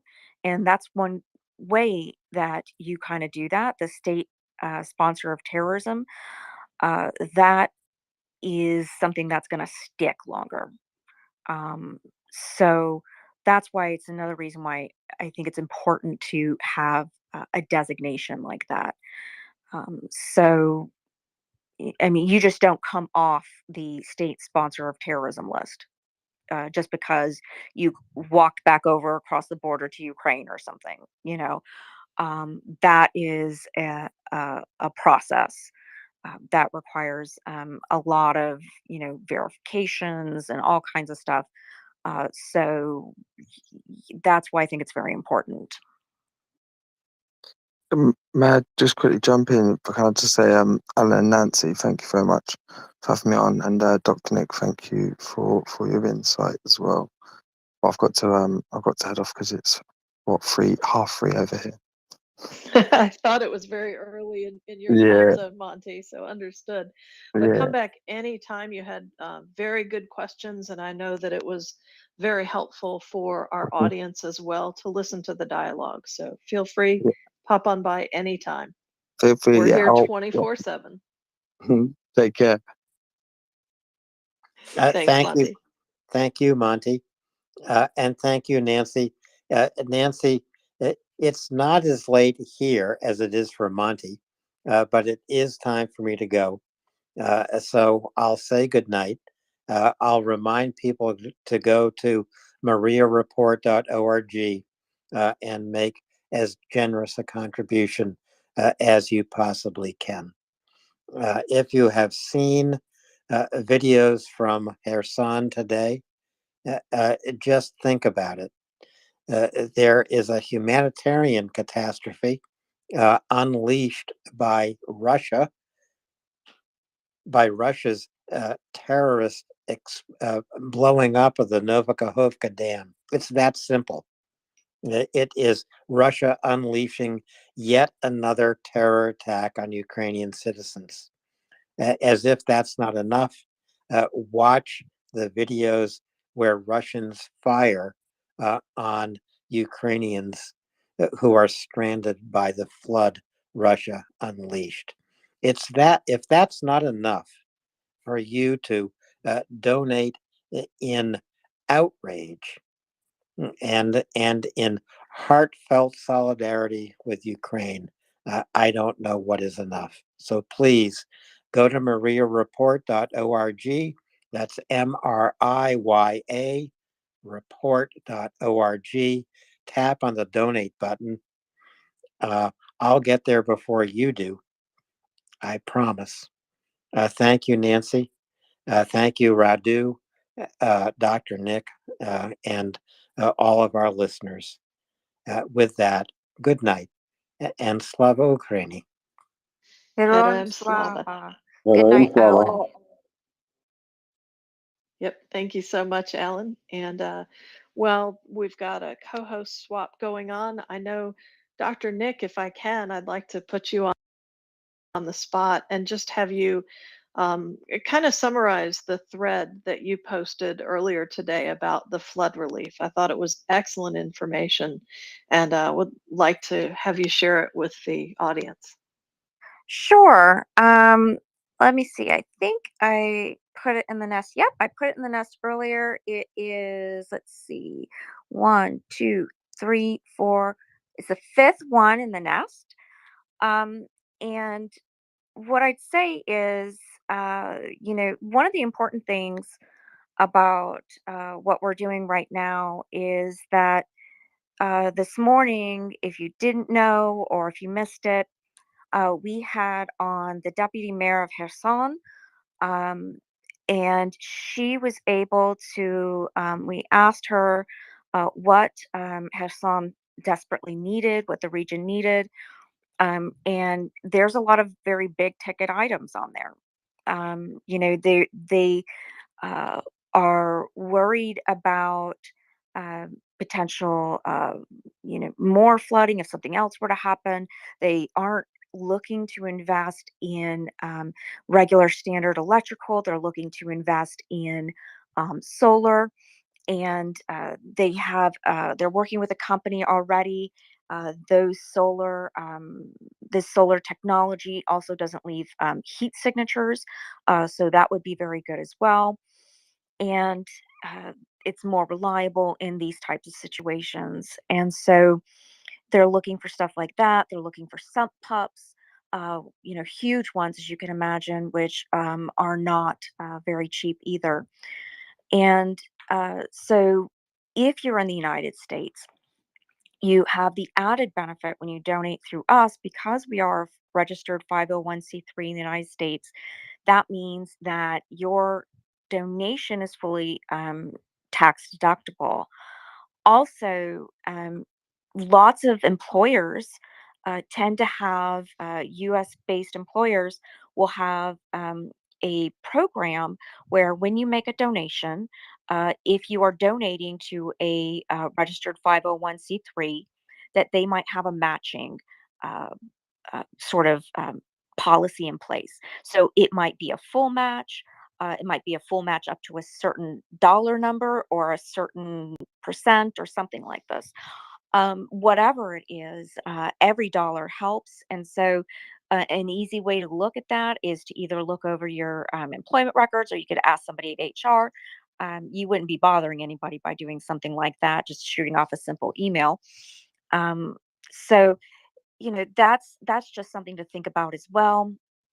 And what we're going to be doing is when we get this money, because we're working directly with the deputy mayor of Kherson, we, she could come to us and say, here's an invoice for this thing. What part of it or whatever can you help with? And so we're looking to try to pay as many of these invoices as they possibly might need. And we're also going to be working, as we always do, with um, charities that are already embedded on the ground in Ukraine. Right now, we're working with, like, de facto humanity, and also we'll be working, I'm sure, with renegade runners like we always do, and other charities, as we need to have somebody to deliver goods, or they need something specific, and we have, some money that we could put aside for that. So that money will all be going to this relief effort. And to make sure that it goes to the relief effort, you can put in the notes Kherson disaster relief, or whatever you'd like to put, so long as it's very clear that this is what you're talking about. And we will make sure that every dollar goes directly to Ukrainian relief in the Kherson region. So I hope that was good, Nancy. Yep. Thanks, Dr. Nick. I really appreciate the overview there. And before we go to Radu, I want to welcome up Prince to the co-host seat. Welcome, Prince, and glad to have you aboard. Good evening. It is good to see you all. I know I was up on the speaker panel, but I disappeared for a few minutes there. But that's just because I have a OCD thing about the way I come up into the co-host space. I've just found it works the best for me. I hope everybody's having a good evening. We'll be with you here for a few hours, or I will, and Nancy will for a little bit longer. And it's been a busy few days in Ukraine, and so there's lots for people to talk about. So yeah, looking forward to it. One thing I would just say real quick, of course, even if you don't live in the United States, of course, still donate to us, because all of that money will be, distributed between the, Kherson government, local aid groups, etc., and we can get it to where it's most needed in that region at the time, just really quickly. So that would be great too. So And I think some countries have a um, sort of matching thing that if you're a 501c3 in America, that you can get a tax deduction in your country as well. So you might want to look into something like that to see if that's possible for you. But anyway, I digress. No matter where you are, we would appreciate any dollar amount donation because every dollar helps. Yes, it does. And every dollar you send to us means more stuff, more items, more things, more help that we can send to Ukraine. And right now, having heard the mayor this morning, um, I don't usually wake up for 7 a.m. interviews. I'm in the Pacific Northwest of the United States. 7 a.m. is still evil to me. But for some reason, I woke up at 7 a.m. this morning, and the interview started just a few minutes late. And so by the time I stumbled out of bed and picked up my phone, the interview was just starting, so I didn't miss any of it. And it was a great interview. And it was, what are we, 3 days after this dam was bombed and destroyed, and we've got the basically deputy mayor of the city with some of the worst flooding, on air, sharing it with us what they need. And to me, that is just remarkable and amazing. And so it was a really special and cool thing, to be able to have her on today. And I appreciated all the effort that went into that. And I know there was a lot of effort to make sure that everything was taken care of, and the needs of when she was available were accommodated, and having a translator available, even though she spoke really good English. Getting those things all set up, but we did it really quickly because bringing information like that to you guys, as fast as we can, is really important. So, shall we go on to Radu's hand? Good evening, Radu. It is good to see you. Good morning, Prince. Good evening. So I was, yeah, in the last 3 days, uh, I slept 9 hours in total because of the dam explosion. And yesterday I spoke to a soldier on the ground over there that is working to save the people's lives over there and animals. And he told me one thing that I started. Uh, Basically, most of you know that I had my own crowdfunding campaigns in Romania on my Facebook page, and I raised almost 600,000 euros. That means something like $700,000 that I already spent on ambulances and fire trucks and stuff like that, and mobile hospital and stuff like that. And my idea for her son was to buy propelled boats, inflatable boats, and he told me no. He wrote, if you read my article on my Facebook page, and he told me no. If you start a new campaign, and I already started it, and the Romanians are donating to my account, he told me that, and maybe this is important to anybody who's listening. Hydro bicycles are better. Why? He told me, because the propeller from the propelled boats are getting stuck in the and not working anymore because in the water, 2-3 meters water depth, uh, there are a lot of clothes, there are a lot of waste and stuff like that, and those boats are not working in 3, 4, 5 hours, they stop working because the propellers are broken and stuff like that. And they said that even though it's harder for the saviors because they have to, it's a hydro bicycle. That means that you have to bicycle to use your own physical strength to help those people. At least it doesn't break. So this is one of the idea that came from one of the saviors over there. That he's a soldier normally. He was basically preparing for the counteroffensive on that side. That now it doesn't have any front line anymore because it's fully flooded. So maybe I don't know if the vice mayor said something like this in the interview because I wasn't online, but maybe you should take this into consideration when buying stuff for Harrison. This week, I hope that I will raise enough money to buy as many hydro bicycles in Romania and send them to Harrison as fast as I can. So that's what I wanted to say, and I will.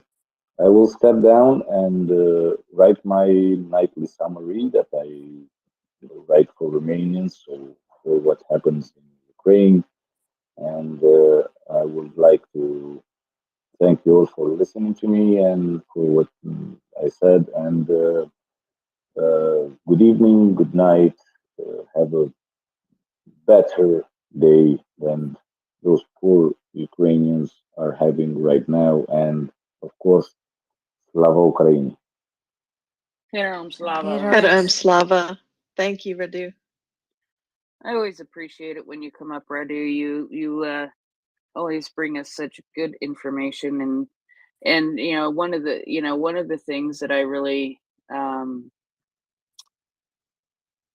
appreciated about having the interview with the vice mayor, the deputy mayor today was being able to hear directly from her what they need, and knowing that not me because I'm a co-host, but you see us, but there are a bunch of other little people in the background who do a whole lot of stuff too, and getting those people in contact with her so that she can send lists of specific items that are needed, like the pumps that were mentioned and water kinds of things, and toiletries, and hygiene kind of items, things that they are finding that they really need.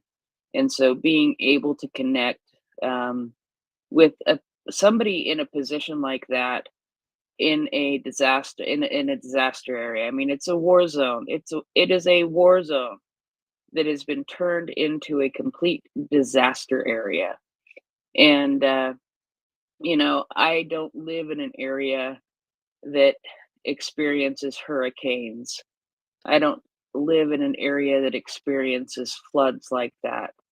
But we have a few co-hosts who live in areas that can happen, and I've seen the devastation on TV. I've known people who have moved from New Orleans after Hurricane Katrina. So it's there's a lot to it, and once you're going through it, you know what you need. But if you've never been through it, it's hard to predict. And being able to have that information directly from her was just absolutely valuable and priceless. And I'm so glad that we're going to be able to help. Dr. Nick, my favorite pig lover. Hi, friends. One thing I would add to that is, and we mentioned this a little bit earlier, is that, you know, like I'm in Florida and we get hit with hurricanes. You can make plans, evacuate. Generally you have some time to do this. And living in Florida, you know that that's part and parcel of the Florida experience. And so, at the beginning of hurricane season, you stock up and you do all these things and blah, blah, blah. It's different when not only is this like a catastrophe of flooding and all of that we saw similar in, say, New Orleans after Hurricane Katrina, but the psychological knowledge that somebody did this on purpose to you in a act of terror, um, because they hate you so much. I mean, it's not even hate isn't even strong enough a word, because the real desire is genocide. It's bringing back that old Soviet policy of Ukraine without Ukrainians, and to have that additional knowledge, and then not only that, but then as they're not even evacuating people on the left bank, where the Russians have control, but when anybody from Ukraine tries to, the Ukraine controlled area tries to evacuate people from the left bank, they're shooting at drones delivering water even to people. They are shooting at um, you know anybody who is evacuating. They're lobbing missiles. They're doing all of that. I mean, that adds an additional layer, just those two other elements of sheer terror and horror, to people who are already traumatized uh, by the loss of their homes, perhaps the loss of their pets, loss of family members, um, in this devastation. So it's just really catastrophic. And of course, the ecocide that is following that. And what's crazy about this, just to bring back all of this to what Ragu said, is that this terror is just not even going to be kept within the confines of Ukraine. It's going to spread out elsewhere along the coastal regions of the Black Sea, and continue a sort of path of terror. And that is just really, it's just really horrific and unbelievable when you think about it from that perspective. It is. And like you said, with hurricanes, you get warning, you get notice that it's likely going to come, and you can watch it come right for you. Okay. So I have a friend that lives in Fort Lauderdale. She is a flight attendant. And when she settled in Fort Lauderdale, she got a condo on a higher floor, and she is also a flight attendant. So every time there's a forecast where a hurricane might might hit the Fort Lauderdale area, she signs up for a flight. And she doesn't just sign up for any flight. She tries to sign up for an overseas flight.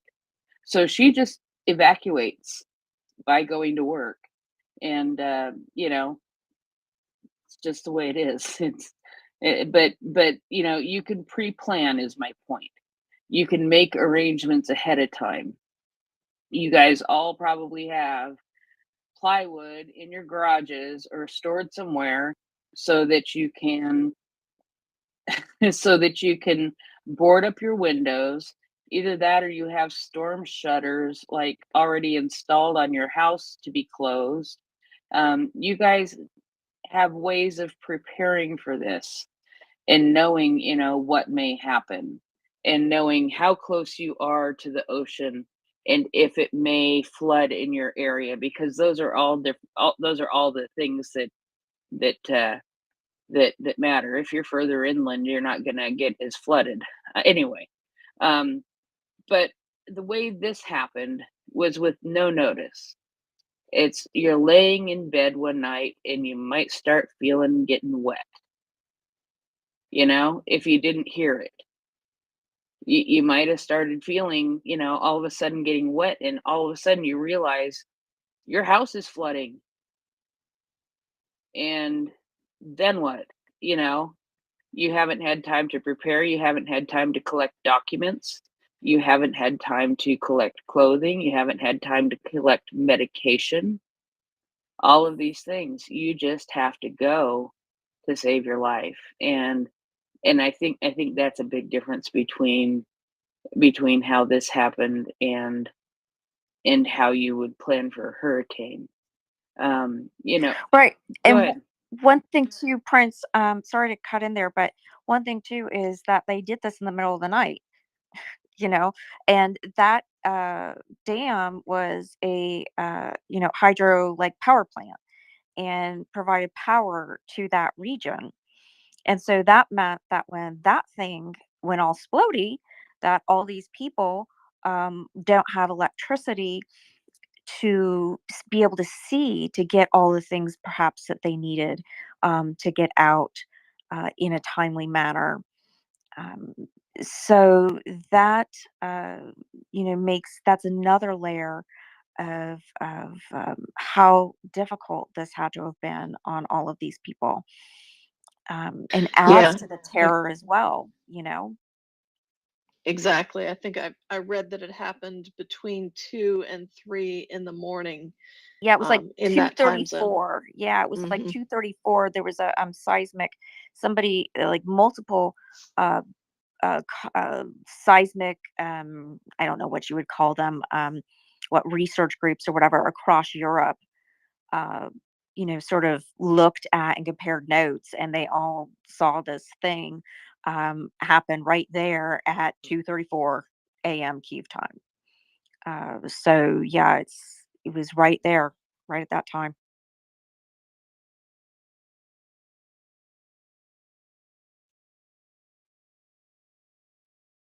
Oops. So let's think about this. Um, you have lived in Kherson. You lived in Kherson for 8 months under occupation. And in November, you were liberated. And I think things were calm for maybe a couple of weeks, but then the Russians started shelling every single day. Every day. Multiple times a day. Then they blow the dam and flood. Go ahead. And I'll, Go I'll ahead. add too, when they were shelling every single day, they were destroying residential buildings, critical infrastructure, schools, hospitals, kindergartens, and so the areas that would typically be, hospitals and schools are key rallying points in the event of severe flooding. They're usually, hospitals in particular, are usually going to be at your higher ground locations, less prone to natural flooding, things like that. And for those to have been under the worst risk of damage prior to needing those types of emergency shelters makes it even more challenging. So sorry, Prince, I interrupted you. Go ahead. No, that's okay. So so that's happening. Then you get flooded in the middle of the night. You're asleep, and well, if it was me, my CPAP machine would go off, and I'd choke, and I'd wake up. But that's a whole nother story. I try to bring humor in sometimes. It's not always good. Um, um, but you feel the water, or you notice that the electricity goes out, or you know, any number of different things. And you wake up and you realize your house is being flooded. You may be if may be in one of those little agricultural suburbs, that have cows that need to be evacuated, or goats or sheep, or whatever, because we have seen cows, we have seen sheep, we have seen goats, we have seen dogs, we have seen cats Pigs. and pigs. You're right. And for anybody who's listening, why I called Dr. Nick my favorite pig lover, it's because she has a pet pig. No other reason other than that. She has a pet pig that I absolutely adore, and I know she does too. But I also like to tease her because, that's just fun. And anyway, so you get, you wake up and your place is flooded, and you may be one of those families that ended up having to crawl up onto your roof and spend the night on your roof. And, as people are trying to figure out how to rescue you while that's happening, the Russians are using sniper rifles and trying to take out the people who are coming to rescue you or trying to take you out. And then maybe you get off the roof of your house, and then the next day they start they started doing it right away, I guess.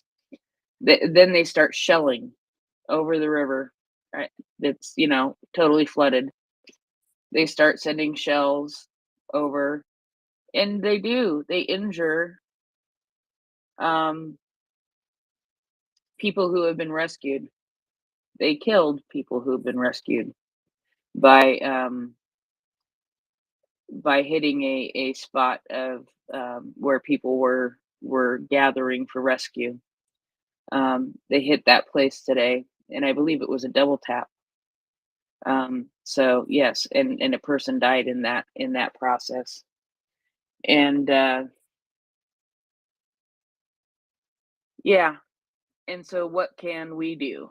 What we can do is, well, if you pray to a God, pray, and that's one thing. And you can send money. You can donate to MriyaReport, and we will be getting that money to Kherson right now to help them get the things that they need to be able to support their city and support their community, because this is going to be a long, long road to recovery. I don't think anybody's even tried to make an estimate as to how many people died. I don't know that anybody will ever be able to try to make an estimate as to how many animals died. And the impact to the environment is going to be huge. The impact to the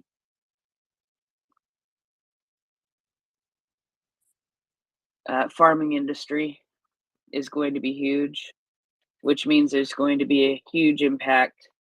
I did see that today. They are very concerned about how much money they are going to lose due to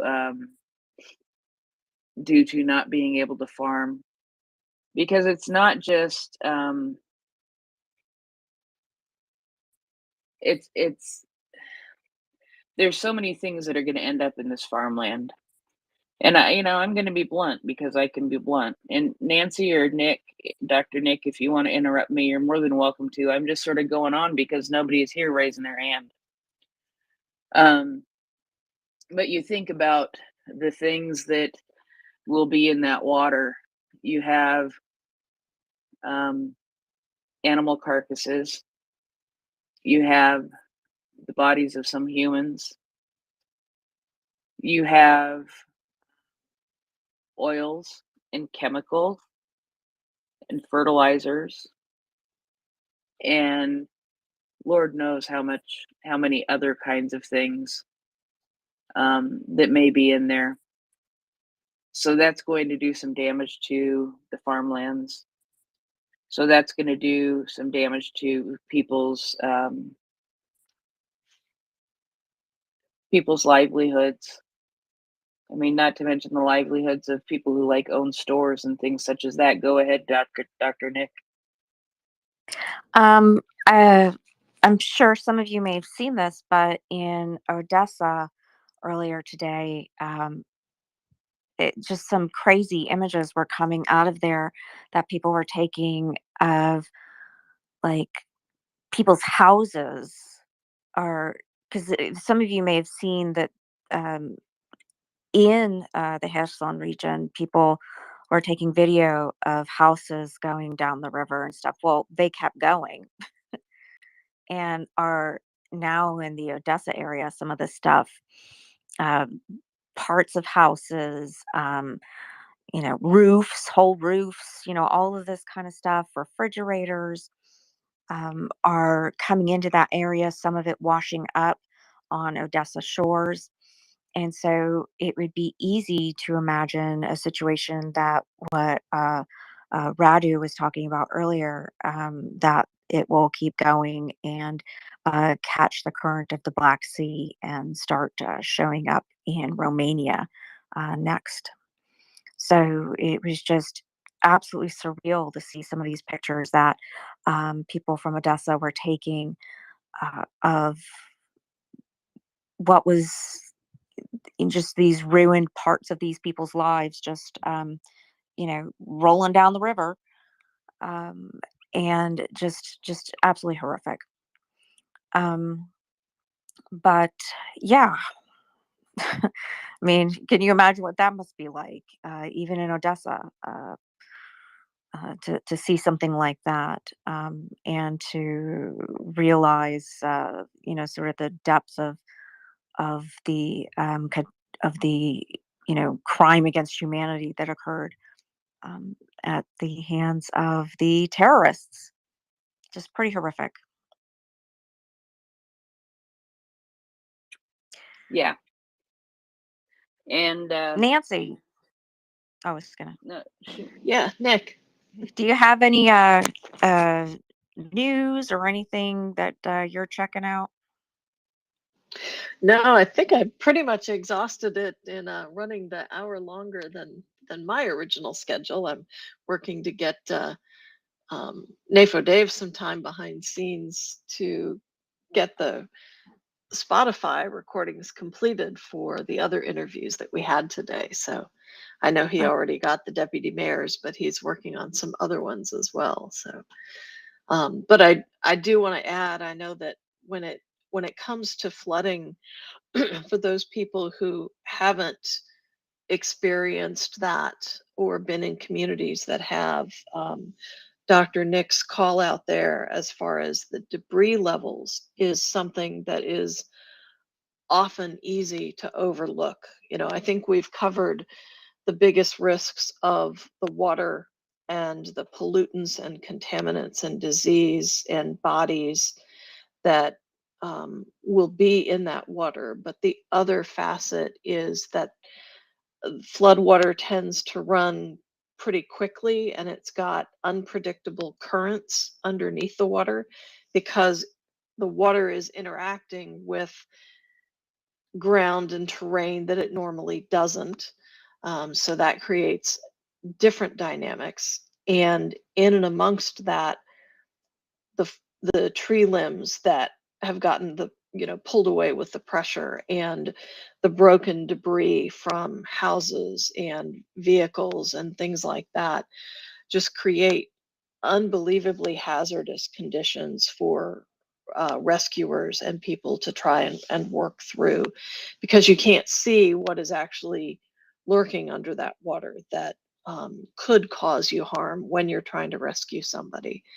And so that's just another facet that I wanted to point out for those of you who aren't in flood prone areas and haven't had to step through those considerations before. It's pretty gnarly stuff, to be honest with you. well, and there's an added thing when we're talking about this. When we're talking about this, what we're also talking about is explosives. What we're talking about is land mines and sea mines and other kinds of mines being dislodged from where they were and moving, and it's going to be natural for them probably to wash ashore. I did read today that they are basically, I think, closing the beaches in Odessa again because I think they've already seen some mines roll up on shore, and I don't want to be too graphic, but they have also had bodies in carcasses show up on shore. So these are things that are going to keep on happening. So it's what are you going to say? You've got to warn people not only about the disease, you have to warn people about the mine danger. And we've seen over the last summer, we saw a couple of times where somebody did not heed the warnings and went for a swim in the Black Sea off of Odessa and encountered a mine, or went to the beach and encountered a mine. And you hate to see that kind of stuff. Kherson is the most mined region in Ukraine. It is the most mined region. And I also read that in the days preceding the detonation of the dam, that that there was extra mining going on on the left bank. So just more things for to float away, to float downhill, to be dislodged, and to cause danger for other people in other areas, and for the environment too. So, but let's see if I can find something. We did have there was a missile and drone attack tonight. I didn't really get a good sense of where they went, other than several different places, and they I'm looking at it right now. Go ahead. So there was Kharkiv Oblast. They were going in that direction. Yes, Kharkiv. Let me see. They're saying here that MiGs are up in the air. Hold on. Air defense working. Kyiv. Also, let me see. In Cherkashina, and let me see. Sumshina also, and Chernihivshina, and Vli. I'm sorry. I'm gonna look at this in Russian instead. Hold on.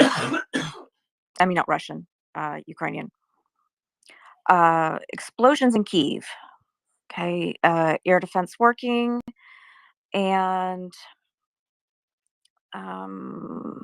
let's see.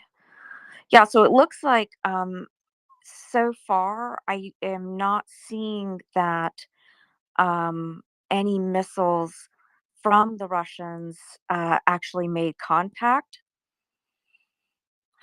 So that suggests to me, at least from any of the news sources that I'm seeing, that air defense was successful in these various regions. Hold on, let me make sure with this one here. Yep, everything's fine there. And yeah, so I'm not a Mykolaiv, obviously. Also, it was just basically lit up pretty much all over the place. Let's see where they Well, were going. one of the peculiar things about this one that I noticed in my feed tonight was that the missiles kept changing direction, because there was like one missile that they were following that kept on going between like Chersky and Poltava and Dnipro, and then Poltava, and then Chersky, and then it finally went to Kyiv, and then it went to Zhytomyr. That was one missile they were tracking. Yeah, Zhytomyr. Yeah, Zhytomyr-Shina. Yeah, Yeah, Zhytomyr-Shina. and there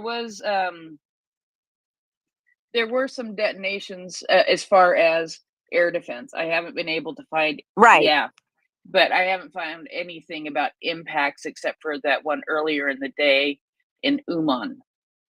Right. Yeah, and but I even heard that air defense was active in Lviv. So there was. Yeah. It was sort of crazy because it was like every like 5 minutes I would get a new notification that this missile is now heading to, Poltava, Right. and then finally to Kyiv, and then so it sounded to me like not much actually went to Kyiv except for maybe a couple of mopeds. So, but Nick came up. Yeah. Nick came up. Should we talk to the other Nick, Dr. Nick? Sure. Okay, go ahead, other Nick. Hey, other Nick here. I don't know who can answer this question, but have we ever heard of Russian missile salvos just suddenly randomly changing direction? Is this possibly a new electronic warfare development that the geniuses in Ukraine have developed? I'm No, entirely speculating. no, these are pre-programmed waypoints. This is a plan that was programmed into the missile before it was even fired, probably before it even got shipped to where it would be put on the airplane. So it's Yeah, like GPS. They use like GPS. coordinates. Right? It's like Yeah. a G. Yeah.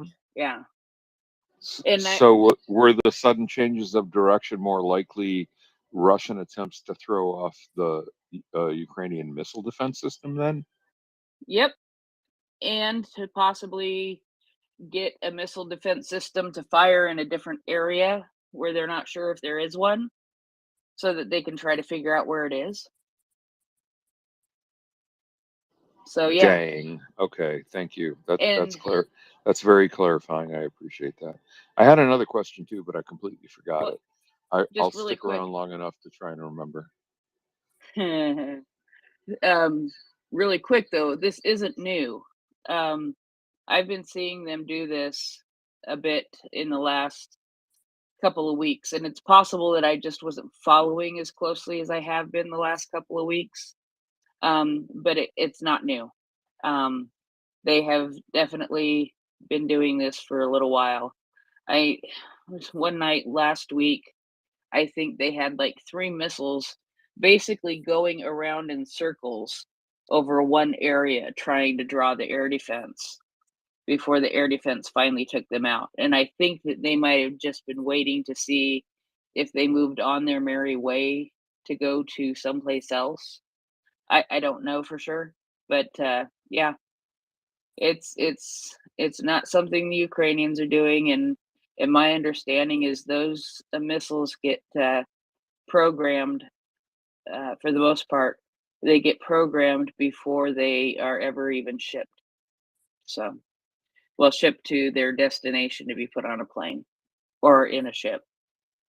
So, because there were 2 missile attacks today. There was one from the Black Sea, and then there was one by plane from the Caspian. Thank you, Prince. There's another one. There's another type of missile that they have, and I forget what it's called. And I think that like they can I don't know, somehow guide it through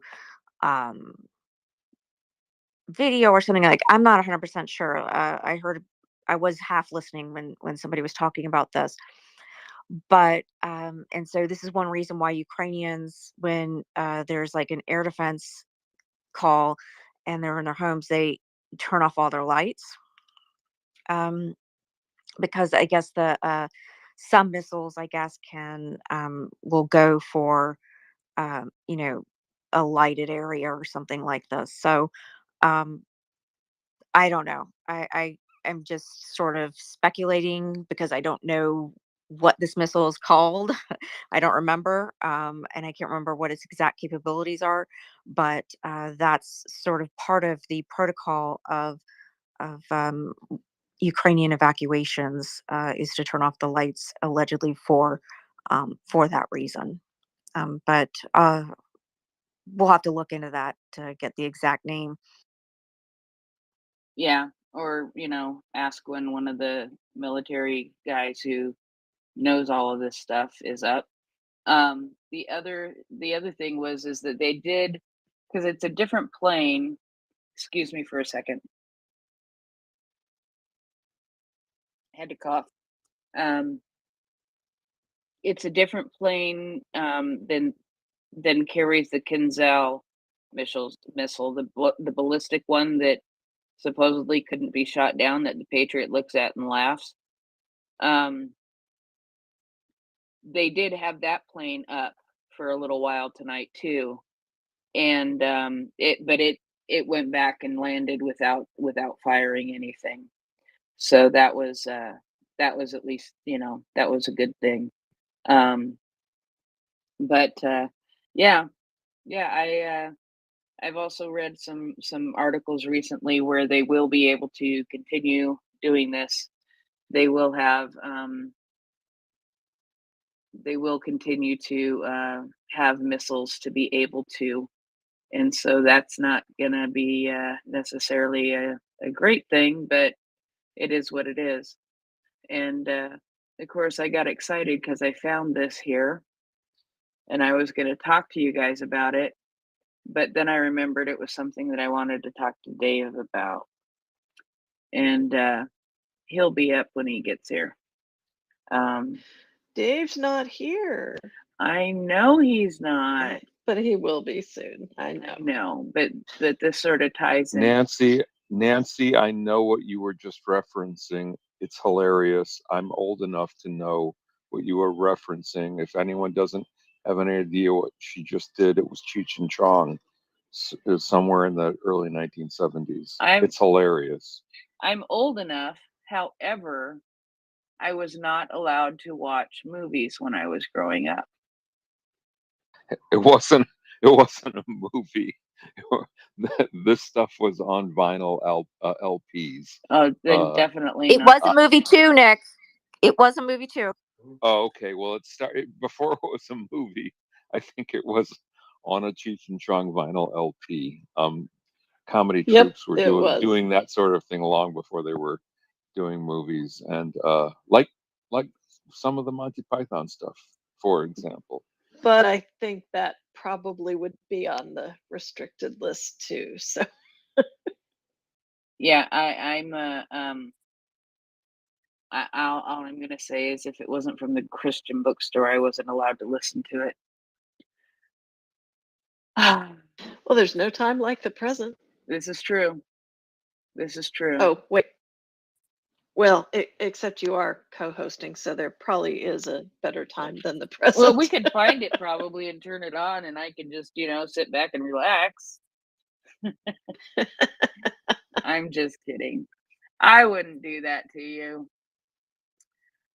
It looks like you don't know much about those Hungarians, do you, Dr. Nick? Somewhat. I mean, they are causing some issues today. I know that what was it that they are getting closer to Russia in relation to nuclear technology, and that they are working with them to give Hungary a loan or they already have, but I guess looking to expand that to help them expand, quote unquote, their nuclear, um, you know, energy, what have you. But it's obviously very problematic. And there are calls from various people like, you know, they're in the U. We got to do something about this. So Yeah, yeah, that's that was what I was reading about a letter that Reznikov sent to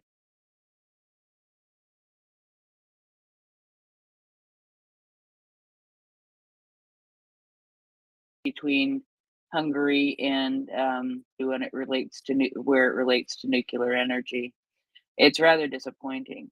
Now I'm trying to remember, has Hungary hasn't ratified Sweden into NATO yet, have they? I don't think they did. I think it was um I no, I because Sweden is let me look that up real quick. yeah, I know Sweden's waiting on Turkey, and it seems like they finally made nice. But I also heard a rumor as to why. So there was evidently a conversation when Erdogan won the election again, when he had his when Joe Biden gave him a call to congratulate him. Evidently, there was a interesting conversation that took place where Erdogan basically said, "We sure would like to have some F-16s," and Joe Biden's response was, "We sure would like to have Sweden in NATO," and I could totally see it going along those lines. So, yeah, Right. yeah. Yeah, and yeah, Hungary, they just put it. I wanted to check because I couldn't remember exactly what they were saying. But they had put out a statement just like a couple weeks ago, saying basically the same old thing, that they think that um, relations between Hungary and Sweden have to improve before they're willing to sign off on any sort of NATO membership. Uh, it's it's just unbelievable.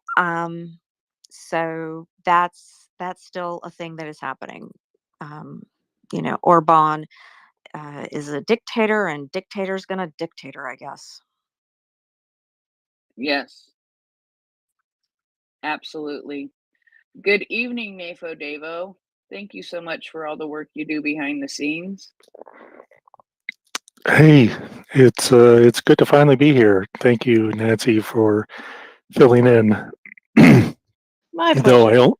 I only got two of the three files finished because um, we have a little glitch in our system of grabbing speakers from the current space.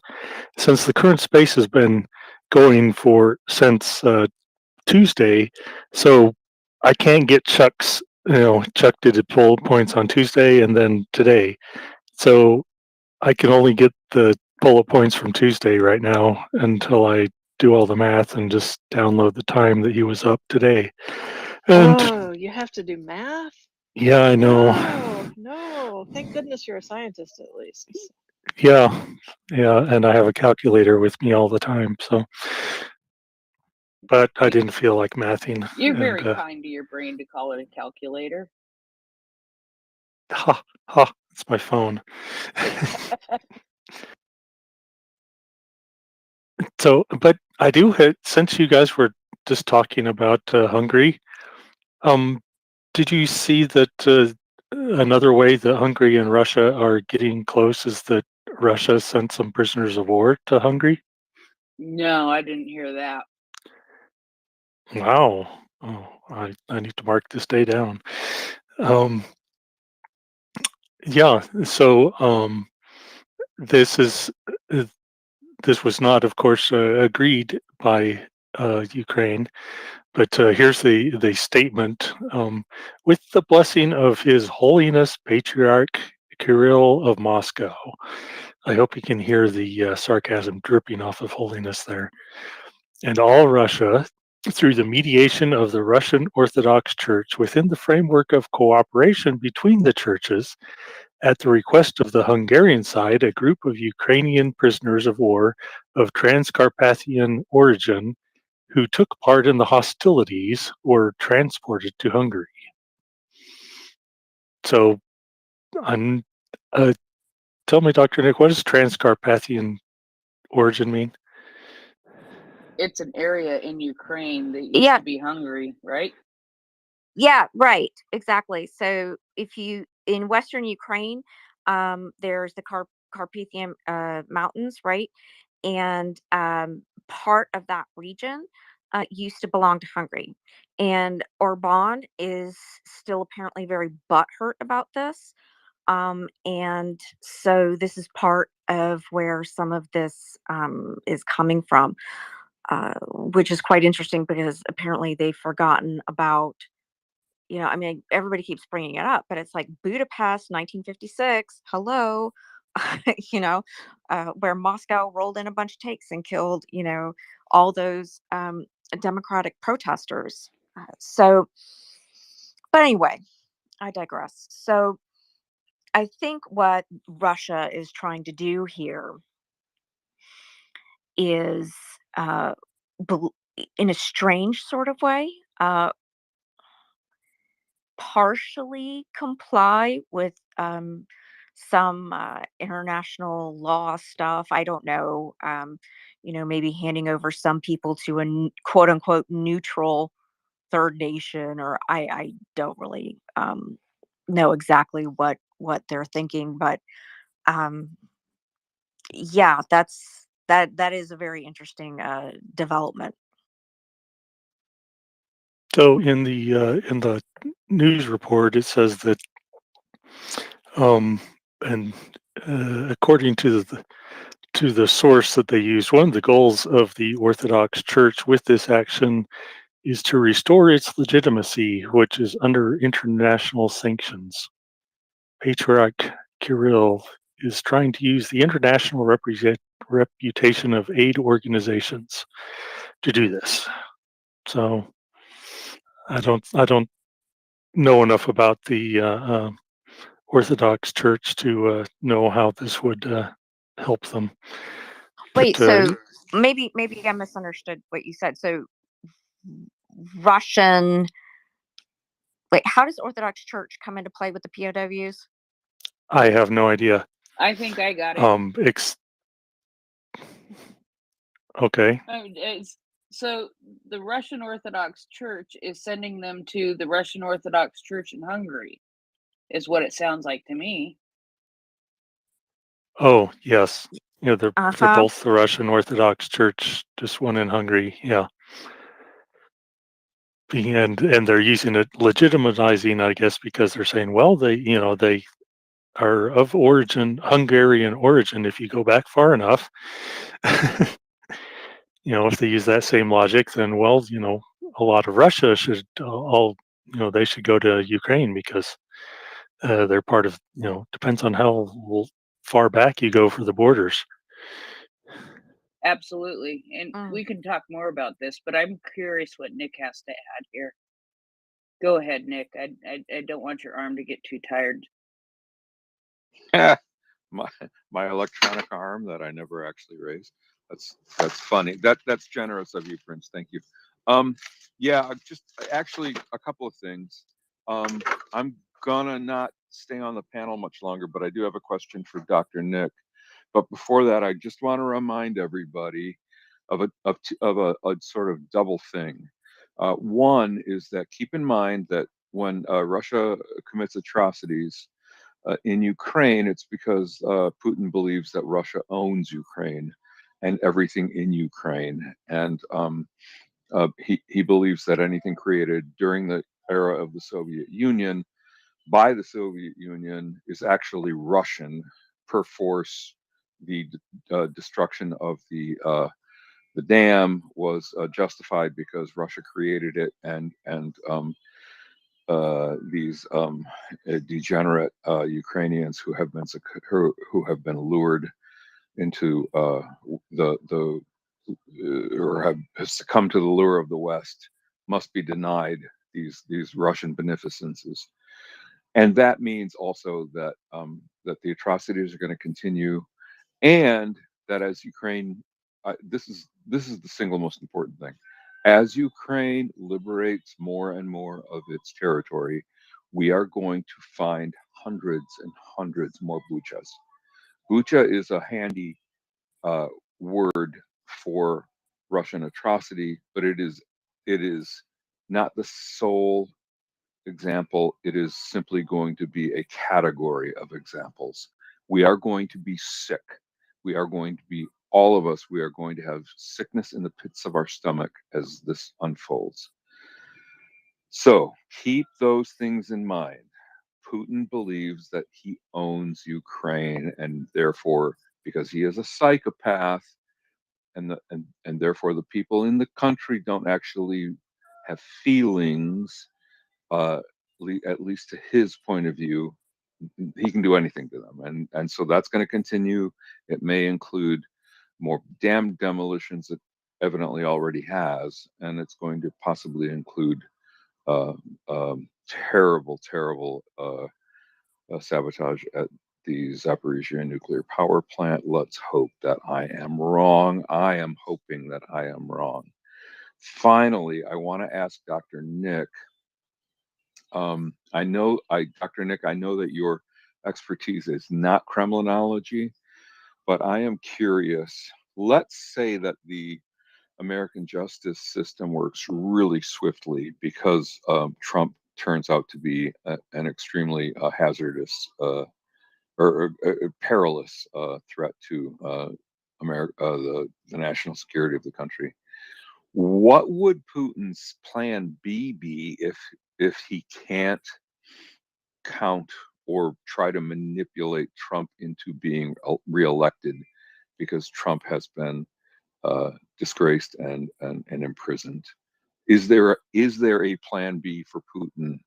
Because it seems to me that lately that's the only thing he's got left is that hoping he can get a friendly American president in there. And I don't think that clowns like DeSantis or any of these other idiots can do it. But I would appreciate your insights. Thank you. Well, it's not just the US. We need to keep that in mind. Remember that Russia was interfering in elections in Germany and France. And this has been, I mean, they were playing the long game. Putin played the long game by embedding uh, outlets like RT, later Sputnik, and then some periphery type news organizations in Europe and other places that were Kremlin friendly, etc. In an effort to create confusion, a disinformation landscape where people would distrust their government, and distrust NATO, etc., and so that they'd be more willing to elect anti-NATO, anti-US type politicians into power.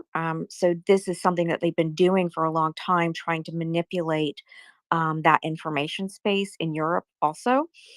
Um, so in the US, I mean, with Trump, I, you know, that guy's slippery. Hopefully, he gets nailed this time. But I mean, that doesn't mean that it's going to happen. So we need to be very careful. The rule of law is very important, and it should be upheld. However, it doesn't mean it always happens. So we have to wait and see what's going to happen there. As far as DeSantis, his poll numbers are down right now. But at the same time, um, if Trump is out of the picture for the Republicans, and let's just say, game playing this out, if he were to end up in prison or something like this, he would be really out of the game. Then DeSantis might start to look like an option for people. the question becomes, will he be able to play for an international audience? So I don't know. I mean, and this is what I think, honestly, and it's not about uh, politics or whatever. Uh, it's going to sound like it is, but it's not. Um, it's objectively true that there is a contingent, particularly of the GOP, that the Republicans that are anti-Ukraine, and they're very loud. And they have a very loud constituency as well, and that will be problematic for if any potential, let's say, a Republican becomes president, uh, because then what I think will happen is that that contingency will try to bully that president or whomever into trying to the best case scenario, slow roll any aid to Ukraine. In a worst case scenario, cut some of it altogether. So that's just what I see happening if there's a Republican in place. And I think that will happen no matter who's in place, if it's a Republican, because of that contingent. At least on the part of the Democrats, they've all, gotten in line. And even if they, somewhat begrudgingly, um, have gotten on the Ukraine train. And are, that's not a problem. But it's really more problematic from that contingent in the Republican Party that is very loud. So I don't think that it's going to matter if a Republican gets in office, who it is, they're going to be bullied. So I think that Putin is probably banking on that. And so we can anticipate lots of disinformation and misinformation ratcheting up in relation to our elections. And of course, I'm expecting we'll see that as well across the European Union. Thank I you. don't know if that answers your question at all. It was a very excellent answer from a cautious academic, which is like a redundancy because academics are naturally cautious. So I appreciate that was very thoughtful. I appreciate it very much. And hey, Nancy, Dave's not here. Oh wait, Dave is here. Dave is here, man. Dave is here. That means Dave's not here. Prince has something to say, and I'm gonna shut up for quite a while. So well, I have something. I have an answer to your question too. Thank you.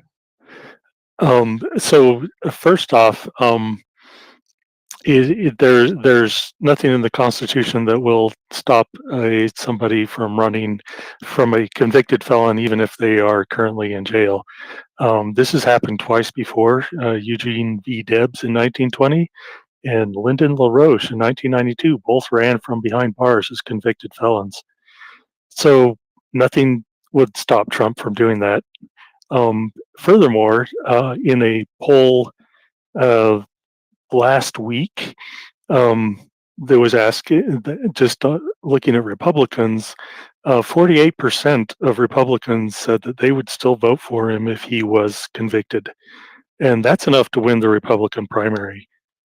So it could very well be that Trump will be running for president in prison. So and also as far as Putin, I'm sure that he has compromat on all of the presidential candidates.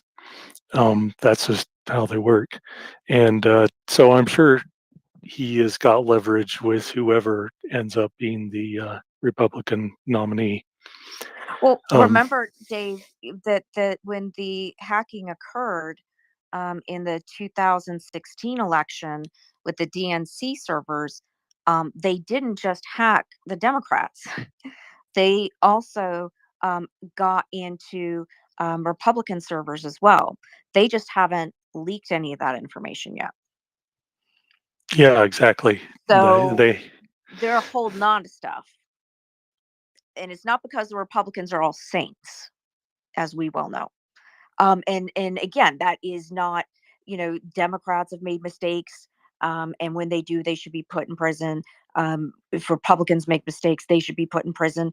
That's not a political statement. What I'm saying is that objectively, that there's got to be something somewhere that they've got on somebody, and they'll use that card when they think that it's most advantageous to them, which would be if a Republican is in the presidency. And they're going to need, maybe slow rolling those sanctions or whatever. But anyway, go ahead. And then I just want to follow up with what you said on something else. Okay, yeah, that's about it. That Trump could very well be the Republican nominee based on that polling last week, even if he is currently serving time in prison. And but in that case, additional polling showed that 65% of Americans wouldn't vote for somebody who was in prison. So he's going to win the primary, but I don't know how he'd win the general. Well, one thing I would say though is that I think that the people like McConnell and geez, who else can I throw out there? Not Romney because he's McCarthy. gone now. Huh? Yeah, McCarthy. McCarthy, and just some of these like more, I guess, when the GOP was a GOP, meaning the grand old party, right? That those people, that aspect of the Republicans would not permit that. And they have a right to do that because, parties write rules as far as primaries and whatnot. I don't think that because they recognize that if a candidate were to run from behind bars, that that person is not going to win the general, and they're in it to win it. And so, what I would anticipate would happen is that, regardless, that I don't think that the Republicans would probably allow him to primary with them. Um, so, what I would anticipate is that maybe Trump would try to go third party, which actually, for the purposes of Ukraine anyway, would be a best case scenario because it would split the Republican vote. Um, so that could be helpful from the Ukrainian perspective, for sure. I mean, and Yeah, also remember, there's no way for a third party, mathematically, academically, to ever win the presidency, even if you're not behind bars. There's room for a third party to help the Republican election. Yeah, sure, but that's not what's going to happen. It would split. So the situation there is that because of the 538 calculus with the the electors, you have to have 50% plus one in order to win the presidency with our stupid, outdated electoral college. um, that means that you have to be a registered party on every ballot in every state, basically.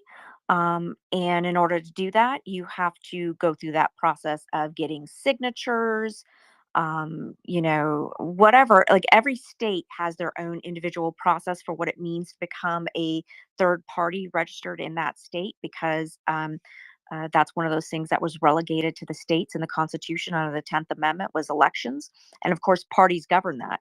And neither party, whether it's Democrats or Republicans, benefits from creating more competition for either of them. So they make it as difficult as possible for third parties to actually be recognized by the state. You will see things like third parties, being able to gain some traction in like local elections or something like this. But state elections, it becomes more difficult because of the laws and everything governing that. And since you have to, in order to win that 50% plus one, you really do have to be on the ballot in every state. Otherwise, you don't have a chance to ever win the presidency. And that's one of the problems, which is a larger problem that we could talk about some other day or not, because that's not really what this space is about. That is problematic with our de facto, effectively two-party system in the United States. But at the same time, it's beneficial, I suppose, in this situation for Ukraine. All righty. Go back to Nick. Go ahead. Thanks, Prince. Yeah, just to echo a couple of things that Dr. Nick just said. First of all, it is only a de facto two-party system. It's de facto simply because of the way the constitutional apportionment of legislative seats works, and unfortunately, we are stuck with this anachronism that should have been. We should have created a constitution much more up to date than what the one we've got from the slaveholding 13 colony era of our nation. But we're stuck with it until we all realize that we need a new one, and that's going to take a lot of time and a lot of work. But anyway, I just want to reassure the non-American listeners to this space currently, and I'm sure there are many of you in other parts of the world, that Americans, some Americans know how stupid their government is, and I don't mean the ones who just blame the government for everything. I mean the ones who understand that the Constitution is fundamentally obsolete and needs to be updated. But there's not a lot of us. However, more to the point, it is virtually impossible, as Dr. Nick said, for a third party candidate to win the presidency. That's just not going to happen. The reason that third parties are often laughed at when they are created in this country is simply because the stakes are too high in every election for serious voters to quote waste unquote their vote on a third party. It's just not going to happen. Trump has no chance of winning as a third party candidate. The only significant threat to aid to Ukraine from the Americans is if a Republican candidate emerges who is popular enough to threaten Joe Biden, which is actually not that tough an ask, except that their party is absolutely a lunatic asylum. So it is, even though there are many sensible, realistic Republicans, they all have cottoned on to the hard right notions. Many of them support Ukraine, but they may have to pander to America First instincts. So I would say the best chance is that Biden wins. And again, despite my own, I mean, I'm kind of a progressive fellow, so I would like somebody not quite as centrist as he is, but I'm happy with him as it is, um, because I care about fundamentally I care about Ukraine surviving this genocide. But yeah, just hang in there. The American political system has a lot of twists and turns. It's going to be a rocky ride. But ultimately, it's probably going to, unless there's some sort of terrible recession, I think most American voters are going to understand that there is a responsible party and a performative idiot, a performative party of idiocy, and they're less likely to vote for the latter than they are the former. And that's enough out of me. I would like to stop actively yakking, and I'll stay on the panel, but you guys can boot me as soon as there's enough speakers to warrant it. Thank you. Okay. Well, we won't boot you just because it appears it's just you and Nancy now. Nick ran away. Yeah, I was thinking about. But Go ahead. Go ahead, real quick. Oh.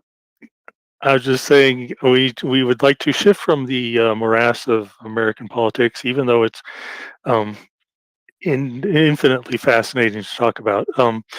Let's switch back to some very Ukrainian topics, and I'm hoping that Prince has something to take this away with, because I've been editing and I have no idea what's going on other than I saw that news about Hungary. Well, actually, I was going to talk about the Hungary thing a little bit more because it is sort of interesting, and that actually sort of pertains to Romania also. It does pertain to Romania also in some ways. What Orban, the oh so pleasant man, wants to do is he feels and he is afraid that Hungarian speaking Ukrainians are being discriminated against. And this is so far from the truth, it's insane. Hungarian speaking Ukrainians are not being discriminated against. Ukrainian citizens who are of Hungarian descent are treated just like everybody else. Because you know what? Realistically, at this point, most of them were born and raised in Ukraine. You know, they might have grown up speaking Hungarian at home, and that may be their first language, but they have learned how to speak Ukrainian. They are just as Ukrainian as everybody else, but they speak Hungarian probably at home. You know, I continue to tell the story of my dad's oldest brother. Now, mind you, my dad was born in 1932, so this was, you know, this was a while ago. But my dad's youngest brother failed kindergarten because he didn't speak enough English. And this was in a one-room schoolhouse in the middle of nowhere in Canada. But it's the same kind of idea. Not that that Transcarpathian area is the middle of nowhere, but it's somewhat the same kind of idea. You know, you grow up learning Hungarian, but you are Ukrainian and you learn Ukrainian too. And so, anyway, Dr. Nick, you probably have a good take on this also. I blinked out for a second. So, what was the first part of the thing that you were talking about that led you into the discussion about Hungarian speakers in Ukraine? Just adding more to the part that we were talking about a little bit ago with Orban having this little stick inserted. Right. Yeah, because Yeah. because he's been making that claim. He's starting to make that claim now, probably at the direction or suggestion of Putin. So yeah, he's been making that claim for a little while now. And of course it's ridiculous. Um, Absolutely not. No Hungarians in Ukraine have any sort of discrimination or anything like that. Um, it's just a non-issue. Even in the constitution, the Ukrainian constitution, it provides for the protection of other languages, besides Ukrainian. Um, Even in the new one that people are like losing their minds over, because they're using Google Translate to translate it. And as we know, Google Translate isn't always perfect. And so, they're losing their minds because they're misunderstanding what's actually being said there. But even in the new constitution, uh, you know, they even specifically say, for example, that Russian is protected to make sure that everybody has that clear. Though they really shouldn't have to because they're saying non-Ukrainian languages, which would include Russian, obviously. So yeah, I mean, it's just not happening. They're trying to push for more Ukrainian usage in official capacities. So, like, if you go get a driver's license, or have to interface with the state in any kind of a way, or what have you. Um, and one can understand why they'd be making this sort of policy, given what's been going on with Russia next door, to strengthen the idea of national identity. Sometimes nationalism isn't always bad, and I think that some of that is getting missed or lost in what's happening in Ukraine.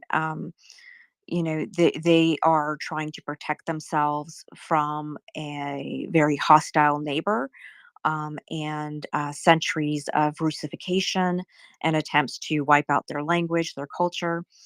And again, I mean, if you follow multiple Ukrainians, or follow just Ukraine in general, you'll note that Ukraine is a multi ethnic country.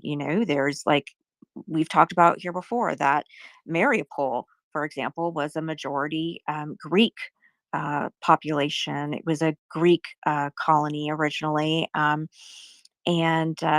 there's as we know, there are Korean Ukrainians, there are Afro Ukrainians, Hungarian Ukrainians, German Ukrainians, and so, uh, but what unites them is nationality. And so while they may speak different languages, like you mentioned at home, Prince, they also, in school, etc., learn Ukrainian, and that is their sort of lingua franca, to communicate with one another as well. Absolutely. And I mentioned earlier that this also and applies to Romania. And I remember Anna talking previously about how things are in a part of Romania that's closer to Hungary. Um, and the fact that how, like, when you go to Canada, there are signs in English and in French. And you go to countries that have that very frequently. They have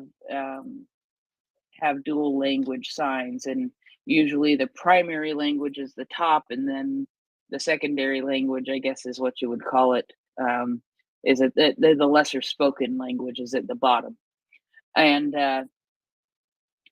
throughout Romania, it is that way until you get to this one part of Romania over by Hungary, because it used to be Hungary, and there's so many Hungarian people in that area that they have it switched around. Hungarian is the top, and underneath that is the Romanian. So it's not unique. I mean,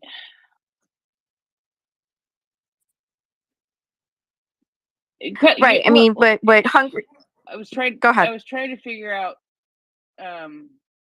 What? Oh, here comes Daniel. He'll educate us. It's like the borders have changed in Europe so many times. It's just I wanted to come up with a good, it's like, I don't know, Dr. Nick changing purses. I would assume that's pretty very funny. Well, it's kind of like I mentioned earlier, but right before we go to Daniel, that Orban is very butthurt about these various regions that used to belong to Hungary, including in Ukraine. And so that's part of what some of this stuff is. And Putin is encouraging him along some of this dialogue. I am absolutely certain, but I'm very interested in what Daniel's perspective is here. So am I. And then I'm gonna once he's done, I'm gonna have to hop off because it's late and I'm tired. Yes, and I'm keeping my husband well, up, and I got to feed Edgar yeah, and all that. I was just gonna say, thank your husband for letting you stay up late and playing with us. We appreciate it very much. He's waving So his hand. we all know it's Edgar Allan that mines. We all know that it's Edgar Allan that we need to worry about. Oh, sorry, you guys are talking over each other. Sorry, my husband wants to say something real quick. Go ahead. I said I wouldn't deprive the world of my wife's genius. Oh God, what a dork. Anyway, go ahead, Nico, Dave. I say, well, we all know that it's Edgar Allan that we need to worry about. Yeah, you don't want a feral hog on your hands, which could happen. But anyway, Daniel.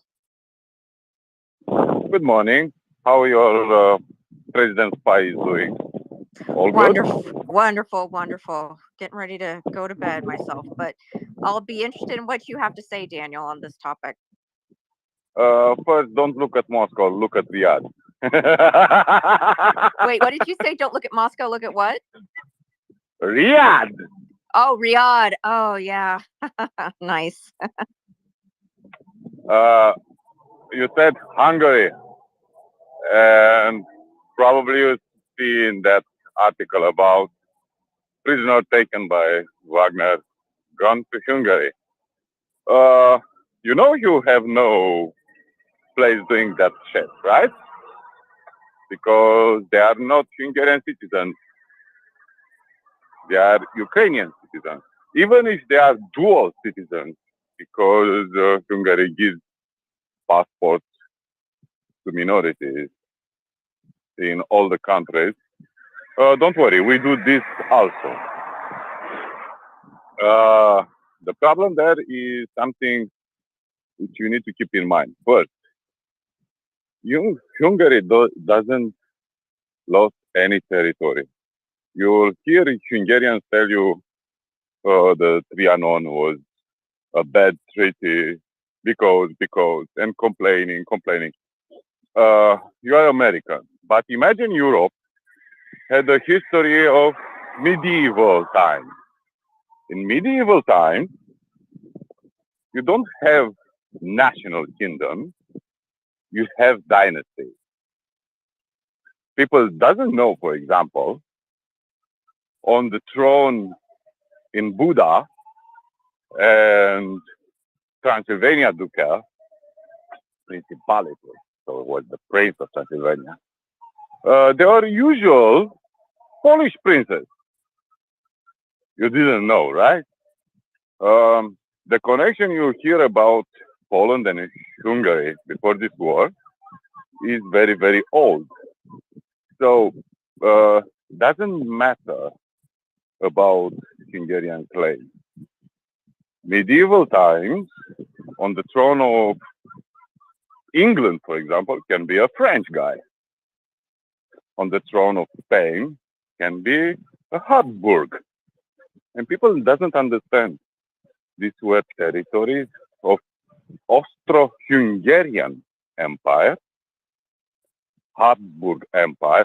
And if you want to be pedantic and say something like Kingdom of Hungary being part of dual empire of Austro-Hungary, that is a different entity. because the king of Hungary, until dissolution, was an Austrian.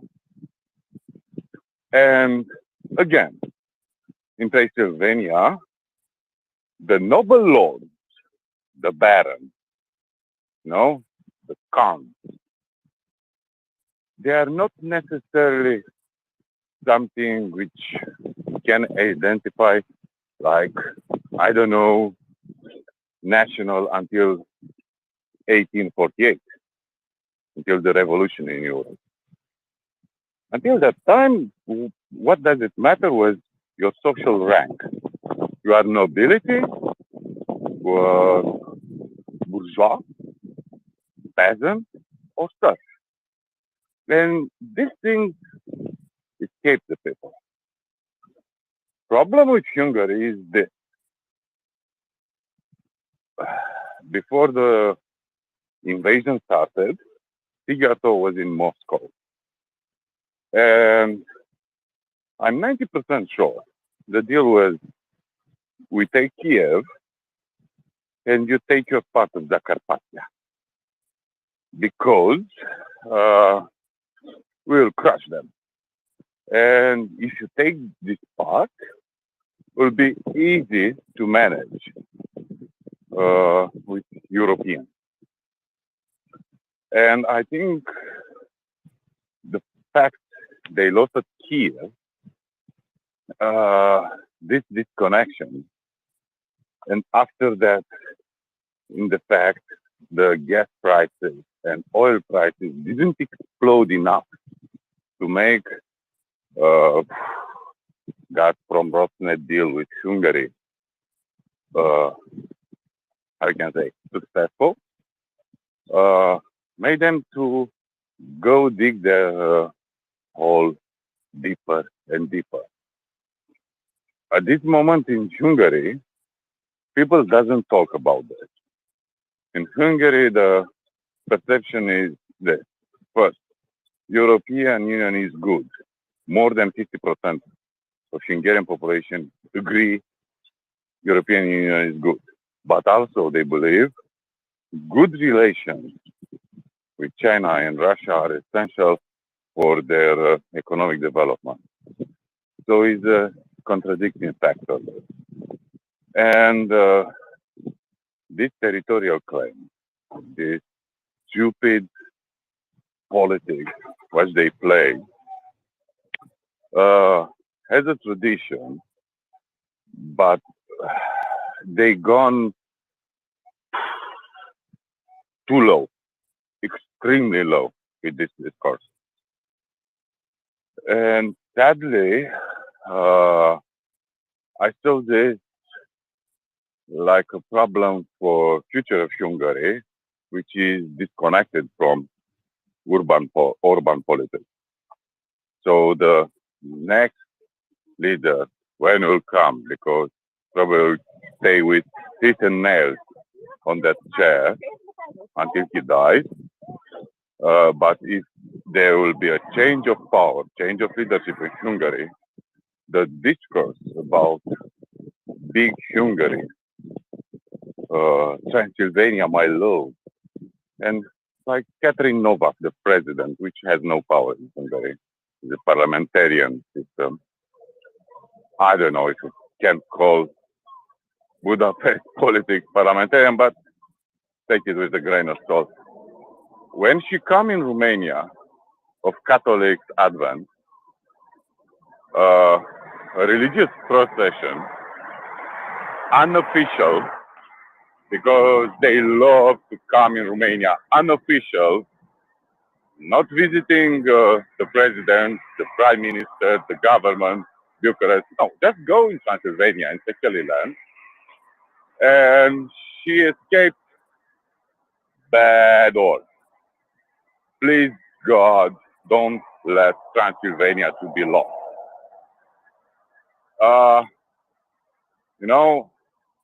Sometimes I wanted Romanian people be like Polish guys. Sometimes I'm happy we are not like Polish guys. Because if you stated something like this in Poland, well, people will maul you. You know, and that is not a statement. That is moronic.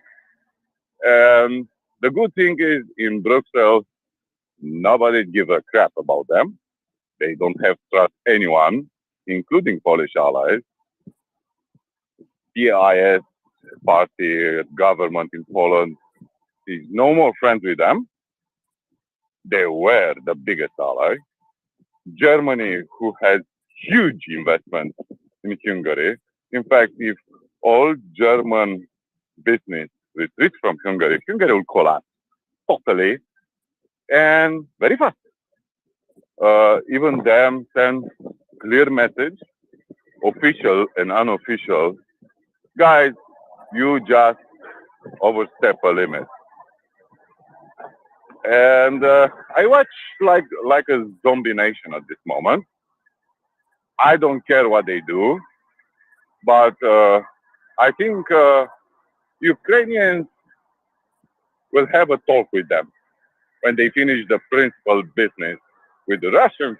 Ukrainians will have a talk with them, and Ukrainians will love to have their two friends on their side, Poland and Romania, because also we have some words to communicate. That's brilliant, Daniel. One thing I just want to mention real quick, because then I'm gonna have to jump off. But I don't know if anybody saw this, but I think it was like last week or so. Hungary put out, like one of the Hungarian officials in the government put out some map, and for like I think it was like the anniversary of the founding of Hungary or something like this, and they said something like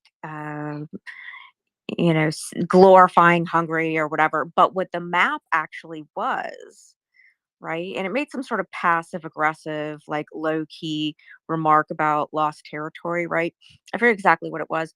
But what the map was that they put out was actually the Austro-Hungarian Empire, which was kind of funny because, it was Austro-Hungarian, meaning, you know, two separate The entities, Habsburg. essentially. The Right, Habsburg. right. Dr. Nick, they put Uh-huh. the map all the time. We don't Right. look at the bullshit map. And the officials from them, they are usually mild. Look at their propaganda. You look at them and you say, Soloviev is looking nice. Right, right. I mean, but what gets me about that is it's like that's the Austro-Hungarian Empire. It's like now it's like parts of like, Austria and Hungary and all that stuff and other countries too, obviously. But it's like, are you trying to like also claim Austria here? Like like what are you like trying to do here? It's just really just kind of surreal to see that get trotted out, especially right now. I think it's incredibly tone deaf, but I guess we shouldn't really be surprised. And oh gosh, what was the other thing I was going to say? You were talking too about what was it? Something more recent. Um, Shoot, I forget. It was good. Katalin Novak, the president. About um um no, not about the president, but I think it was something related to that though. Gerto, the foreign minister. Yeah, no, no, no, no, no. Um, oh shit. Oh, pardon my French. I'm sorry. Swear jar. Um, Robin has paid I'll. the swear jar for the night. I wish I would have Oh yeah, remembered that. that's right. That's right. Um, I think it was about. Didn't you say something about how? Um, I think it was about maybe if I start speaking, I'll remember. I think it was about what you were talking about in relation to Russia potentially promising them part of Ukraine, um, and yep, nope, I can't remember Yeah, exactly what I was going to say, yeah, but yeah. That they were promised this. And this is coming from Hungarian intelligence officer, advisor to Viktor Orban. And he put it this in a Romanian outlet. I don't know how much infighting is there. What I can tell you is something like this. He cleaned up all the heads of the army. That is concerning. When your all superior officers of the army are dismissed like pests, that is extremely important. And Sigato, I think in the past 1.5 years, maybe he met Belarusian and Russian more than 10 times in Russia and Belarus, not in Budapest. Right. Yeah, that is pretty significant. And one thing I would mention though, in relation to that, it's like, you know, he's going to have to make some kind of decision at some point because Hungary is one of the largest recipients of EU funding. And I had written some about this earlier, mostly in relation to Poland, but it also related to Hungary because, as you mentioned, both PIS and Fidesz, right, the Hungarian party or Orban's party, I may be slaughtering that pronunciation, but they were like two peas in a pod until this war when Orban decided he was going to side with Putiput, and Poland was like, "What? No." So, but Hungary is one of the largest recipients of EU funding, and so they're going to have to make like some pretty hard decisions here because Russia is clearly a quote unquote empire on the really quick descent. Um, as we know, it was really a Potemkin empire. Just everybody had this glorified imagination of what Russia really was, and it's completely fallen apart in this full-scale invasion. But they are clearly pol- uh, a state on decline. So, does Hungary really want to hitch themselves to that? Or would they prefer ultimately to stick in the orbit of the EU?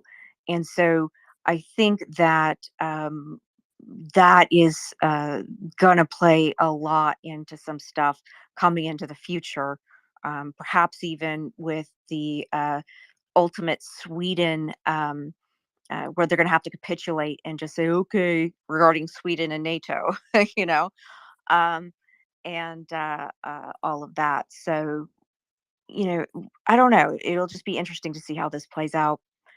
Um, but anyway, I have to go to bed. One thing I just want to say real quick, just in case anybody didn't know what I was talking about.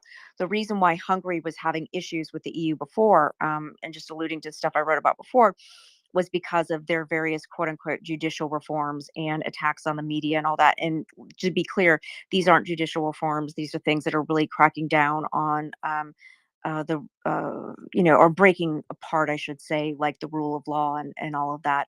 And they've been doing stuff like that in Poland as well. So Brussels has been, already squaring off with Hungary in relation to this. And holding up funding. And they're talking about doing some more of that in relation to their positions on Ukraine and all of that as well. So again, we'll see who wins in that standoff. But anyway, I'm going to go to bed because I am exhausted. So good morning to Daniel. Good morning, Anda. I see Axel's popped on. He's probably just listening, shuffling around the house, maybe walking dogs. I don't know. But good morning to everybody else, or good night wherever you are in the world. And we'll talk to you later. Please remember to donate to MriyaReport.org. We are raising funds for the Kherson relief. Anyway, good night. Thank you again so much for hanging out with us late tonight, Dr. Nick. I really appreciate it. As much as I like to joke around with you, I appreciate you so much. No problem, Prince. And I'll make sure to give Edgar an extra scritch behind the ear for you. Thank you very much. I appreciate that. Don't do that for your husband for me though. It just No worries. oh man, I don't know why. It's just I have a bad sense of humor sometimes, and it just comes out good. No, it's funny. I enjoy a good humored ribbing Yeah, from time to time. it's So just it's it's fine. just the way it is. And Yep. I'm guessing that Anda has a question. Good morning, Anda. I hope you have had your coffee, and I anticipate actually probably an answer more than a question. But eventually, I do have a question for you and Daniel. Good morning. Do you hear me okay? I'm trying some new AirPods. All right. So, You're very quiet. I'm very quiet. Is this better? Suppose not. Let me. So tell me if this is better. This should be better. All right, perfect. So,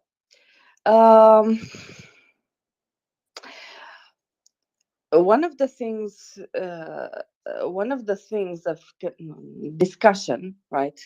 Prince mentioned Romania like 3-4 times before Daniel came up. Transcarpathia and part of the Ukrainian territory, which is north of Romania, on the other side.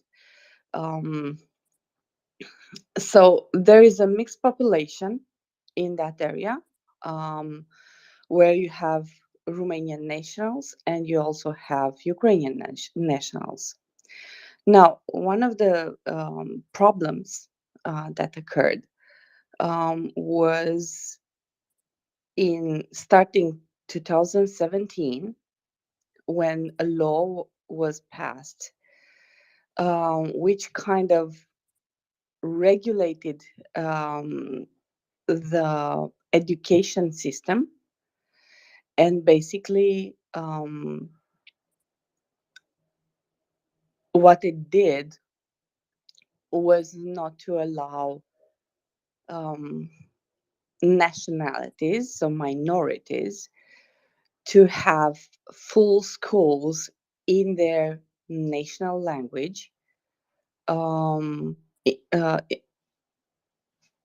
Like we have, for example, in Romania, we have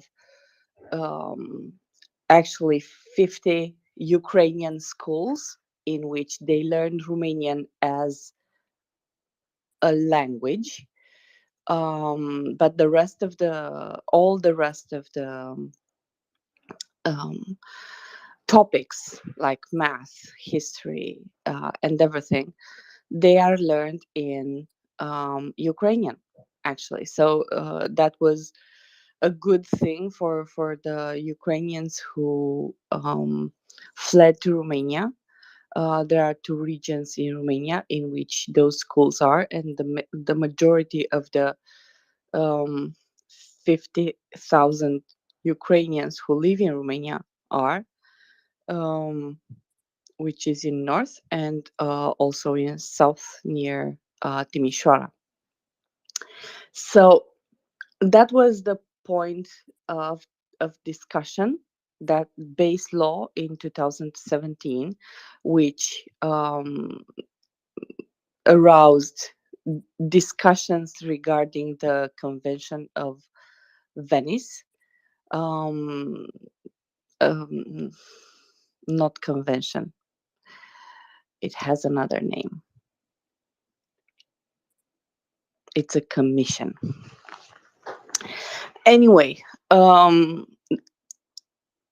this December, a new law was passed regarding minorities, which improved some of the previous national laws of Ukraine, but also on education was based on the law in 2017, which means it did not improve the education system going forward. So that's why Romania pushed back back then. But at a national, as a national stance, we did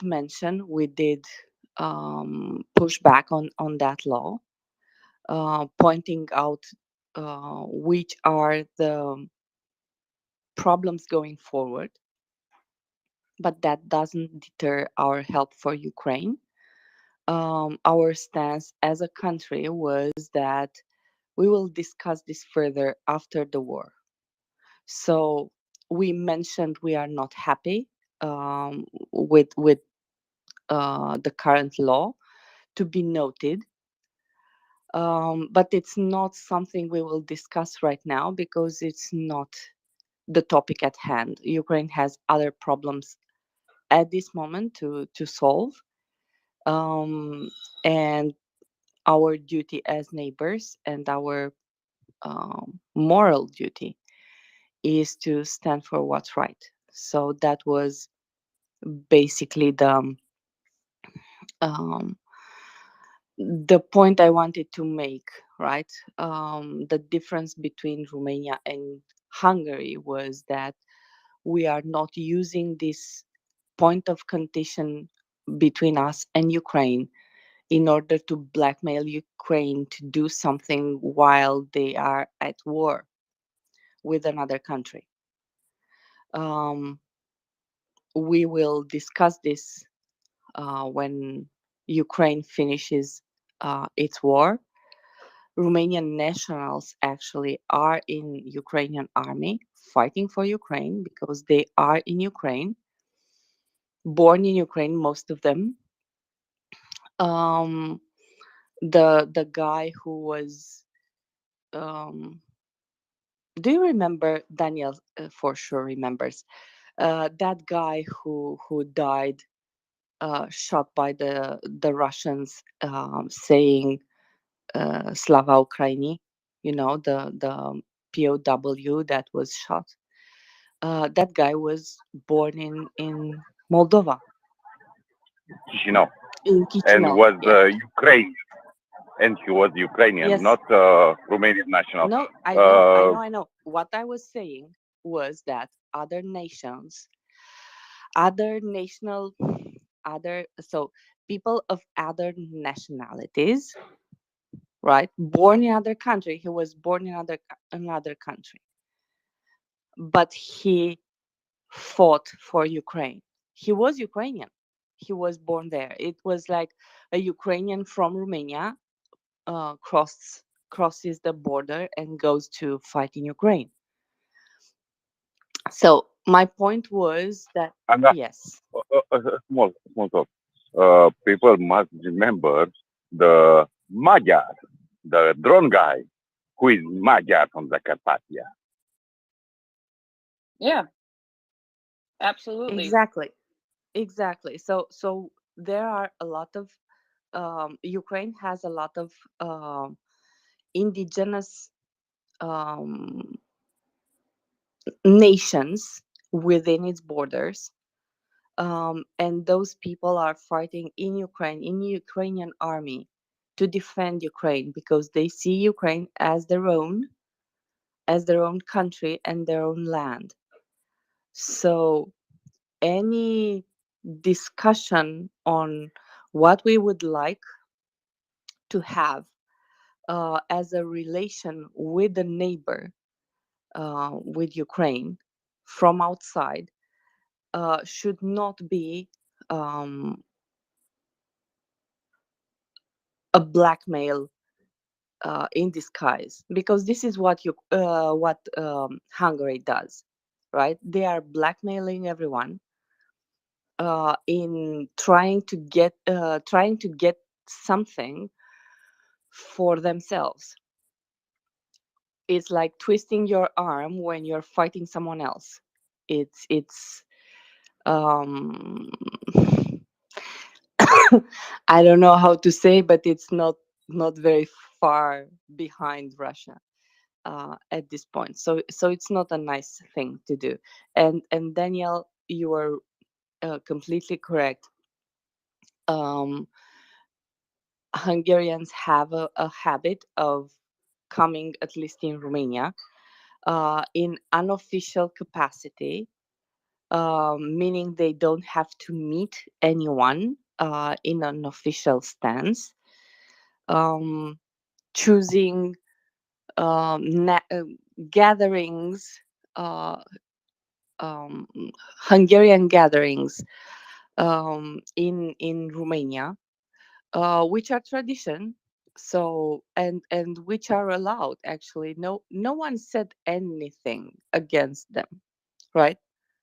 But you cannot help to observe that I haven't heard the president of Hungary or Orban coming here in an official stance, talking to our president, talking to our prime minister, right? I think we saw them in our country in the past years several times. We do allow the Hungarian people, which is our biggest minority. They are like 6 or 7% in total population, and they are gathered in certain areas in a bigger percent, let's say, like 80%, for example, of two counties are made of Hungarian population, and they do have national gatherings, their own, right? Specific traditions which are Hungarian only. And they also have the right to have their schools. We even have a university in Cluj, which is taught in Hungarian. So, yeah, as Daniel said, we are uh, very open, but sometimes you cannot help to notice that some people take advantage of that, and I don't think that's nice.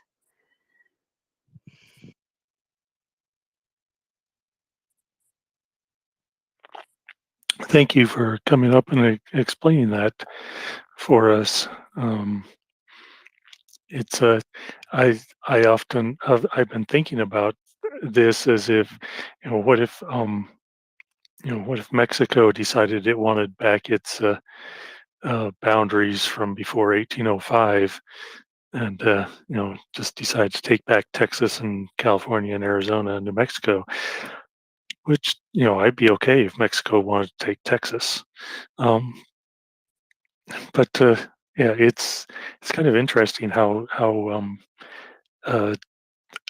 different nationalities and ethnicities don't necessarily jive with the borders of the arbitrary borders that are drawn on a map, and we need to take that into account in our countries, to be open to, an open democracy that allows all different cultures in your country to thrive equally.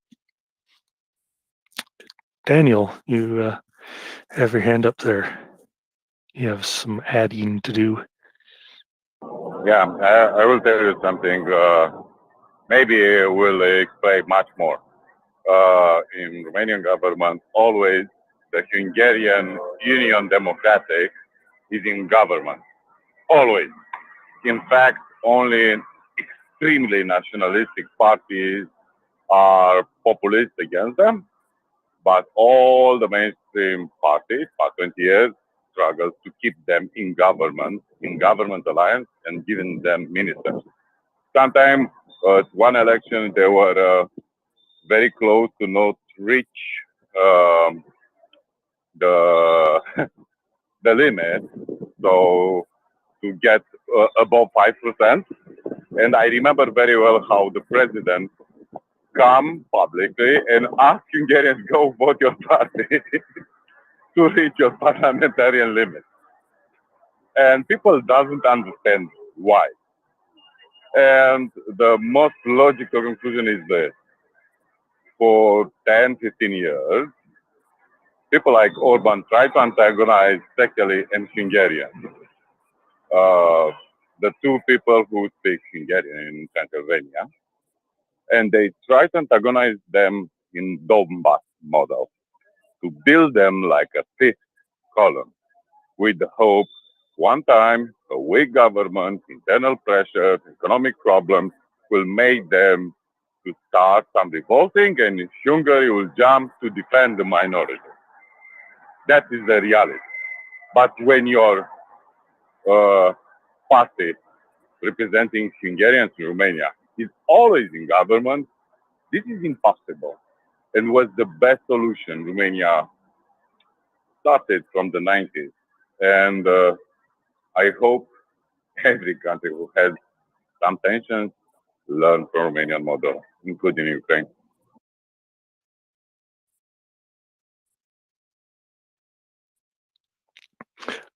You know, well, I think Orban he's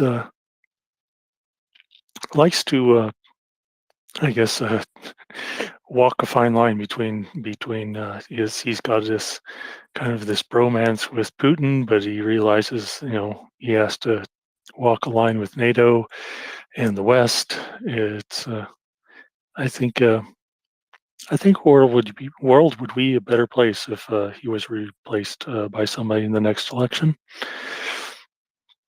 Anyway, um, I do not have a specific topic here. I do. I'm sure you do. I hope you do. Actually, I've got two Romanians on the panel, so I am going to ask them to look for things for me in the media, because searching on a auto-translated page from Romanian to English is not easy. As we have seen with the explosion of the dam and the movement of things such as houses and other objects to the Black Sea. We were talking about it earlier, and that those things Radu was up, and those things eventually may float to Romania and then possibly to Bulgaria. And I'm talking about debris, and I'm talking about everything, including mines. So go ahead, Anda. Because we have Daniel here, I will enjoy this part. Daniel, I know you know that we are going to send back home 40 Russian diplomats. That was the highlight of my day. So Romania yesterday announced that the Russian embassy has 30 days to send back 40 diplomats home. So I would like to hear Daniel glee on this one, because I know he did enjoy this part.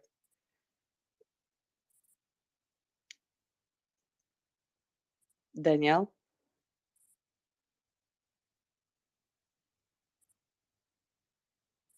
Apparently, he is so overcome with glee that he cannot speak. The thing is, something like this. We decided. This is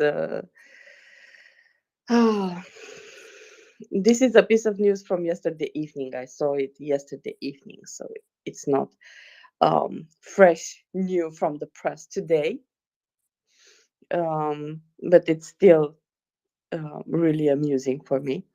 Um, so the Ministry of Foreign Affairs, um, they announced that the Russian embassy has to reduce their numbers.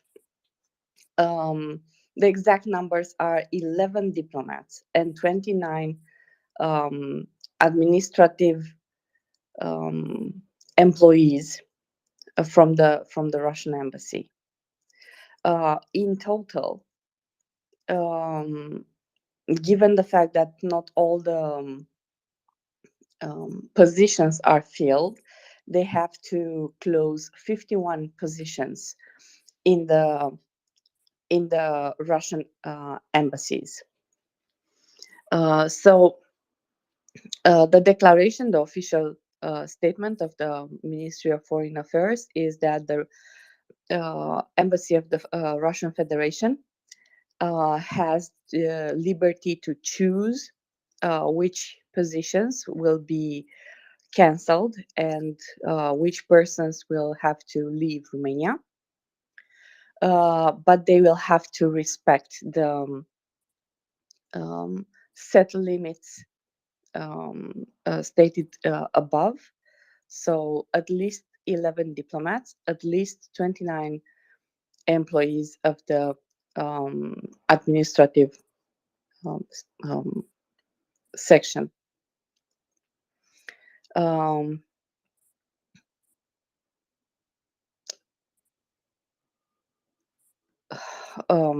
what I want, sorry. The ambassador was already informed before this was made public. This is a limitation which is in line with what other countries you have seen other countries doing the previous days and weeks, actually, to have a similar number of employees in your embassy in another country. So the root of the problem is there was a great disparity in the number of diplomats, but also administrative personnel from the embassies of other countries in Moscow, like Romanian embassy in Moscow, compared with the Russian embassy in Bucharest, right? And this was all over. Russia had in every country, including in Germany, a greater, a bigger number of diplomats and administrative personnel than Germany or Romania had in Moscow. And at some point, they decided, this is not correct, this is not right. If we are on an equal stance, on an equal base, then we should have an equal number of people representing ourselves in the other country, which means they will have to reduce their personnel because the Russian embassy in every country, at least in Europe, was far bigger than others, right? So this is the root of the problem. I mentioned Germany because I came up in the space and talked about the fact that Germany announced a similar measure, I think 10 days ago, something like that, 1 or 2 weeks ago. So Romania is not the first one. There were other countries which started this, which did this, and we assessed it's a correct stance. And yeah, basically they have 30 days to put this in place. if they don't abide by these measures. Um, the Romanian state has the capacity to withdraw. Um, it's called acreditare in Romania. I know. So the official Credential. credential, yes. So the Ministry of Foreign Affairs will withdraw the credential of some of the personnel, and we'll solve this. We will solve this problem if they don't do it themselves, right? So this is basically it. So yeah, I'm happy actually. I'm happy about this because one thing I've noticed here in Berlin, and it's Daniel can confirm if he was in Bucharest. The Russian embassy is one of the biggest ones in terms of um, ter- territorial. So the land they occupy with the embassy, and the buildings they own, how big they are, the number of personnel and stuff like that. It's the same in Berlin. It's a very big building in the middle of the city, um, and right now because they are afraid, you are not allowed to cross on the pedestrian side near the embassy. So you have to walk on the um, road, actually, with cars passing by, if you are on that, or cross the street. So yeah, that's the fun part, and I'm happy some equilibrium will be achieved, and they get the message, I think, that we don't like them too much. I am really surprised actually that countries would let Russia do that, because we all know that their people in the embassy are just spies. And so, why would you let Russia have more spies in your country than Russia lets you have spies in their country? I don't know why that Yeah, would. not all of them. So um, I being a diplomat is not necessarily being a spy. It is true there are, so it's something that goes with the territory. There are some people who report back home on other channels than official channels, but being a diplomat per se is not being a spy. It's representing your country in another country in order to have smooth relations with that country.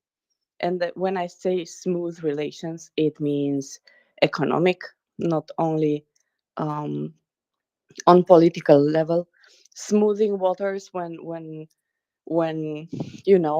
like you have the Hungarian embassy here, right, in Romania.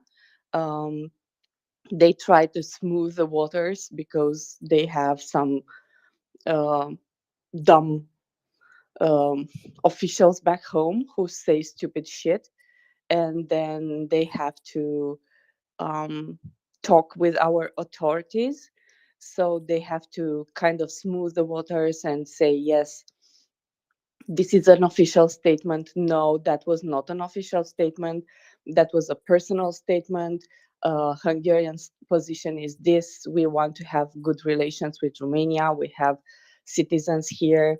So the role of a diplomat is to facilitate the relation between countries. Actually, there are diplomats who signed peace treaties. So not necessarily the head of the state will sign a peace treaty, for example, and not necessarily it will be signed by a military guy.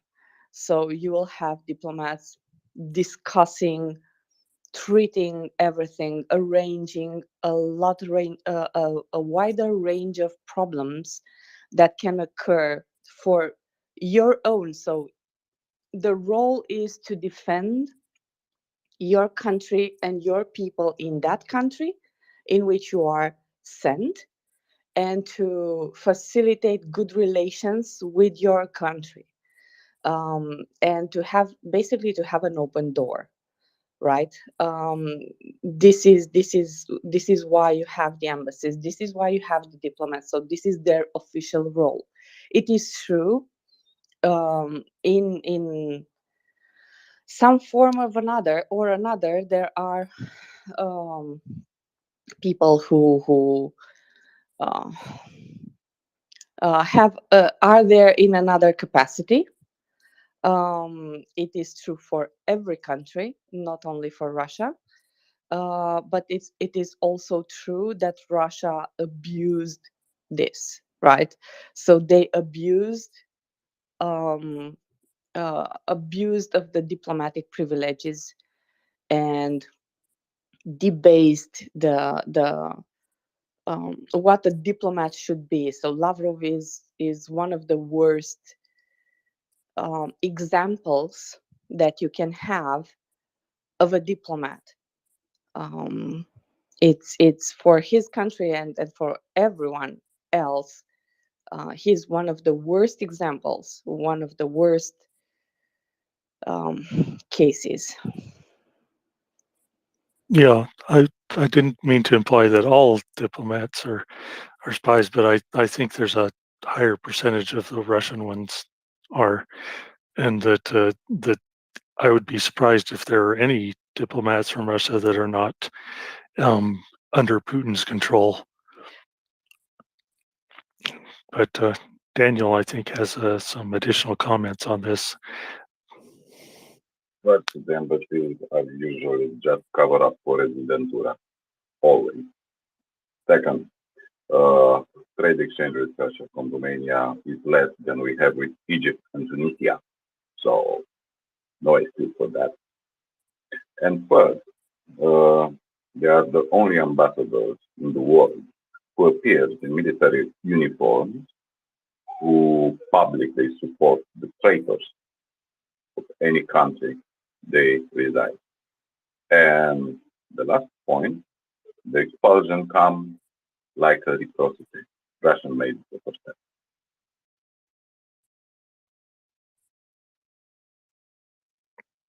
Thank you for clarifying that. And it looks like the British invasion has begun. Mockers, how are you doing? Do you have your coffee?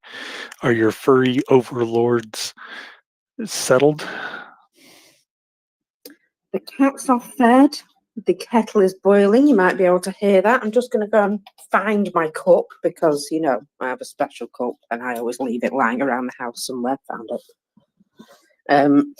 So, yeah, now I've got my special cup. There will be coffee in like, 1 minute. It's the special cup with the 2 handles and the sippy. No, it isn't. No, I just have a big cup with cats on. Well, as long as it's a big cup. I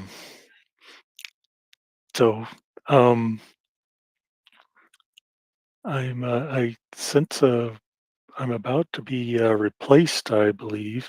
I do want to so early on, Prince, before I was actually up as a co-host, I heard you and Nancy speaking back and forth that you had something that you thought I would be interested in, and we haven't really gotten to that. But and I don't know what it was. This is true. This is true. This was a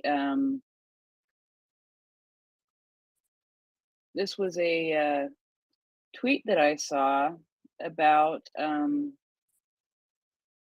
the World Health Organization coming to work in Ukraine, and my computer just froze, so I'm having to restart it.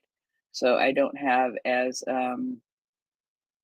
quick an access to the document that has the information that I want, which is going to frustrate me.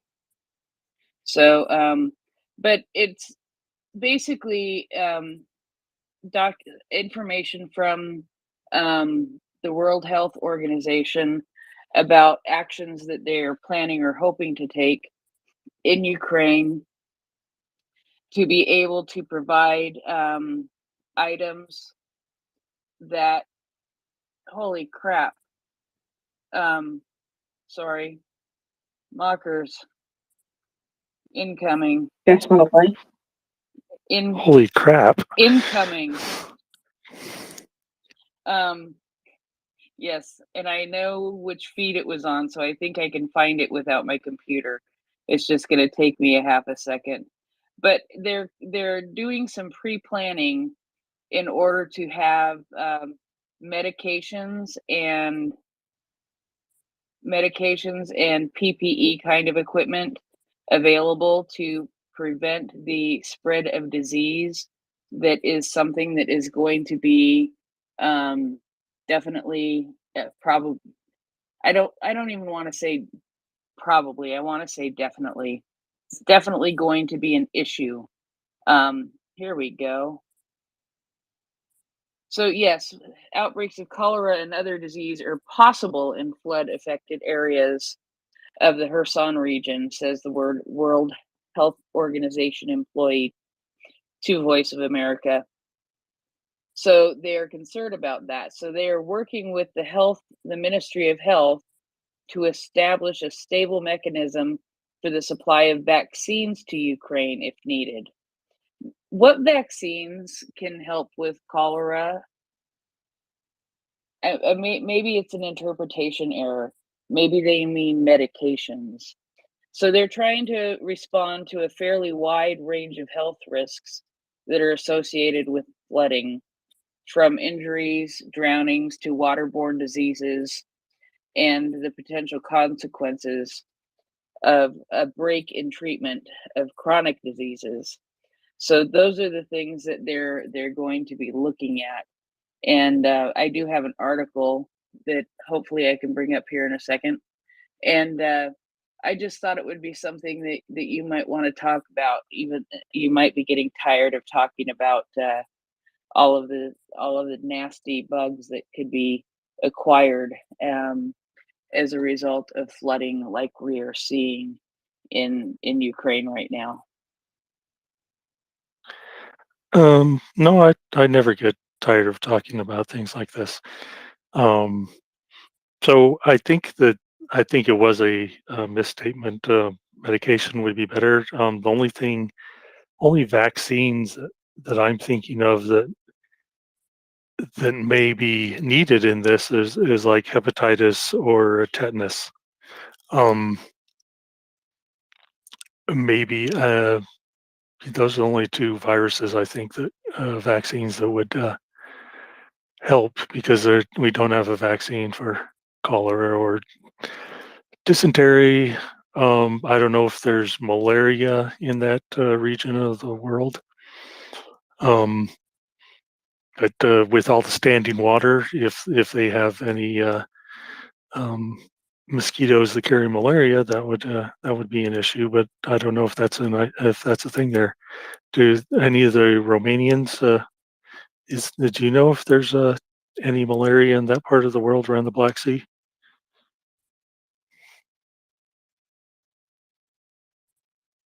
No, Guess not. no, no. So no, basically we don't have malaria as a current disease here. There are people who are going into faraway countries, which can come home with some sort of a disease or another. But it's very rare because usually before they go, they need to have some shots. So and also you are quarantined in that other country if you're, for example, if you have malaria, you are quarantined until you come home. So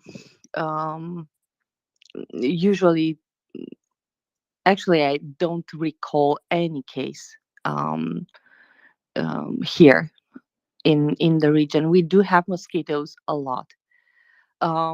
We do have another. So there is a new species of mosquitoes which appeared, for example, in Romania 2 or 3 years ago. And apparently they do. Some of them do have some Nile. It's some sort of a fever. You get some sort of a fever, but it's not West high. Nile virus. Yes, the West Nile virus. That's one. That's the one. So that one appeared 3 years ago or something like that. Um, at least so there are two things, right? We are a country which has a lot of rivers, lakes, and stuff like that, and the climate is favorable for mosquitoes. The same is with Ukraine, actually. So in big cities, one of the things which is done is to spray the environment during spring, and also during summer, to spray against mosquitoes in order for them not to appear or not to be in a too much of a number, right? So don't overwhelm everyone. Um, in 2020, yes. So during the pandemic, they didn't do that, right? Everyone was at home. They said, oh, it's all right, don't, no, let us not do that, let us not waste the money. At least in Bucharest it was like this. So they didn't do that. And the mosquito population increased tremendously until August, when they realized the problem is big. uh, and they needed to still to spray everything and to kind of stop everything in its tracks. So there are measures to counterattack this, to make a pun. uh, but for Ukraine it's harder to do that, right? So the problem for Ukraine during summer, during very hot summer, and it's provision that it will be, um, is that you have a lot of water where you didn't have before, which is dirty water, which is almost stale in some areas. Therefore, and it's only going to be hotter outside, which means you will have a lot of mosquitoes appearing, and they don't have the time, the means, the money to go and spray everything, and actually we should help them with that, right? um, because it's not necessarily time consuming, but you do need the money to for this, and it's a matter of comfort, actually, for the population in the area, and also for the soldiers. I remember we had Konstantin here in the space, when someone came up and talked about ticks. We don't have a lot of ticks in um, so it's not a recurrent problem in the area, not in Romania, not in um, Ukraine.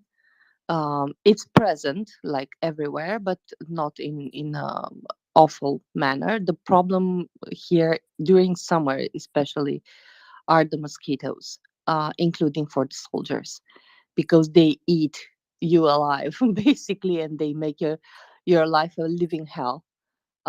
Therefore, and you cannot spray everything, right? You can control some areas like a town, a village, the nearby, but you cannot spray every front line.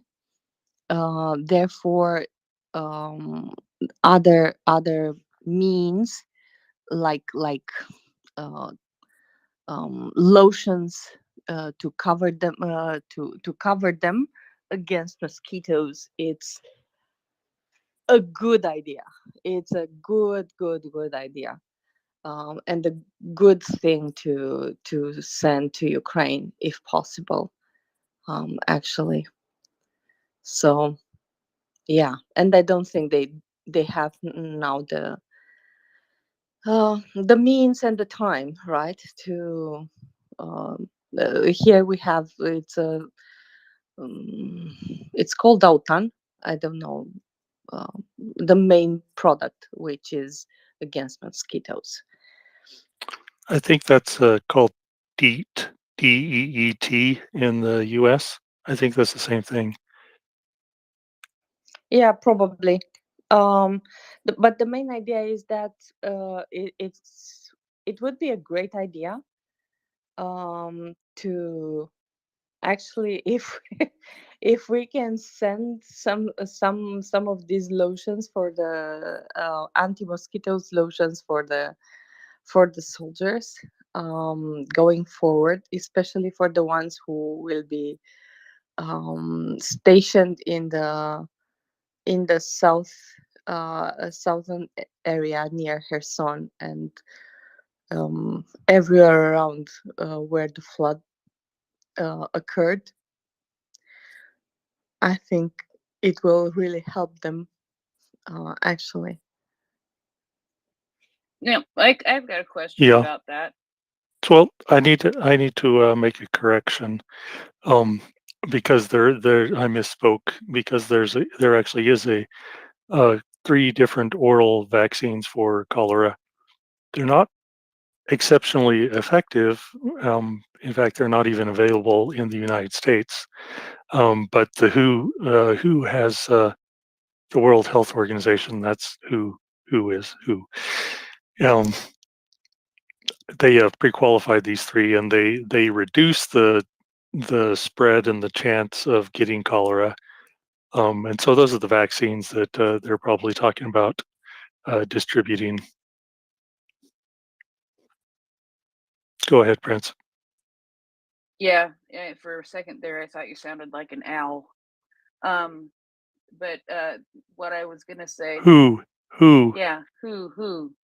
Um, but and is that? I think I could be wrong, but I think the distribution method for that mosquito repellent killer stuff, I believe that is done by air. Do you know? Does somebody know? Because that would be a huge hindrance in being able to do that in Ukraine because of air defenses and things like that. They would shoot down the planes, even though it would be something that would probably help them too. here, at least here in Bucharest, what they do is there are some trucks who actually spray them, right?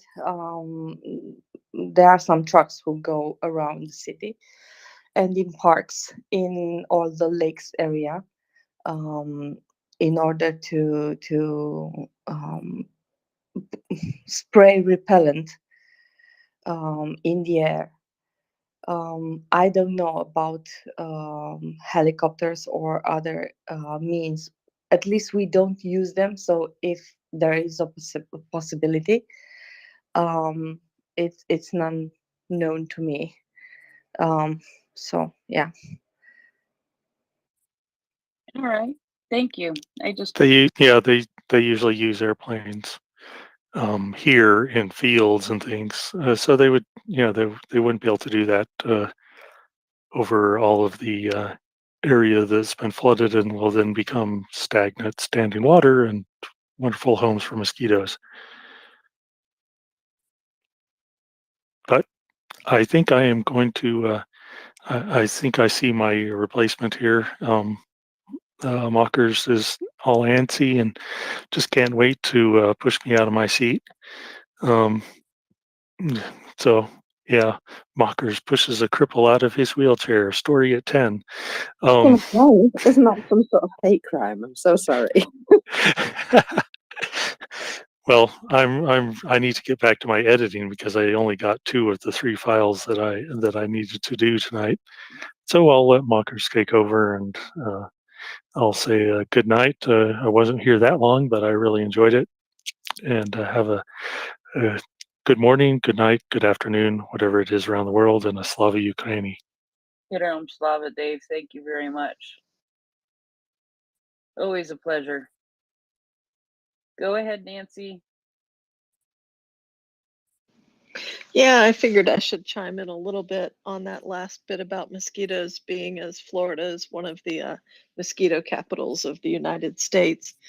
And when I was in a more urban location in the city proper and in the suburbs of the city, they would use the truck sprayers for that insecticide. But in the rural area that I live in now, number one, they don't do it very often.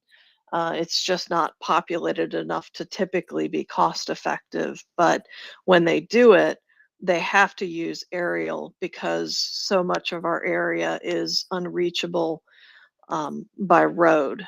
You know, it's a heavily wooded area with a lot of swamplands, which of course attracts the mosquitoes.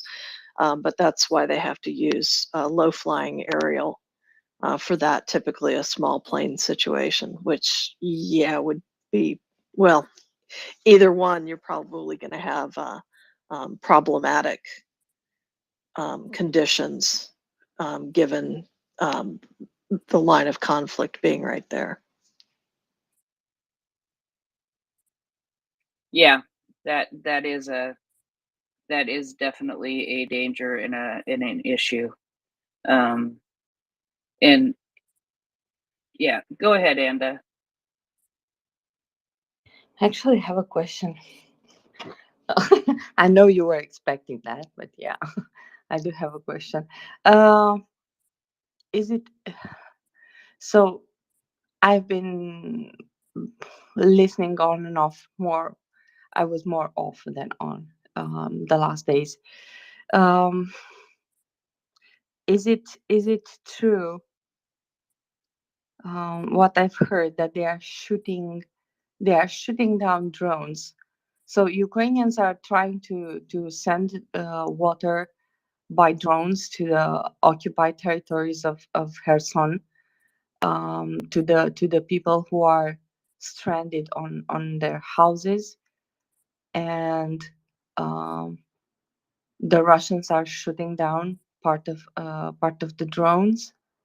Is that true? Yeah, yeah, that's absolutely true, Anda. Not only were they shelling evacuation points on the opposite bank, they were also shooting down drones and also shooting at anybody trying to take their boats over towards the left bank to assist. Yeah, that's what they do. You know, I didn't like them too much prior, but this is a new low. Like this is a new low. Yeah, thank you. It absolutely is, Anda. And it, you know, there was something said yesterday about the UN coming to assist. And I thought, oh, what a brilliant idea. But they caveated that with, as long as the Russians agree to provide us with, safe access. And I thought, oh, well, that's never going to happen then. Never. You know, when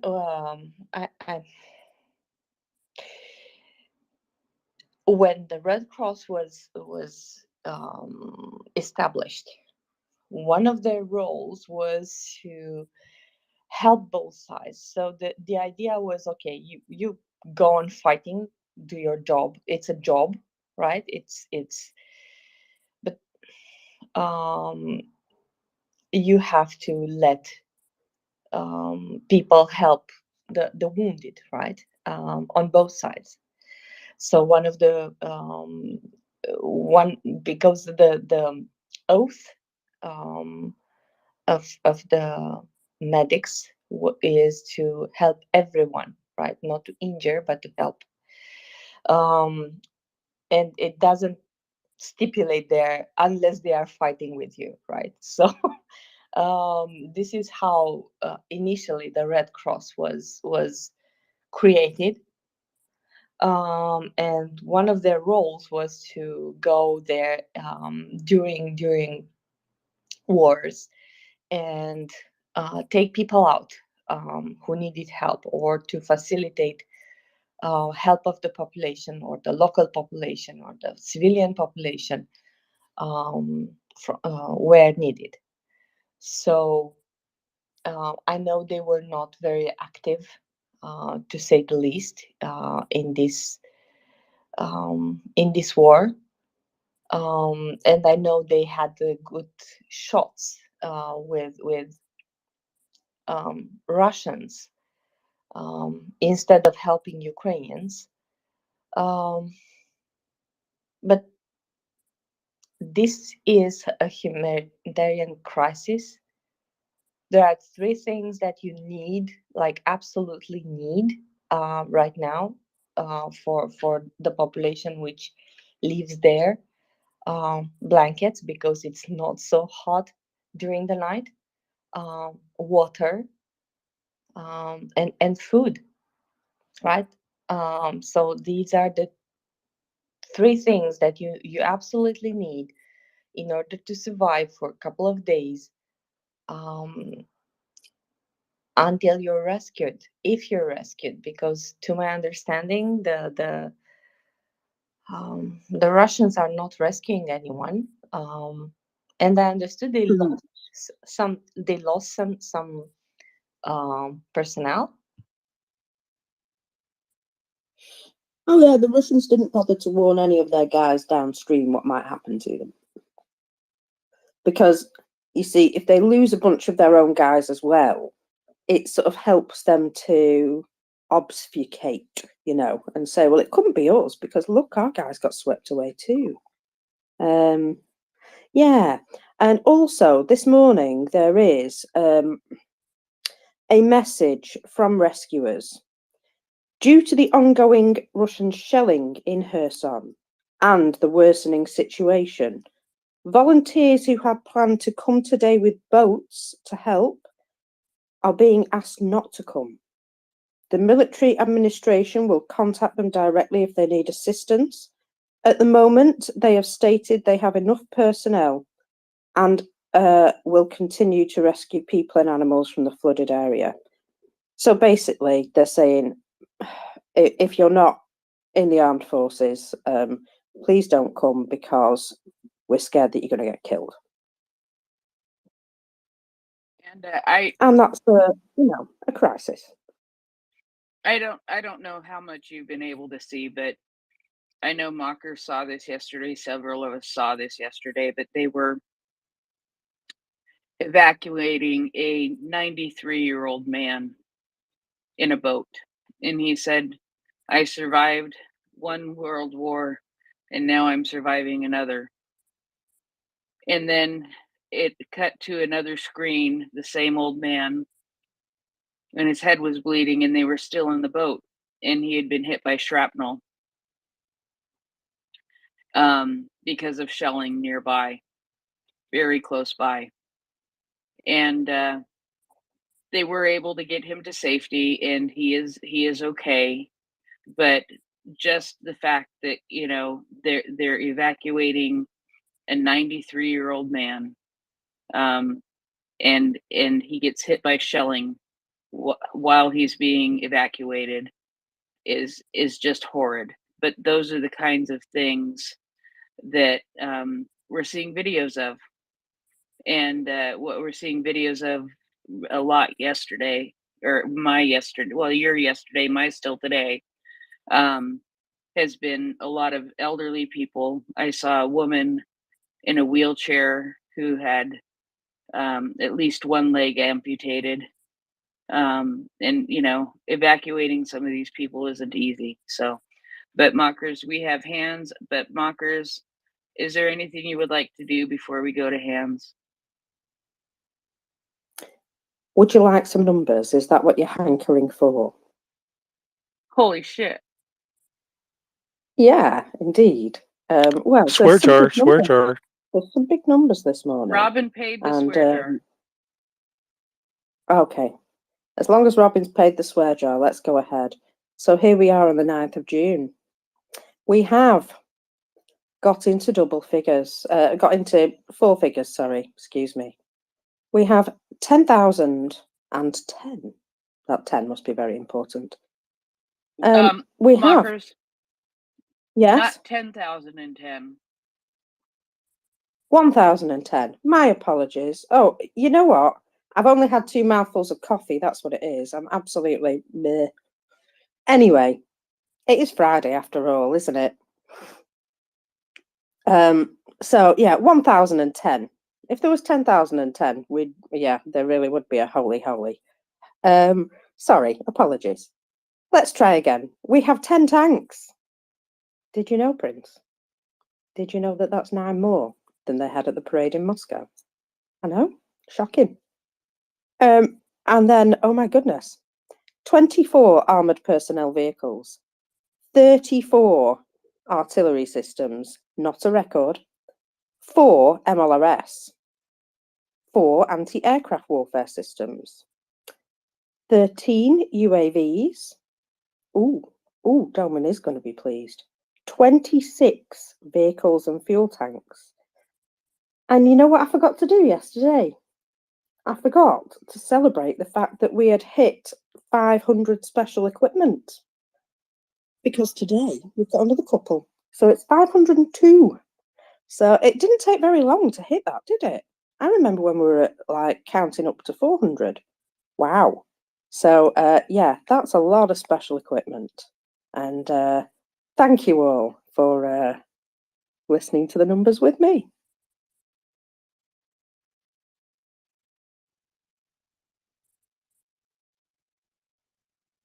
NAFO Dave and Nancy both had their hands up, but they're not up now. So NAFO Dave or Nancy, did you want to say anything, or did you want to ask Mockers to read the numbers? I think it dropped when I unmuted to say something about the swear jar. But I just had a brief addition to the mosquito thing. This is the perfect time for those bioengineered mosquitoes that NAFO's been working on in the biolabs. We should just turn those loose now, right? It's the perfect time. We can get a huge expansion in the population, get them all over the place, and they can kill all the Russians. Beautiful idea. And one a more serious note, Ukraine. I don't know if this was talked about. I haven't heard of it, but the Ukraine has given a list of urgent humanitarian needs to NATO through the which will, within the framework of the Euro-Atlantic Coordination Center for Responding to Natural Disasters and Catastrophes. That's a mouthful. And that commission has said they will get right on this list, and so not all. So the NATO is now going to also provide humanitarian aid.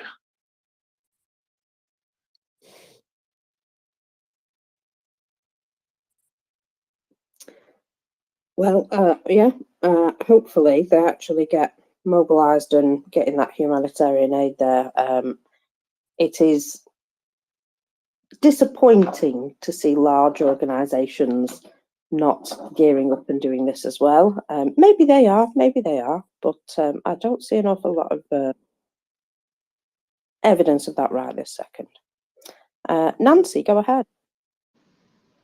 Yeah, well, the one thing that you wouldn't have expected them to need to ask for on as probably the number one item on their humanitarian aid list would be to stop shooting at us so we can rescue people, for God's sake. So that's extremely frustrating. I know we'll hear more about relief work today, so I did want to point out I couldn't find the article again, but I do know that the Ukrainian Red Cross is not directly affiliated with the International Red Cross anymore. So when you do see or hear an article that talks about the Red Cross work in Ukraine, that is the Ukrainian Red Cross and not the International Red Cross. I think they're tied up in Belgorod or some stupid place. So just wanted to pass that on. Yeah, thank you very much, Nancy. Yeah, we've got to remember that the Ukrainians have their own branch, and those people are working very hard. Michael, go ahead. Hi, am I audible? That you are. Well, first of all, thank you, Mockers. I haven't been on the space in about 3 weeks due to some moves and some travel. So I want to thank you and the other host for a remarkable job that you all are doing. Regarding the mosquitoes, what I'm going to propose is an easy shipment of a safe and effective, in other words, like a drive to buy some of this stuff called Bifin IT. It's a chemical. It's a lawn chemical. It controls mosquitoes, ticks, fleas, etc. It's pet safe, family safe, child safe. And I was just kind of considering whether we should develop some sort of effort to ship some of these from a website in America of a chemical called bifenthrin that controlled some of that. I don't know if this is even a call for that, but I think it would be enormously effective. I know this is out of left field here. I'm both a intelligence community domain kind of guy, plus I have a farming background. That's why I mentioned this. I have direct connections with the ability to get this chemical shipped in ounces, gallons, or drums over to Ukraine. So just wanted to throw that out there because I know it's going to become a factor as this water recedes and the mosquitoes and the flies and the ticks and the earwigs and things like that begin to propagate.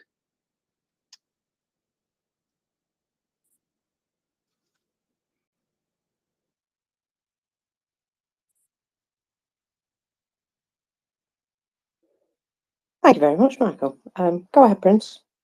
No, I was just going to say it's good to see you again, Michael, and thank you. That I like that idea. I think there are going to be several things that that we're going to need. I don't know if you've been able to listen much. I have sort of missed your voice. I've wondered where you've been. So it's good to see you. But this morning we were able to have a discussion with the assistant mayor or the deputy mayor of Kherson, which is right there by the dam. That is very severely flooded, and she has been able to communicate with us and the team here about the needs that they are going to have, that they are having, and the things that they need. So we're working closely right with people in the government there in Kherson, and we are raising money to be able to send to them so that they can so that they can get this equipment and meet the needs that they have, because they have a whole lot of needs. And so that is something that we're working on. So please, if you are able, go to MriyaReport.org and donate, and either put it as not directed funds or specifically for her son, and it will go there. And we will be able to help the people on the ground there who definitely need some help right now. And while you're at it, just real quick, go ahead and retweet the space so we can get more people on in here. Shall we go to Meldana? Good morning, Meldana.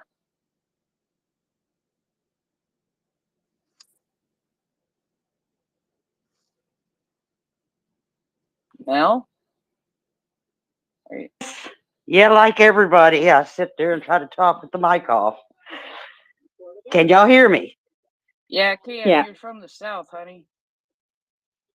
Oh, you reckon? Hey, I just wanted to do a shout out to all the hosts. Y'all have gotten me through so much this year and keeping me updated on what's going on. And of course, I'm just horrified at how these barbarians. I just don't have the language.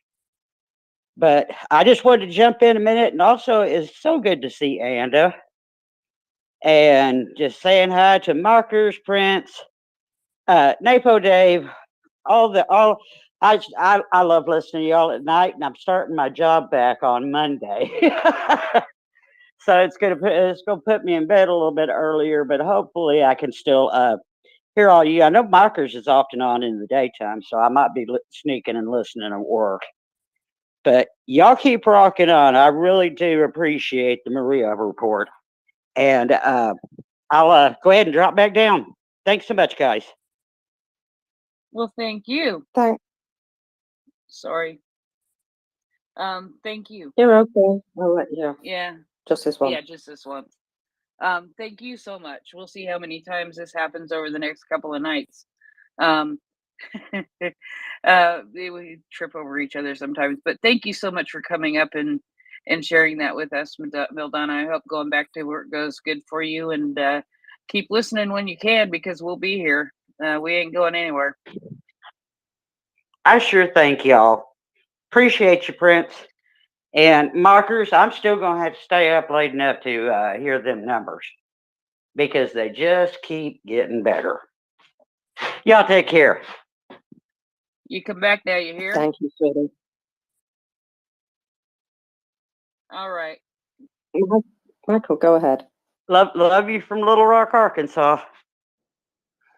Meldana, I swear to God, you sound like you could be just about a half mile from me.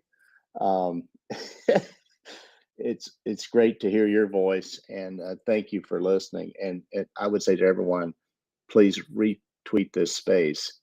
Please share it with your friends. What we're doing here is so vitally important. Thank you to Mockers. Thank you to Prince. I wanted to, if you guys don't mind, just me kind of backtracking a bit to some of this stuff about the latest atrocities that Russia is continuing to commit. I'm going to say this, it's going to offend some people, but I don't really care. I've been privileged to work in a community of people. I'll just share with you, I'm 59 years old. I'm not retired, but I worked with a lot of cold warriors from the Cold War.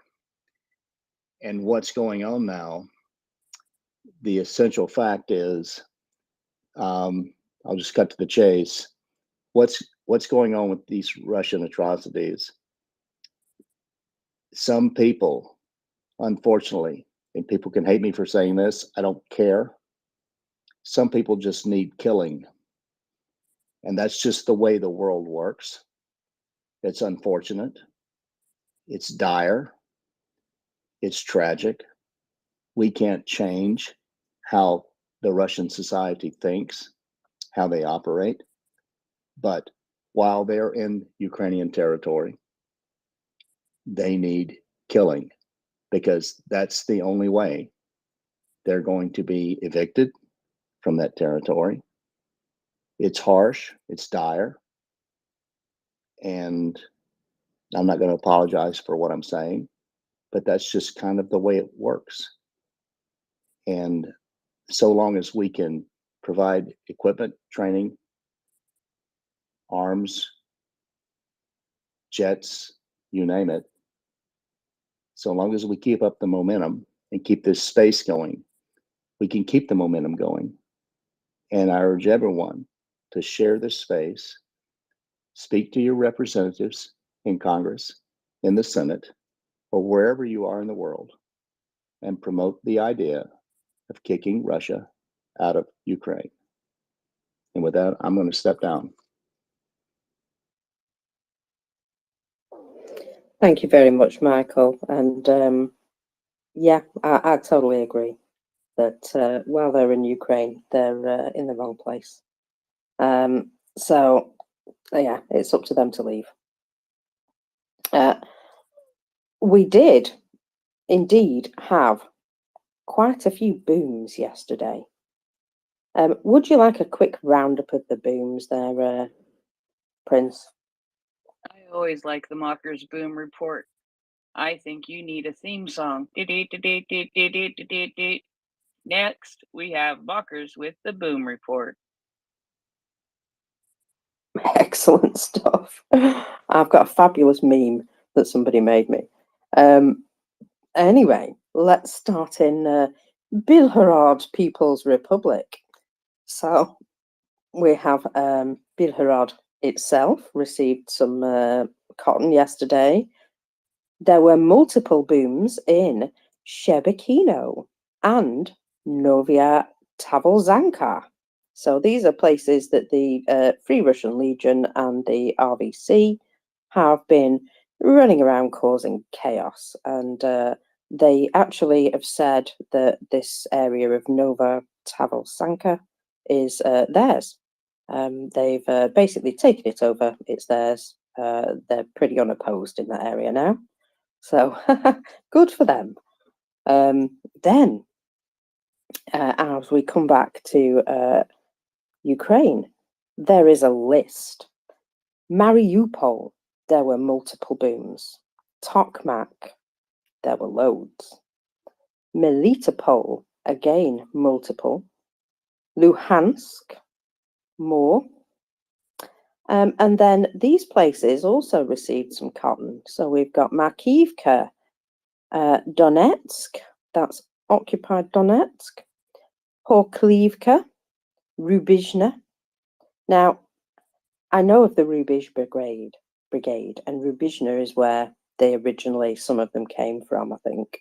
That's where they originally got set up. And I've never heard Rubizhna being attacked by Ukraine before. So that's a new one for me. Volnahova, Berdyansk, and Bryansk. And then a little bit later, there was a massive boom in Berdyansk, and I do mean huge. Preliminary reports state that it was a gas transmission station, and that would indeed explain why it was quite so huge. Well, I imagine that's probably still burning. I have one piece of good news, Prince. What's that? According to artillerymen from the Kherson area, the 406th Separate Artillery Brigade, named after Colonel General Alexei Almazov, destroyed the enemy position from which they were attacking the flooded city. A hyacinth cannon and a Bear artillery tractor and the artillery crew were eliminated from that location. So at least some of the pieces that were being used for shelling Kherson were taken out yesterday. That is accurate counter battery. That is very good, and we shouldn't be surprised by the accurate counter battery. It's interesting. I just saw something that caught my attention, but it's very interesting that we bring this up. That you bring up this counter battery, because there is a call out to residents of the occupied territories to transmit data on changes in position of occupying forces as a result of the undermining of the Kazovka Dam. So yes, it is something that is definitely being talked about and definitely being spread, and I think that they will have no problem doing that. Now about the Rebiz unit, I actually think that they got the name because they fought very hard at Rubizhne and didn't want to give it up. And I want to say that there was an epic kind of fight there, and that was how they got their name. We're gonna have to double check with Verlaine, but I believe when we were doing the specific drive for the Rebiz unit that she told us that story about that was how they got their name. So yeah, I just I think that Isn't their real name something like 10 sentences long? what? Yeah, they have a real name and it's really long and ridiculously difficult to say. Oh yes, you're right. So You are right. they were dubbed Rubiz. Yes. Yes, because you're right. I remember this now because it was a name that she said that made my eyes cross. I remember this.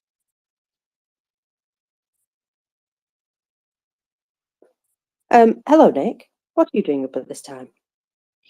I am preparing to go to bed, mockers. Thank you for asking. I was just scrolling through Twitter for a little bit of good news before I brought switched from my earpiece to my Bluetooth speaker so I could listen to y'all while I snooze and snore and dream all night long, because that actually happens sometimes. And funnily enough, I'll be waking up just to like switch from one side of my bed to the other, and I'll hear some interesting tidbit coming from Doman or you or whoever's on um, the report overnight, my time overnight. But I wanted to offer up this little bit of interesting. I thought it was an interesting tweet. It's from. It was a.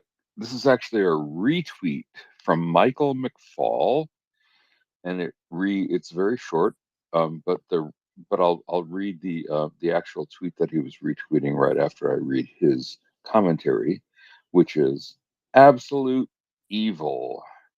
Putin's barbarism has no limits.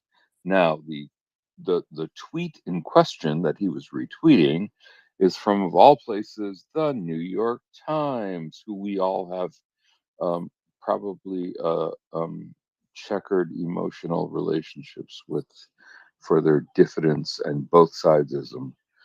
This one says the New York Times, blah, blah, blah.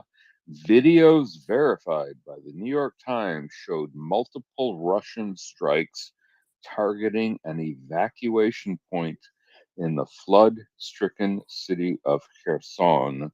The area was being used to coordinate aid efforts for hundreds stranded by the destruction of the Kakova Dam. And I think that the reason that is noteworthy is not because it was anything new, but because the New York Times in the United States is a sort of a torch bearer for the next morning's news cycle.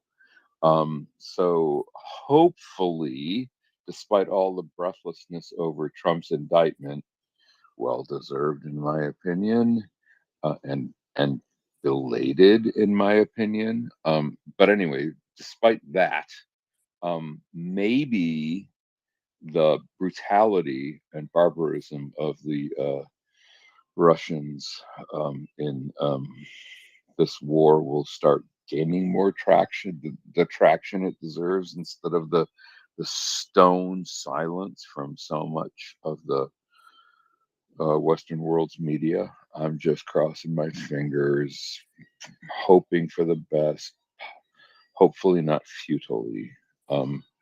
Good night, everybody. I am going to drop the listener and enjoy everything that I hear. And by the way, Mockers, great numbers and great boom report.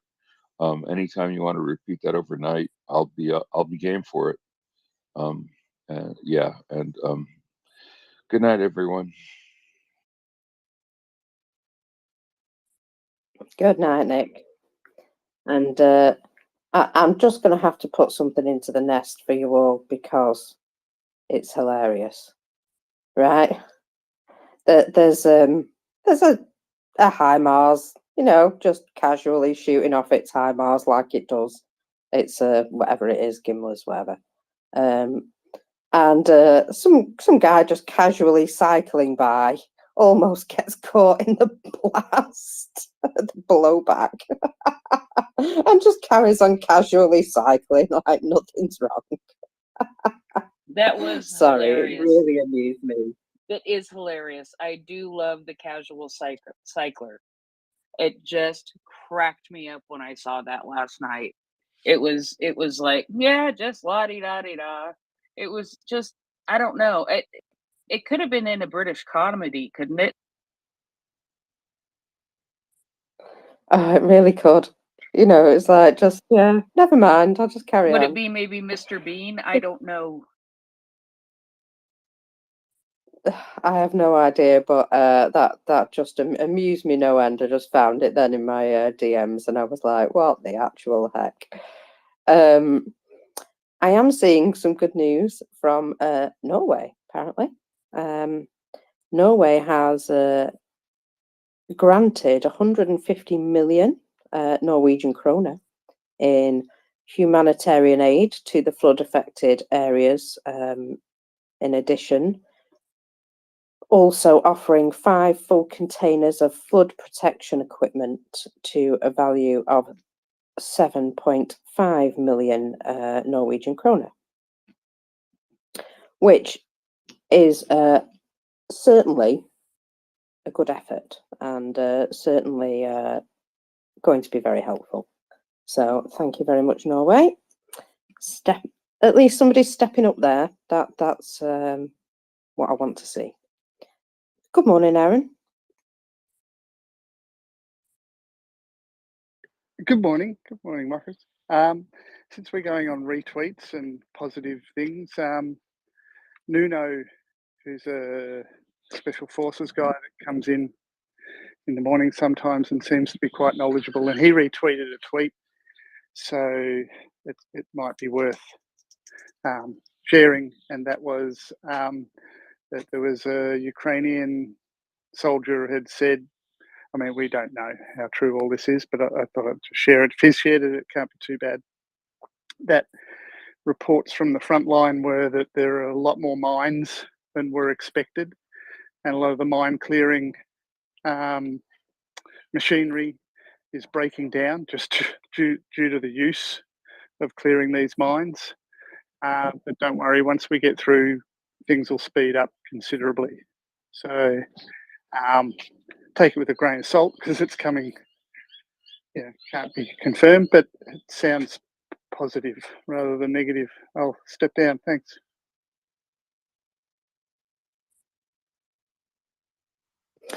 Yes, it seems that Russia had all the mines that anybody could ever possibly want, and some extra. And this seems to be something that they've never had any problem making. However, you're right, the first steps are the hardest. And we know that there were some vehicles lost yesterday, and it is absolutely expected. This is a war. Nobody's going to come out completely unscathed, unfortunately.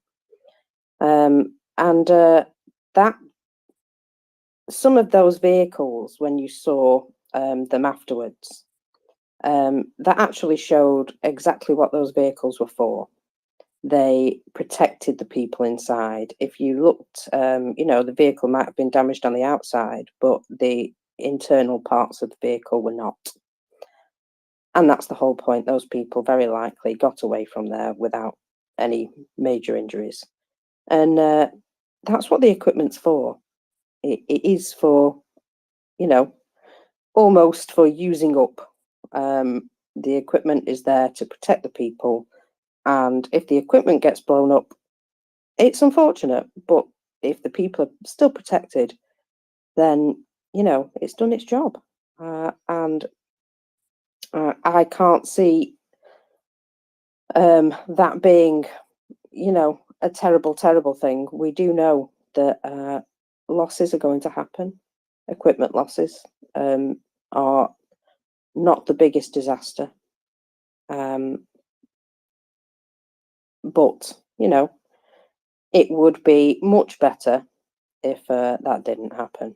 Now, unfortunately, your enemy gets a vote. And if they've planted billions of extra mines that weren't expected, well, these are the things that happen. So, yeah, unfortunately, some vehicles were lost. But, you know, as we can see from the daily numbers, I have a funny feeling that the Russians lost a lot more yesterday than the Ukrainians did. So, I think you're you right. know, we have to keep that in mind as well. Yeah, there is balance in all things. Yeah, there is. But you know, I wanted to also bring you another piece of good news is an article came out, I think probably after you went to bed, from Bloomberg about the possibility that in the coming days, which typically when it says something like that on a Thursday, it's released the next day, through the USAID, and it's more the long term look, but the U.S. is planning on announcing at about a $2 billion aid package for Ukraine. And of course, I think some of this will be more long term, but it will be good. And I did read that it will include a variety of different types of Patriot missiles, which of course are much needed, and I'm sure will be very much appreciated. So we will look today for that announcement to see if that comes and what is on that, because that will be something, of course, that interests us all, especially with, you know, it's not very many, it's 10, I believe, bipartisan congressmen from the House of Representatives of the United States today sent a letter to President Joe Biden encouraging him to provide F-16s, not just for F-16s to be provided from other countries, and also called for the release of ATACMS to Ukraine, and additionally called for the expedited shipment of Abrams tanks. So those were the three main points, and very good points they were. I would have liked to have seen more than 10 signatures on that, but 10 is better than none, and the letter got conveyed, and hopefully more groups of bipartisan senators will get together and write similar letters. It would be good to see that sooner rather than later, wouldn't it? Hello, Lexicon. You're up late as well. I am indeed. I listen to you guys a lot, and then I watched this stupid movie for my sins. Don't ask me why. Anyway, but by the time it was over, my friend reporting from Ukraine had just dropped, and I was, as usual, very interesting, very detailed report on one small bit of the Zaporizhia front. But he said, most interestingly, that the Russian telegrammers have taken to photoshopping in Leopard tanks everywhere.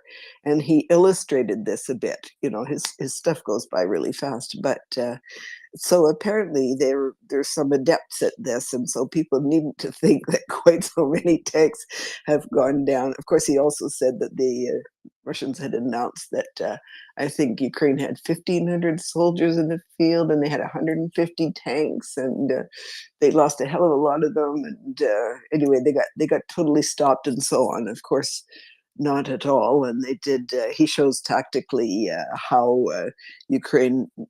It's very interesting, showing how combined arms are coordinated, and how he says people shouldn't be dismayed. Not all what you call them assaults, or anyway forward pushes that you make, are to gain that ground. They may be to fix, they may be to divide two groups to check their coordination. And precisely he shows you an operation in which they're able to discern that the two Russian groups are not coordinating, the two that they seem to be facing, and so they take them out one after the other in very neat fashion. So I always he drops so late these days that I usually don't see him till the morning. But if I am up late like this and I get a chance to watch his report, it's always great to go to sleep on. So I definitely advise it for all. And watch out for the photoshopped leopards. It's a new skill in the Russian quiver. Yeah, they do love their Photoshop, don't they? All the fake stuff coming out from them, all the fake photos. Yeah, I have seen something that showed where they lifted the picture of the tank from, which you know, it just goes to show they're pretty desperate if they're doing stuff like that. Their propaganda has become less and less believable, I've noticed, over recent 6 months, shall we say. It's come to the point, yeah, where it's almost laughable. And the online community who's able to sort of like spot the fakes and point them out, you know, so quickly, it's incredible. Just totally ruins all their plans. Could have done it too if it wasn't for them darn dogs online. Love it. Aaron, go ahead. Thank you. I noticed Chris. Is he still there? Oh, yeah, there he is. Chris is there. Maybe he might be able to answer this question. I mean, last night with everything that was going on, you just didn't know what to believe with Photoshop, and now with deep fakes of Putin going up and saying, you know, we're all retreating back to here. There's going to be a full mobilization, and it was a pretty good deep fake. And obviously, the Ukrainians got into the Russians' systems and back whatever that computer language you'd say for that. So they've got doors in there to do this. And now that they've started it, the more the Kremlin comes out and says, don't worry, it wasn't Putin, it's all a fake, the more, as conspiracy theories go, there's a good section of the population that are going, no, it is happening. You know, don't believe the new Putin, the old Putin, and creating a lot of havoc, and just at the perfect time for the counteroffensive when it just creates that much more chaos and mayhem for them to deal with. But just to Chris, if he's around, what do you think about? I don't see him up on the panel, so I can see him there, but maybe he's just listening. But okay, yeah, no worries. I won't ask him. I'll wait till he comes around and I'll ask him the question. Thanks. well, here he comes, as a matter of fact. So go ahead. Good morning, everybody. Thank you for all the news, all the good news, Mockers and Prince, all very interesting. And I've just seen in the nest a very pretty artillery shell. Have you seen that, Mockers? That very nice artillery shell that scrubbed. I certainly have. Yeah, that cheered me up. And as for the guy riding his bike past the high, that really has cheered me up. I'm in such a bad mood the last couple of days and that. So yeah, great stuff in the nest. Well done. Aaron. Well, you know, there's like a number of things there, isn't there? You know, I'm not an expert on like deep fake software or anything like that, you know, but what it is good to see is that the Ukrainians are coordinating their misinformation, disinformation, and cyber attacks with their kinetic attacks. That is good to see, isn't it? I agree with you. I don't know that I have a whole other lot to add, Aaron, other than nothing surprises me with Ukrainians, right? Particularly getting things coordinated. Sorry, hang on a minute. I've got another alarm going off here in the background, and soon there'll be Malamutes in the background. And Mockers as well. I just wanted to say, you know, thank you for your for your points about the destroyed Ukrainian vehicles, which did upset me as well yesterday. But you made some very valid points there. Thank you for that as well. That was good. You're right. We can't expect everything to go right and that. So yeah, well said. And actually, I saw Gunny. I actually reposted something that Gunny said along similar lines across all of my social media. So, Aaron, I don't have anything spectacular to say, my friend, but thank you very much for thinking of me. And I will, if I do have anything specific, I'll add it later on. Well, I guess it just shows another form of warfare that Ukraine is a lot superior to Russia. I mean, before the war, we were all, or I thought, just from listening to podcasts and reports, that Russia was going to be a superpower when it came to cyber warfare. And I haven't seen any deep fakes of Zelensky speaking on their national television. So it must be embarrassing for Putin. It's just a real slap in the face and showing their superiority technologically and yeah, it's a great thing, I reckon. Yeah, good on you. Cheers. Yeah, well, Aaron, I will reflect, if you like, the attitude of the Ukrainian cybersecurity people, that I speak to, and that is, they're not dismissive of the Russians' efforts. They say, I don't know how to describe it, but they say that they're, pretty competent, if you like, right? Put it like this, right? You have to be on your A game with them and that.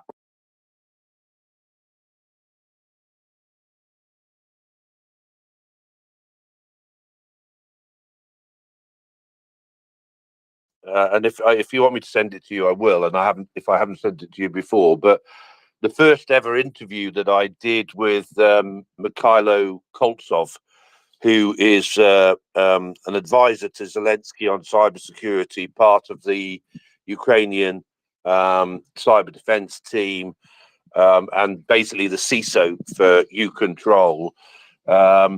He came up with 5 learning points that he had basically learned from.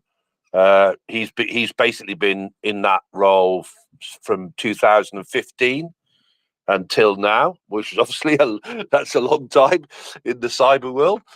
And yeah, those points are like well worth listening to. But he does in there, make the point that they basically are not a pushover.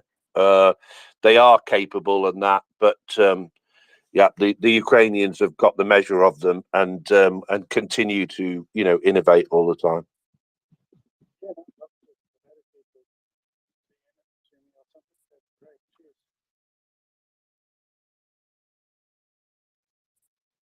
I hit the wrong button. You were very far away then. Yeah, Aaron, did you respond? I thought I did. Can you hear me now? Hello? No, can barely hear you, Aaron. Well, if Chris can hear me, it'd be great if you could DM it to me. I'll recycle. Thank you. I got that. I'll do it. No worries. Excellent stuff. It's a deal. Oh, look what we have. We have the latest defence intelligence update from the British MOD. Let's see what they've got to say, shall we? So here is the Defence Intelligence Update for the 9th of June 23. The Black Sea Grain Initiative, also now called the BSGI by them, they love to do this, was extended by 60 days on the 17th of May 23. However, Russia's almost certainly continues to hinder the grain exports by deliberately slowing inspections and actively blocking some vessels. Currently, only 1 or 2 ships are being inspected per day, compared with 6 to 8 in autumn 22. Russia is likely attempting to force concessions on the reopening of the pipeline, which exports ammonia from Russia through Ukraine via Odessa. To complicate the situation, in recent days, the pipeline has been made not operational because Russia damaged it. They haven't said that bit, but they basically said the pipeline was damaged and is currently not operational. Yeah, Russia did that. They blamed Ukraine. So of course they did. They're flipping idiots. Anyway, there is likely to be further Russian rhetoric and obstruction of the Black Sea Grain Initiative in the weeks prior to the next extension deadline of the 16th of July 23. So no surprises there, hey? Russia playing games as per blimmin' usual. This Black Sea Grain Initiative, what happened was initially it was considered a really bad deal for Ukraine. And but basically they made it work. They made it work despite the problems. And the fact that they were making it work meant that Russia decided they wanted more out of it. And so they've been playing these silly games the whole time. And they've gradually just been getting worse and worse with it to the point where barely anything's getting through now. And they're just being positively obstructive. Or not very positively obstructive, shall we say. And that's obviously a problem, but it's ticking them off. And I think Ukraine's got to the point where they're just pushing this just to be pedantic, really. They've got to the point where they know it's not, it's not in good faith, nothing's hardly getting through anymore. And they're just like, nah, you've still got to deal with this. This is still a thorn in your side. I kind of feel as though they're just doing it to be bloody minded now, almost. And the issue of the pipeline, I mean, they've been banging on about this pipeline right from the start of the grain deal. And every single time they've been told no bueno. And now they've damaged it. So they're never going to get it now, are they? Who's going to repair that? Nobody. Certainly the Ukrainians aren't. They're quite happy that they'll just close off the valve and close it off. No problem. But yeah, I just think that's the absolute height of stupidity.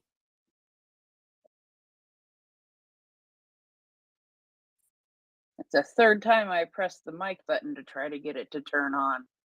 Evidently, it's being a rebel. Perhaps I've worked it too hard tonight. Now, here's something that is not at all surprising, but something to be aware of. Did you talk at all? I saw this initially yesterday, but it might have been after you went to bed. I don't know. But according to some sources in the defense intelligence of Ukrainska Pravda,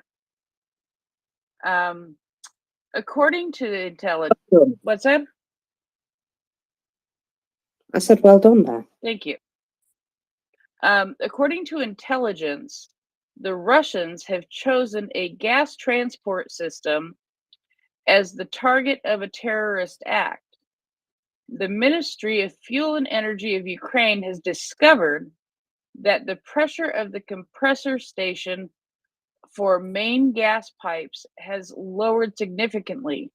Russia uses these pipes to transport natural gas to Europe through Ukraine's gas transport system, according to the contract signed in December of 2019.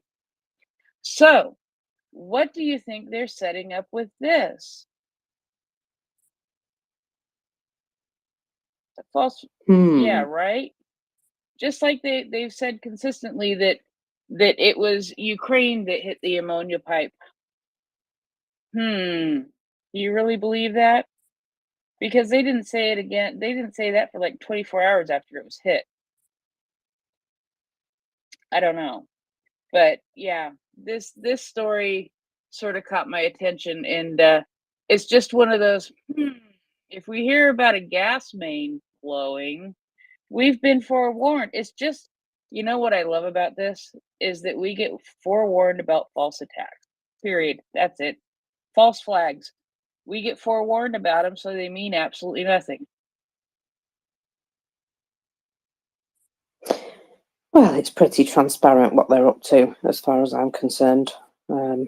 Yeah, just don't believe a word they say, or don't believe something's happened until they deny it. That seems to be a pretty good rule of thumb. Chris? Morning again. Yeah, the Malamutes might have something to say about this. I think.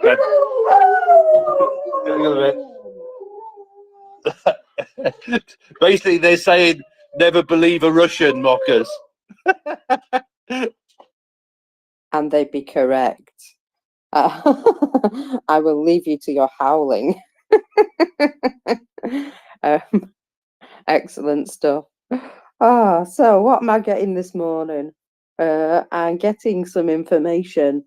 It's coming through from Russian sources, but Ukrainian forces are attempting to push through Russian lines in the Rabotino-Verbove area. I have no idea where that is. Where is that? Oh, it's near Tokmak.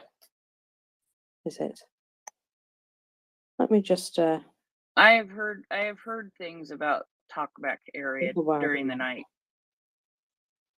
Oh, have you now? From well, probably the same Russian sources you did. Well, it says in this particular area, Russian forces have retreated to their secondary lines. So it would appear they've abandoned the original front line there. And yeah, that's a good start, getting them to step back there. Go ahead, please tell me what you've heard. I think we just read the same thing. I think that I think I actually sent you a message saying that I would be interested to see how you interpreted the tweet of a specific person. But I could be wrong. I might have dreamed that and thought that I was going to ask you, but I forgot to. No, I did. And you even gave it a thumbs up. So, yeah, I said that I would like your impression on how far they got. So, yeah. We'll see. I did also read this morning. So you sent me the message, but you didn't send me the tweet to go with it. Well, That's I why. figured,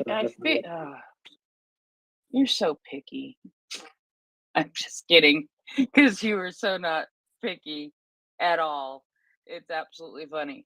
No, the other thing I was going to say, though, that I did read this morning from the head of the Kherson Oblast, that the water level is starting to drop in Kherson. So that is a good thing. Let's see if I can find the actual number here.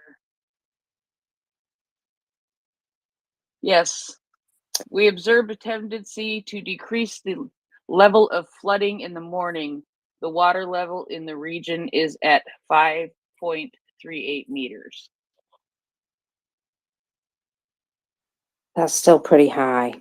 And just to illustrate how high some water is in the Kherson area, I did pop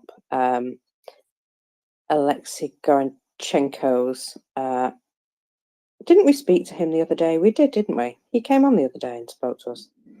I've popped his tweet in the nest, and it shows, well, he stood beside the roof of somebody's house. And that roof has ended up on the beach in Odessa. So somebody's house from Kherson is now partially on the beach in Odessa. And, well, there's a concern that what's washing up on the beach in Odessa may contain mines as well that have not yet exploded. So the beaches have been cordoned off for the public, but just looking at his video there are people wandering up and down the beach who may or may not be the public. So perhaps it's only swimming that's not allowed. I don't know. I would hope not. I would hope not, because there are several things to consider here, and I'm looking for information on this. I'm looking for something that's not just a tweet without a source listed, but the concern that obviously what has flowed down to the Black Sea is going to affect Odessa the worst because it's the first stop. Things are going to wash up. They will be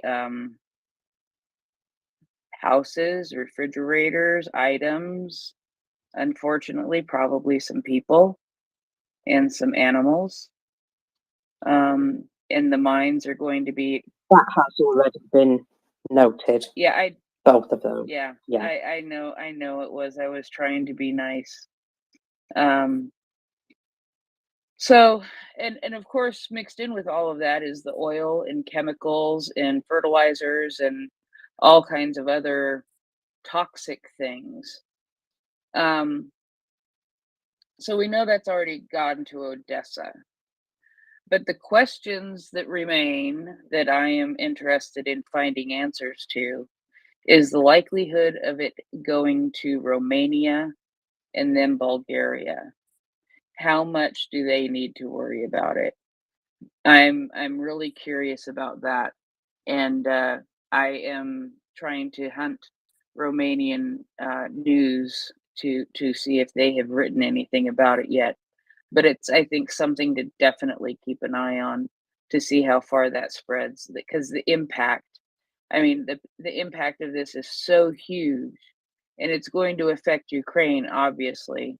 But I didn't even think about, I thought when we get to the Black Sea, it's going to dissipate, but it's so much that it's going to affect, it has to affect Romania and Bulgaria too.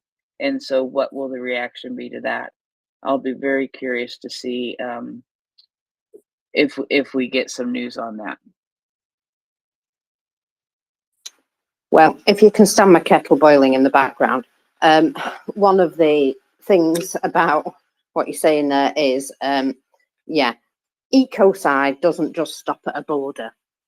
Something like this is going to have long-reaching and long-lasting effects, and it's been done purposely to create a massive disaster that they expect to misdirect Ukraine away from the counteroffensive.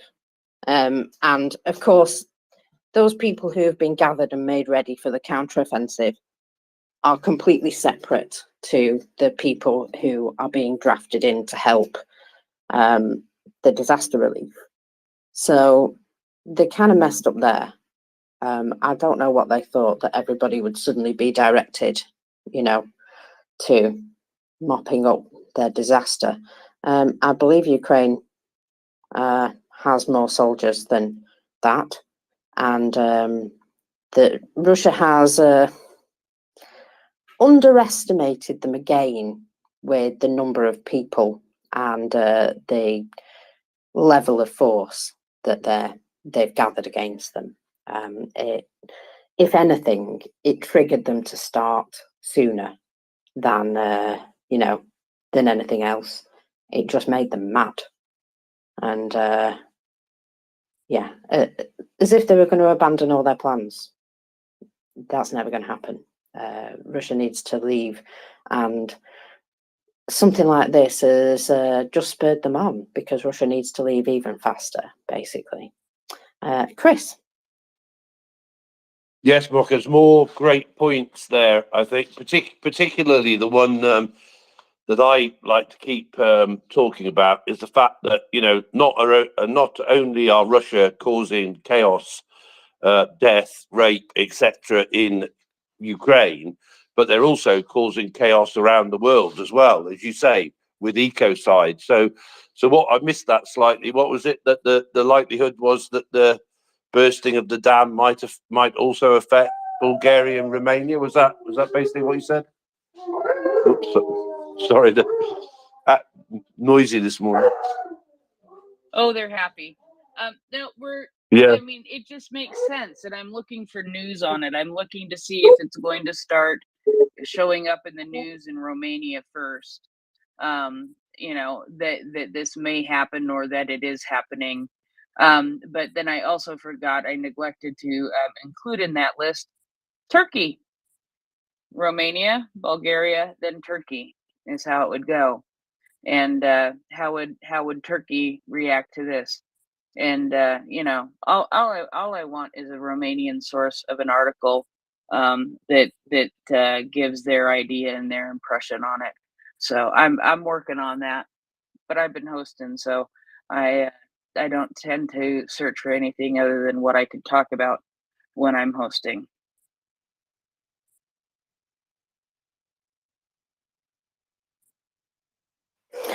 Yeah, the thing is, you know, water doesn't stand still, does it? It's going to very likely cause issues further down the coast. And, well, we will see what happens as a result of that. Sorry, I'm just making coffee, so you have to deal with the situation. Yeah, unfortunately, the scale of the problem is, well, Ukraine know the scale of the problem, but I don't feel like everybody else has fully understood the whole concept of it yet. And that will come. That will come. But yeah, unfortunately, the surrounding areas are going to be affected. I mean, the Russians have already committed several ecocides. I know it's, you know, the dolphins. I know that's something that's been a real issue with all the jamming and sonar and what have you. They're basically just killing off the dolphins. And it seems weird to worry about dolphins when there's a absolute genocide going on, but they're not discriminating against who and what they kill. You know, they're quite happy to kill all the environment as well, and that's again going to have long-reaching effects. How one country can create so much disaster, well, I'm astounded. That's pretty much all I can say about that. Hello, Skykiss, you're up late too. Yeah, hi. Did you by chance read the numbers? I just came back into the space. I've kind of been, just wandering around in my own head for a little while. And I have been watching the film, the drone footage of the dam and all the water, and it's an amazing amount of just volume per second. It's amazing. So I've watched it several times. So again, did you read the numbers yet? I did, but you know what? I'm going to do them again because they were good numbers. And I saw the first one. Okay. I go, we haven't hit that yet. Okay, I'll be quiet. And then I want to ask about Malamutes. Okay. Maybe I should ask about the Malamutes and then if you read those again, I appreciate it. How many Malamutes does Chris have? 5, I believe. Oh my God. That's a lot of Malamute. Oh, no wonder. It's a lot of a lot of walking mountains of hair. Yeah. Oh my goodness. I only knew one at a time, and he was great. His name was Juan. They named him Juan because that's the noise he made. That's the sound he made when he yawned. It was Juan. so they named him Juan. Okay. Okay, Wow. so Thank you. I'm going to do the numbers for you again. That's no problem because they are excellent numbers today.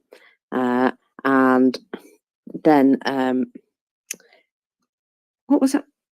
You know what? I had something that I was going to add, and it just ran away from me. Never mind. Yes. Just with regards to seeing the drone footage and the absolute scale of the disaster there. I'll be honest, last night I was a little bit maudlin. I had a little bit of a sulk to myself last night because you know, things have been pretty naff recently over the last couple of days. It's not been great to watch, I'll be honest. And I think every so often we all need to just realize that, you know, our own mental health is important. And if you need to switch off, have an hour, have a day, have a week, whatever you need to sort of get back to your equilibrium, because yes, this is happening. But, you know, I feel as though I'm doing something to assist. I feel as though I'm doing something to help by getting together here with this community and getting the word out, making sure the truth is heard, and also donating and you know, encouraging others to, because that's what we're trying to do, is to help in any way we can. And so every little helps, even if it's just supporting by retweeting or getting the word out to other people about the absolute scale of the disaster here and the truth about what's going on in Ukraine, because it seems some of our mass media can't just get their head around what the truth is, which is unfortunate. So anyway, one more time, for good luck, I'll do some numbers and then we'll go to Ander. 1 second. So here we go, and maybe I can do it correctly this time. We have 1,010 liquidated personnel. We have 10 tanks. Did you know, Prince? Did you know that that's 9 more than they had in the parade in Moscow? And It's pretty sad. that is pretty awesome. 24 armored personnel vehicles. Yes, 24. 34 artillery systems. That's I think, what was Bearded saying, that like 16 or 8 was a battery, depending on who you were. So consider how many that is. 4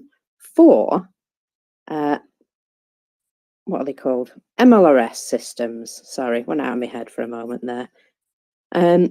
4 anti-aircraft warfare systems. That's your S-300, S-400 doodahs, that sort of thing. 13 UAVs, unlucky for Russia.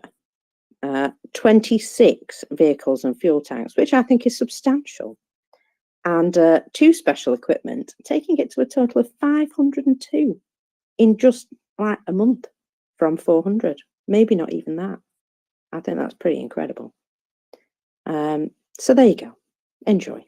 Ander. Hello. Hi. Do you hear me? I'm trying again the new headphones, but apparently they are not the best. It kind of sounds like you stood in a corridor, but it's fine.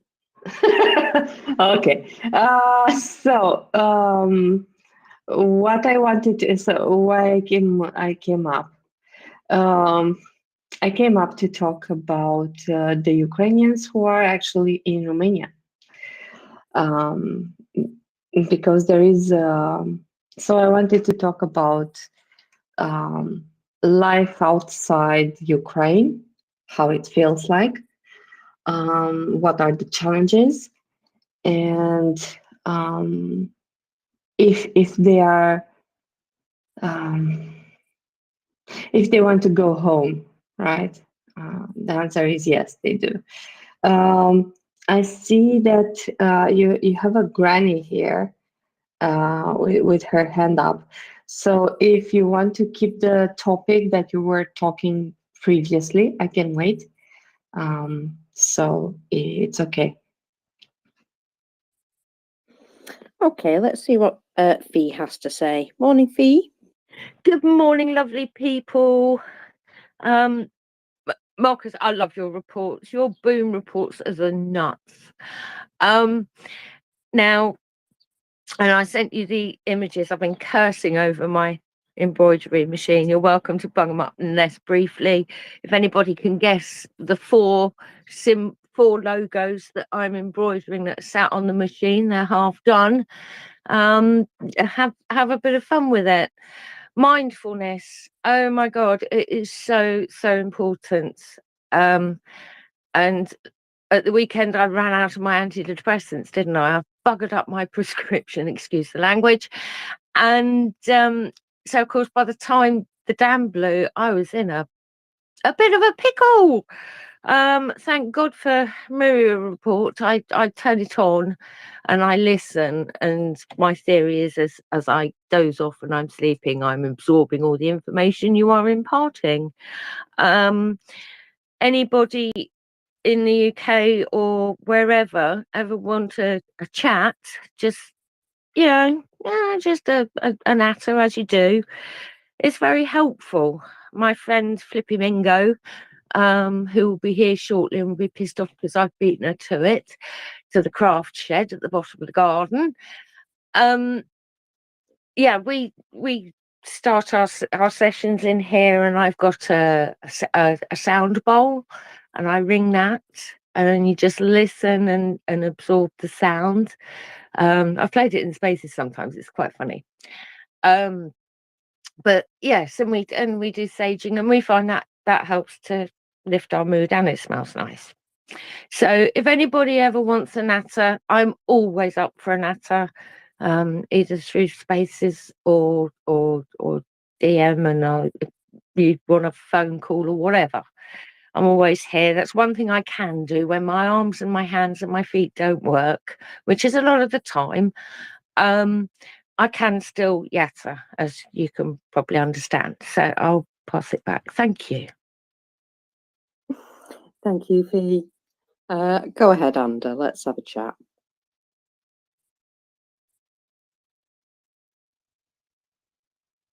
Oh, she's legged it now. Are you still there, Anda? Yes, I am. I was talking with my muted mic. I'm here.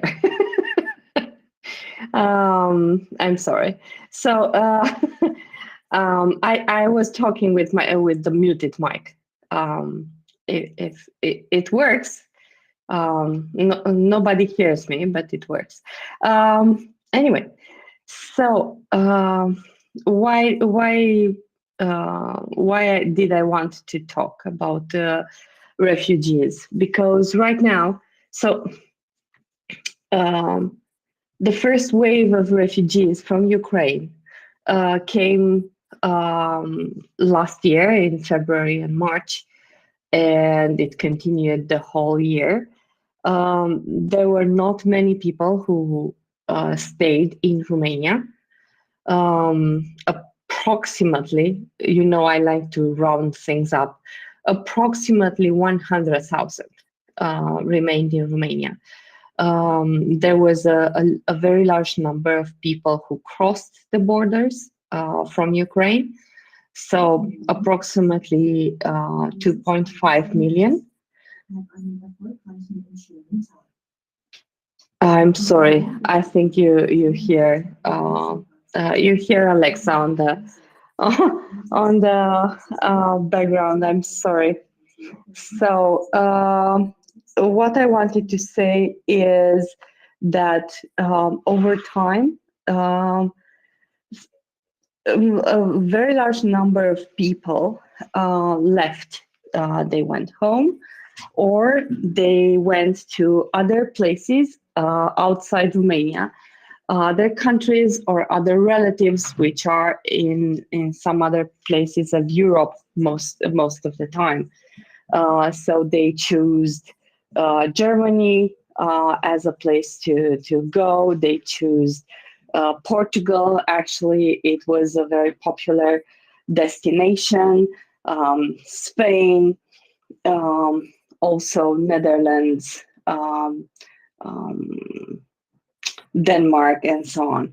So there were the bulk of the people who went through the borders of Romania from Ukraine did not remain in Romania. They went outside. We were just a stopping point on the road. And this is because two things. One, there are not a lot of Ukrainians in Romania.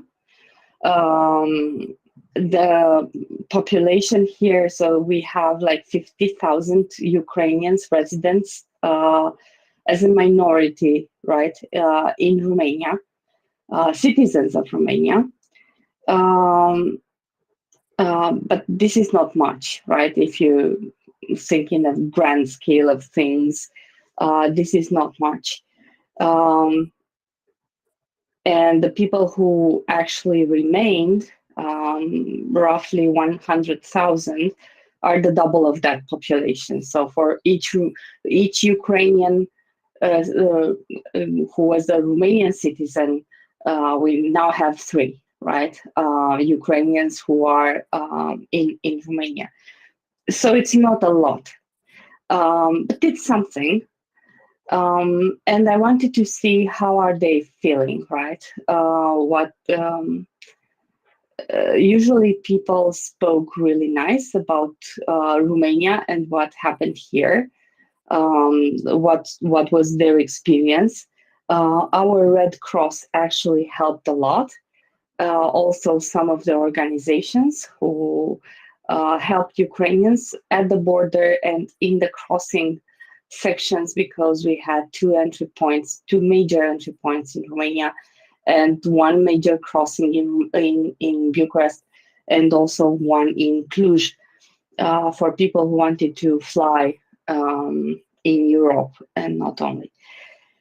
So there are centers in Bucharest right now. So this is not something from 1 year ago. There are centers in Bucharest right now who help Ukrainians adapt and cope with living in another country, with learning the language.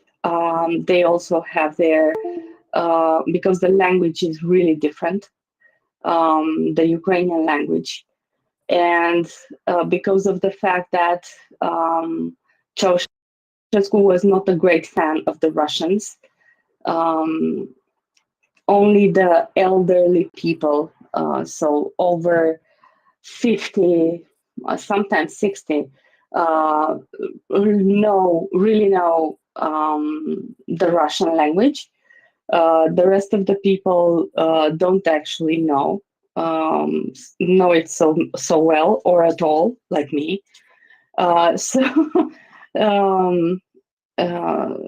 Basically, the Ukrainian population who arrived here, most of them are women with children.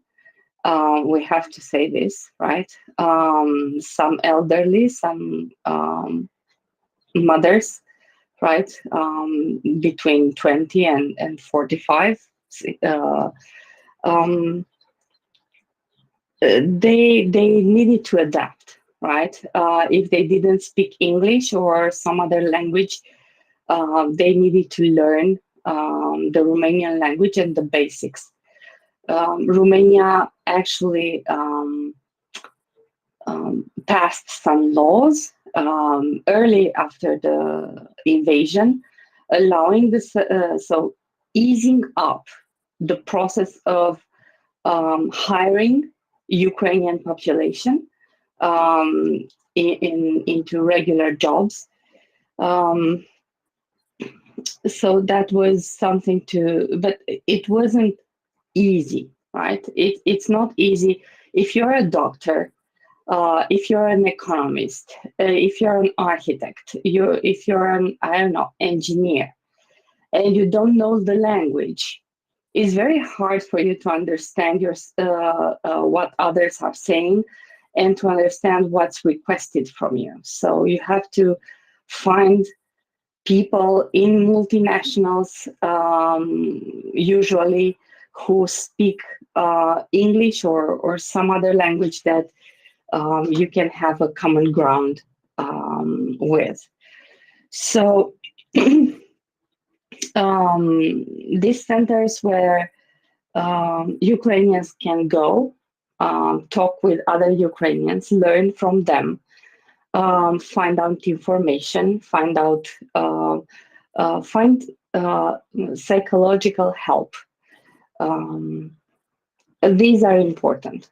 And some of the women which are working there, they were not teachers before the war, but they are now teaching Ukrainian children.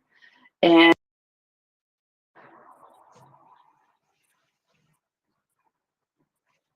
did I just lose you, Amanda? I wonder if her new earbud fell out. Sorry, do you hear me? Yeah, do now. Mockers? Yeah. I don't think anymore. I don't think she hears you. Do you hear me? Very quietly.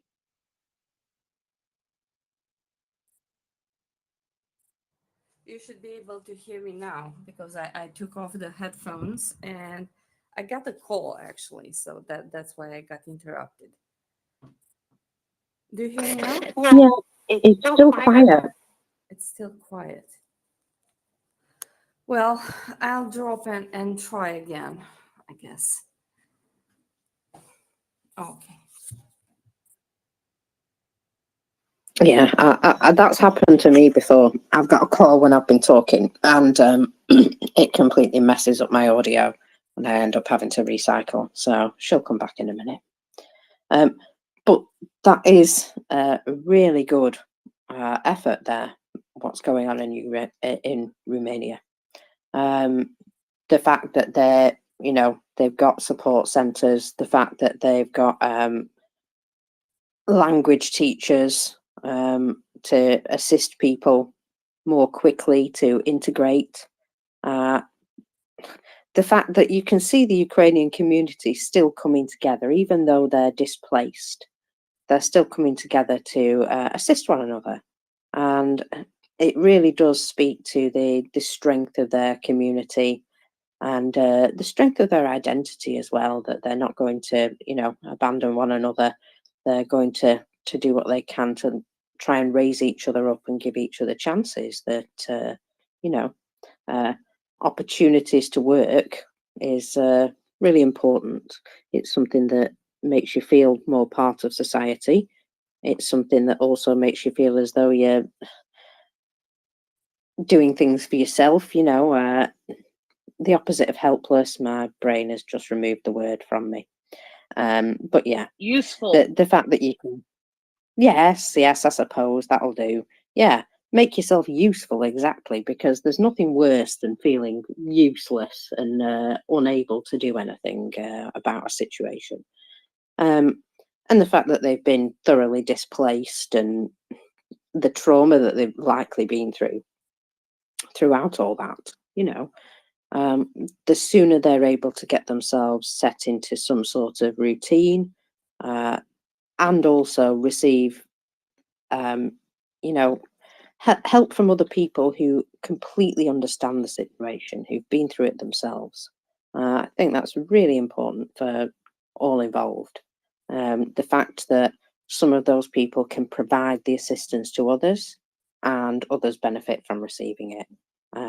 It's a really sort of whole round approach of being able to come together as a community and provide that support that everybody needs. I think that's really important, and it's really heartening to hear that, don't you think?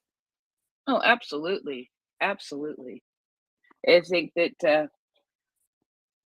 I don't know that I don't know the last time that Europe or the world came together the way they have in the last 16 months. It's uh it's been it's been pretty amazing to watch. There of course have been stumbles. There of course have been problems. It hasn't been perfect. But when you see the situations that have turned out wonderful, like Anna was describing, it just blows your mind. And and it sort of gives you faith in humanity again. And I have to say that is part of what Maria Report has given me. It's given me faith in humanity again, in a way that in some ways I had lost. Um, but to be able to see people welcoming Ukrainians into their countries and helping them, I mean, the outpouring at the in the early days and weeks, seeing, you know, just crowds of people getting on trains to go to Poland, and the reception that they received when they got there was pretty remarkable. And the way people came together to do that, to give people what they needed so that they can get to another destination or get set up where they were. It it just sort of kind of mind blowing, you know. And it's like I think, you know, I didn't know Ryan very well. I didn't know Ryan at all when I first started listening to the space. Um, and I got to know him a little better just because of the time that I listened and the time that he tended to co-host. And you know, he gave up his job. He went to Ukraine. He came back home to take care of some stuff. He went back to Ukraine. You know, he's now spent 6 months, I believe, in Ukraine, and he's going to go back and do more. And it's it's changed his life, I think. And but watching somebody um, give so much of their life, um, to do something to help, just restores your faith in humanity. It's just the way that's what it should do. And we've seen examples of that all over the place. You know, I watched somebody on YouTube on a regular basis, and they stayed in Ukraine for see, they stayed in Ukraine until November. Um, but they had noticed some medical type problems with their daughter, behavioral that were related to medical, and the stress of being under air raids and living in those environments was causing some changes that were very difficult. And so they decided to move to well, they decided to leave Ukraine. And just as they were making that decision, a woman contacted her and said, "If there's ever anything you need, let me know." And they have been living with that family now for a while, and they have in the United States, and they have offered to let them stay there for as long as they need. And so it's like people opening their homes. You know, we have people in this space who have opened their homes to Ukrainians who have fled the war and helped them get employment and help them to find a place to live and help them to get set up. And then they get that person all set up and going, and then they find somebody, then they take in another Ukrainian family. And it's just, you know, the humanity and the kindness of people is just blowing my mind as we watch horrid, horrid things every single day, we can see the good and the kindness in humanity that I haven't seen in a long time. End rant. Well, that wasn't really a rant. End monologue. Well, you know what, Prince? I also have had a lot of faith restored in humanity. The incredible rise of NAFO, the coming together of people from everywhere to support Ukraine because it's important to do so, because people shouldn't be turning away from this. This is a genocide in our lifetime, and I never ever thought that I would see something on this scale.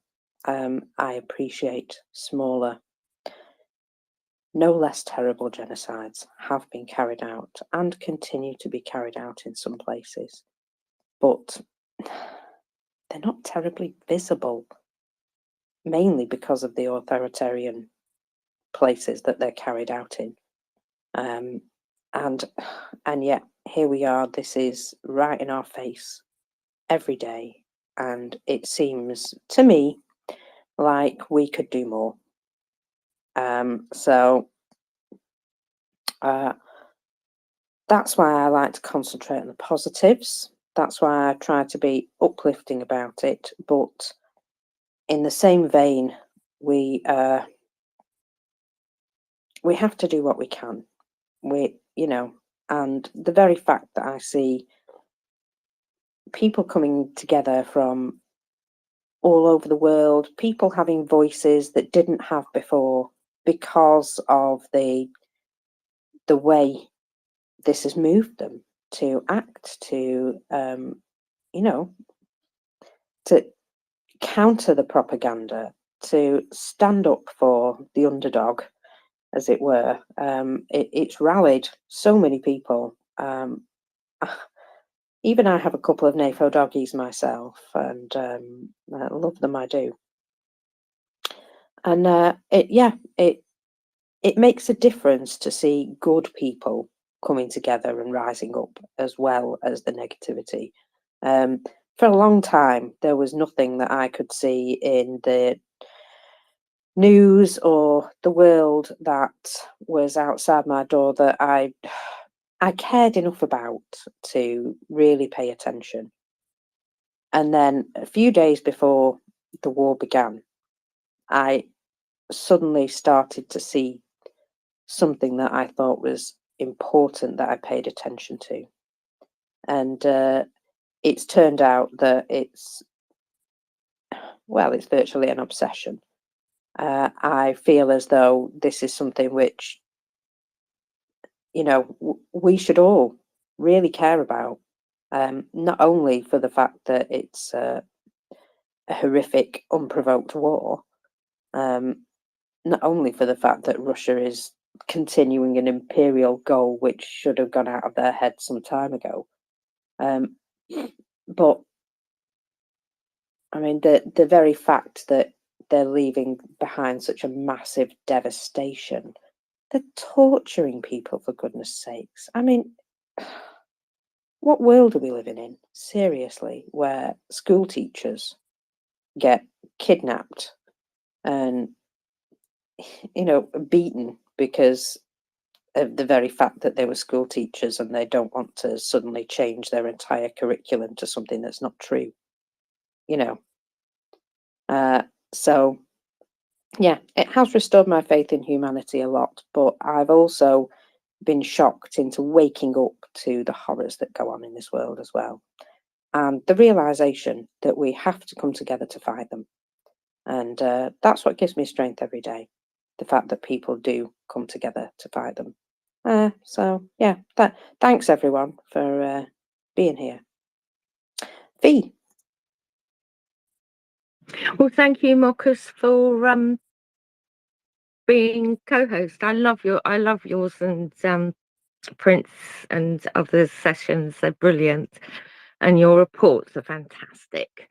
And I've said that before. So when this all kicked off well, before it kicked off, I think about November, November, December, when Russia started those training combat things and was showing them throwing loads of ammo through the air, and it was boom, boom, boom, booming, and yeah, it was quite horrific. And there were training sessions, and I thought, nah.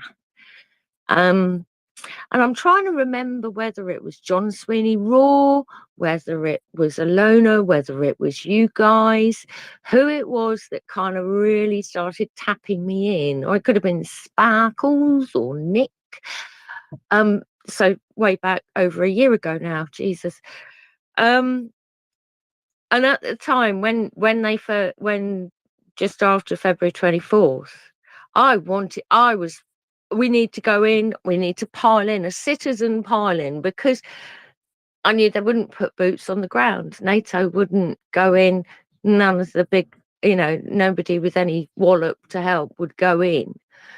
And it was, thank God that they've sent the tools to the Ukrainians, and thank the deities of light that the Ukrainians have got the intelligence and the savvy and the Heath Robinson coupled with oh God, who's a modern day inventor? The guys who make the robotics the robotics dogs that dance rather coolly. I know And you they mean dynamic something. yeah. Dynamic. So you get the idea, because you give them something and they'll make something out of it. They'll use it to its best ability. But it was just the feeling I just wanted to pile on down there. And then sort of come the summer, it was, well, maybe I could get a camper van and go down, volunteer for a week or so driving, and then leave the camper van and kind of hitch my way back with whoever's going back to the UK, sort of thing.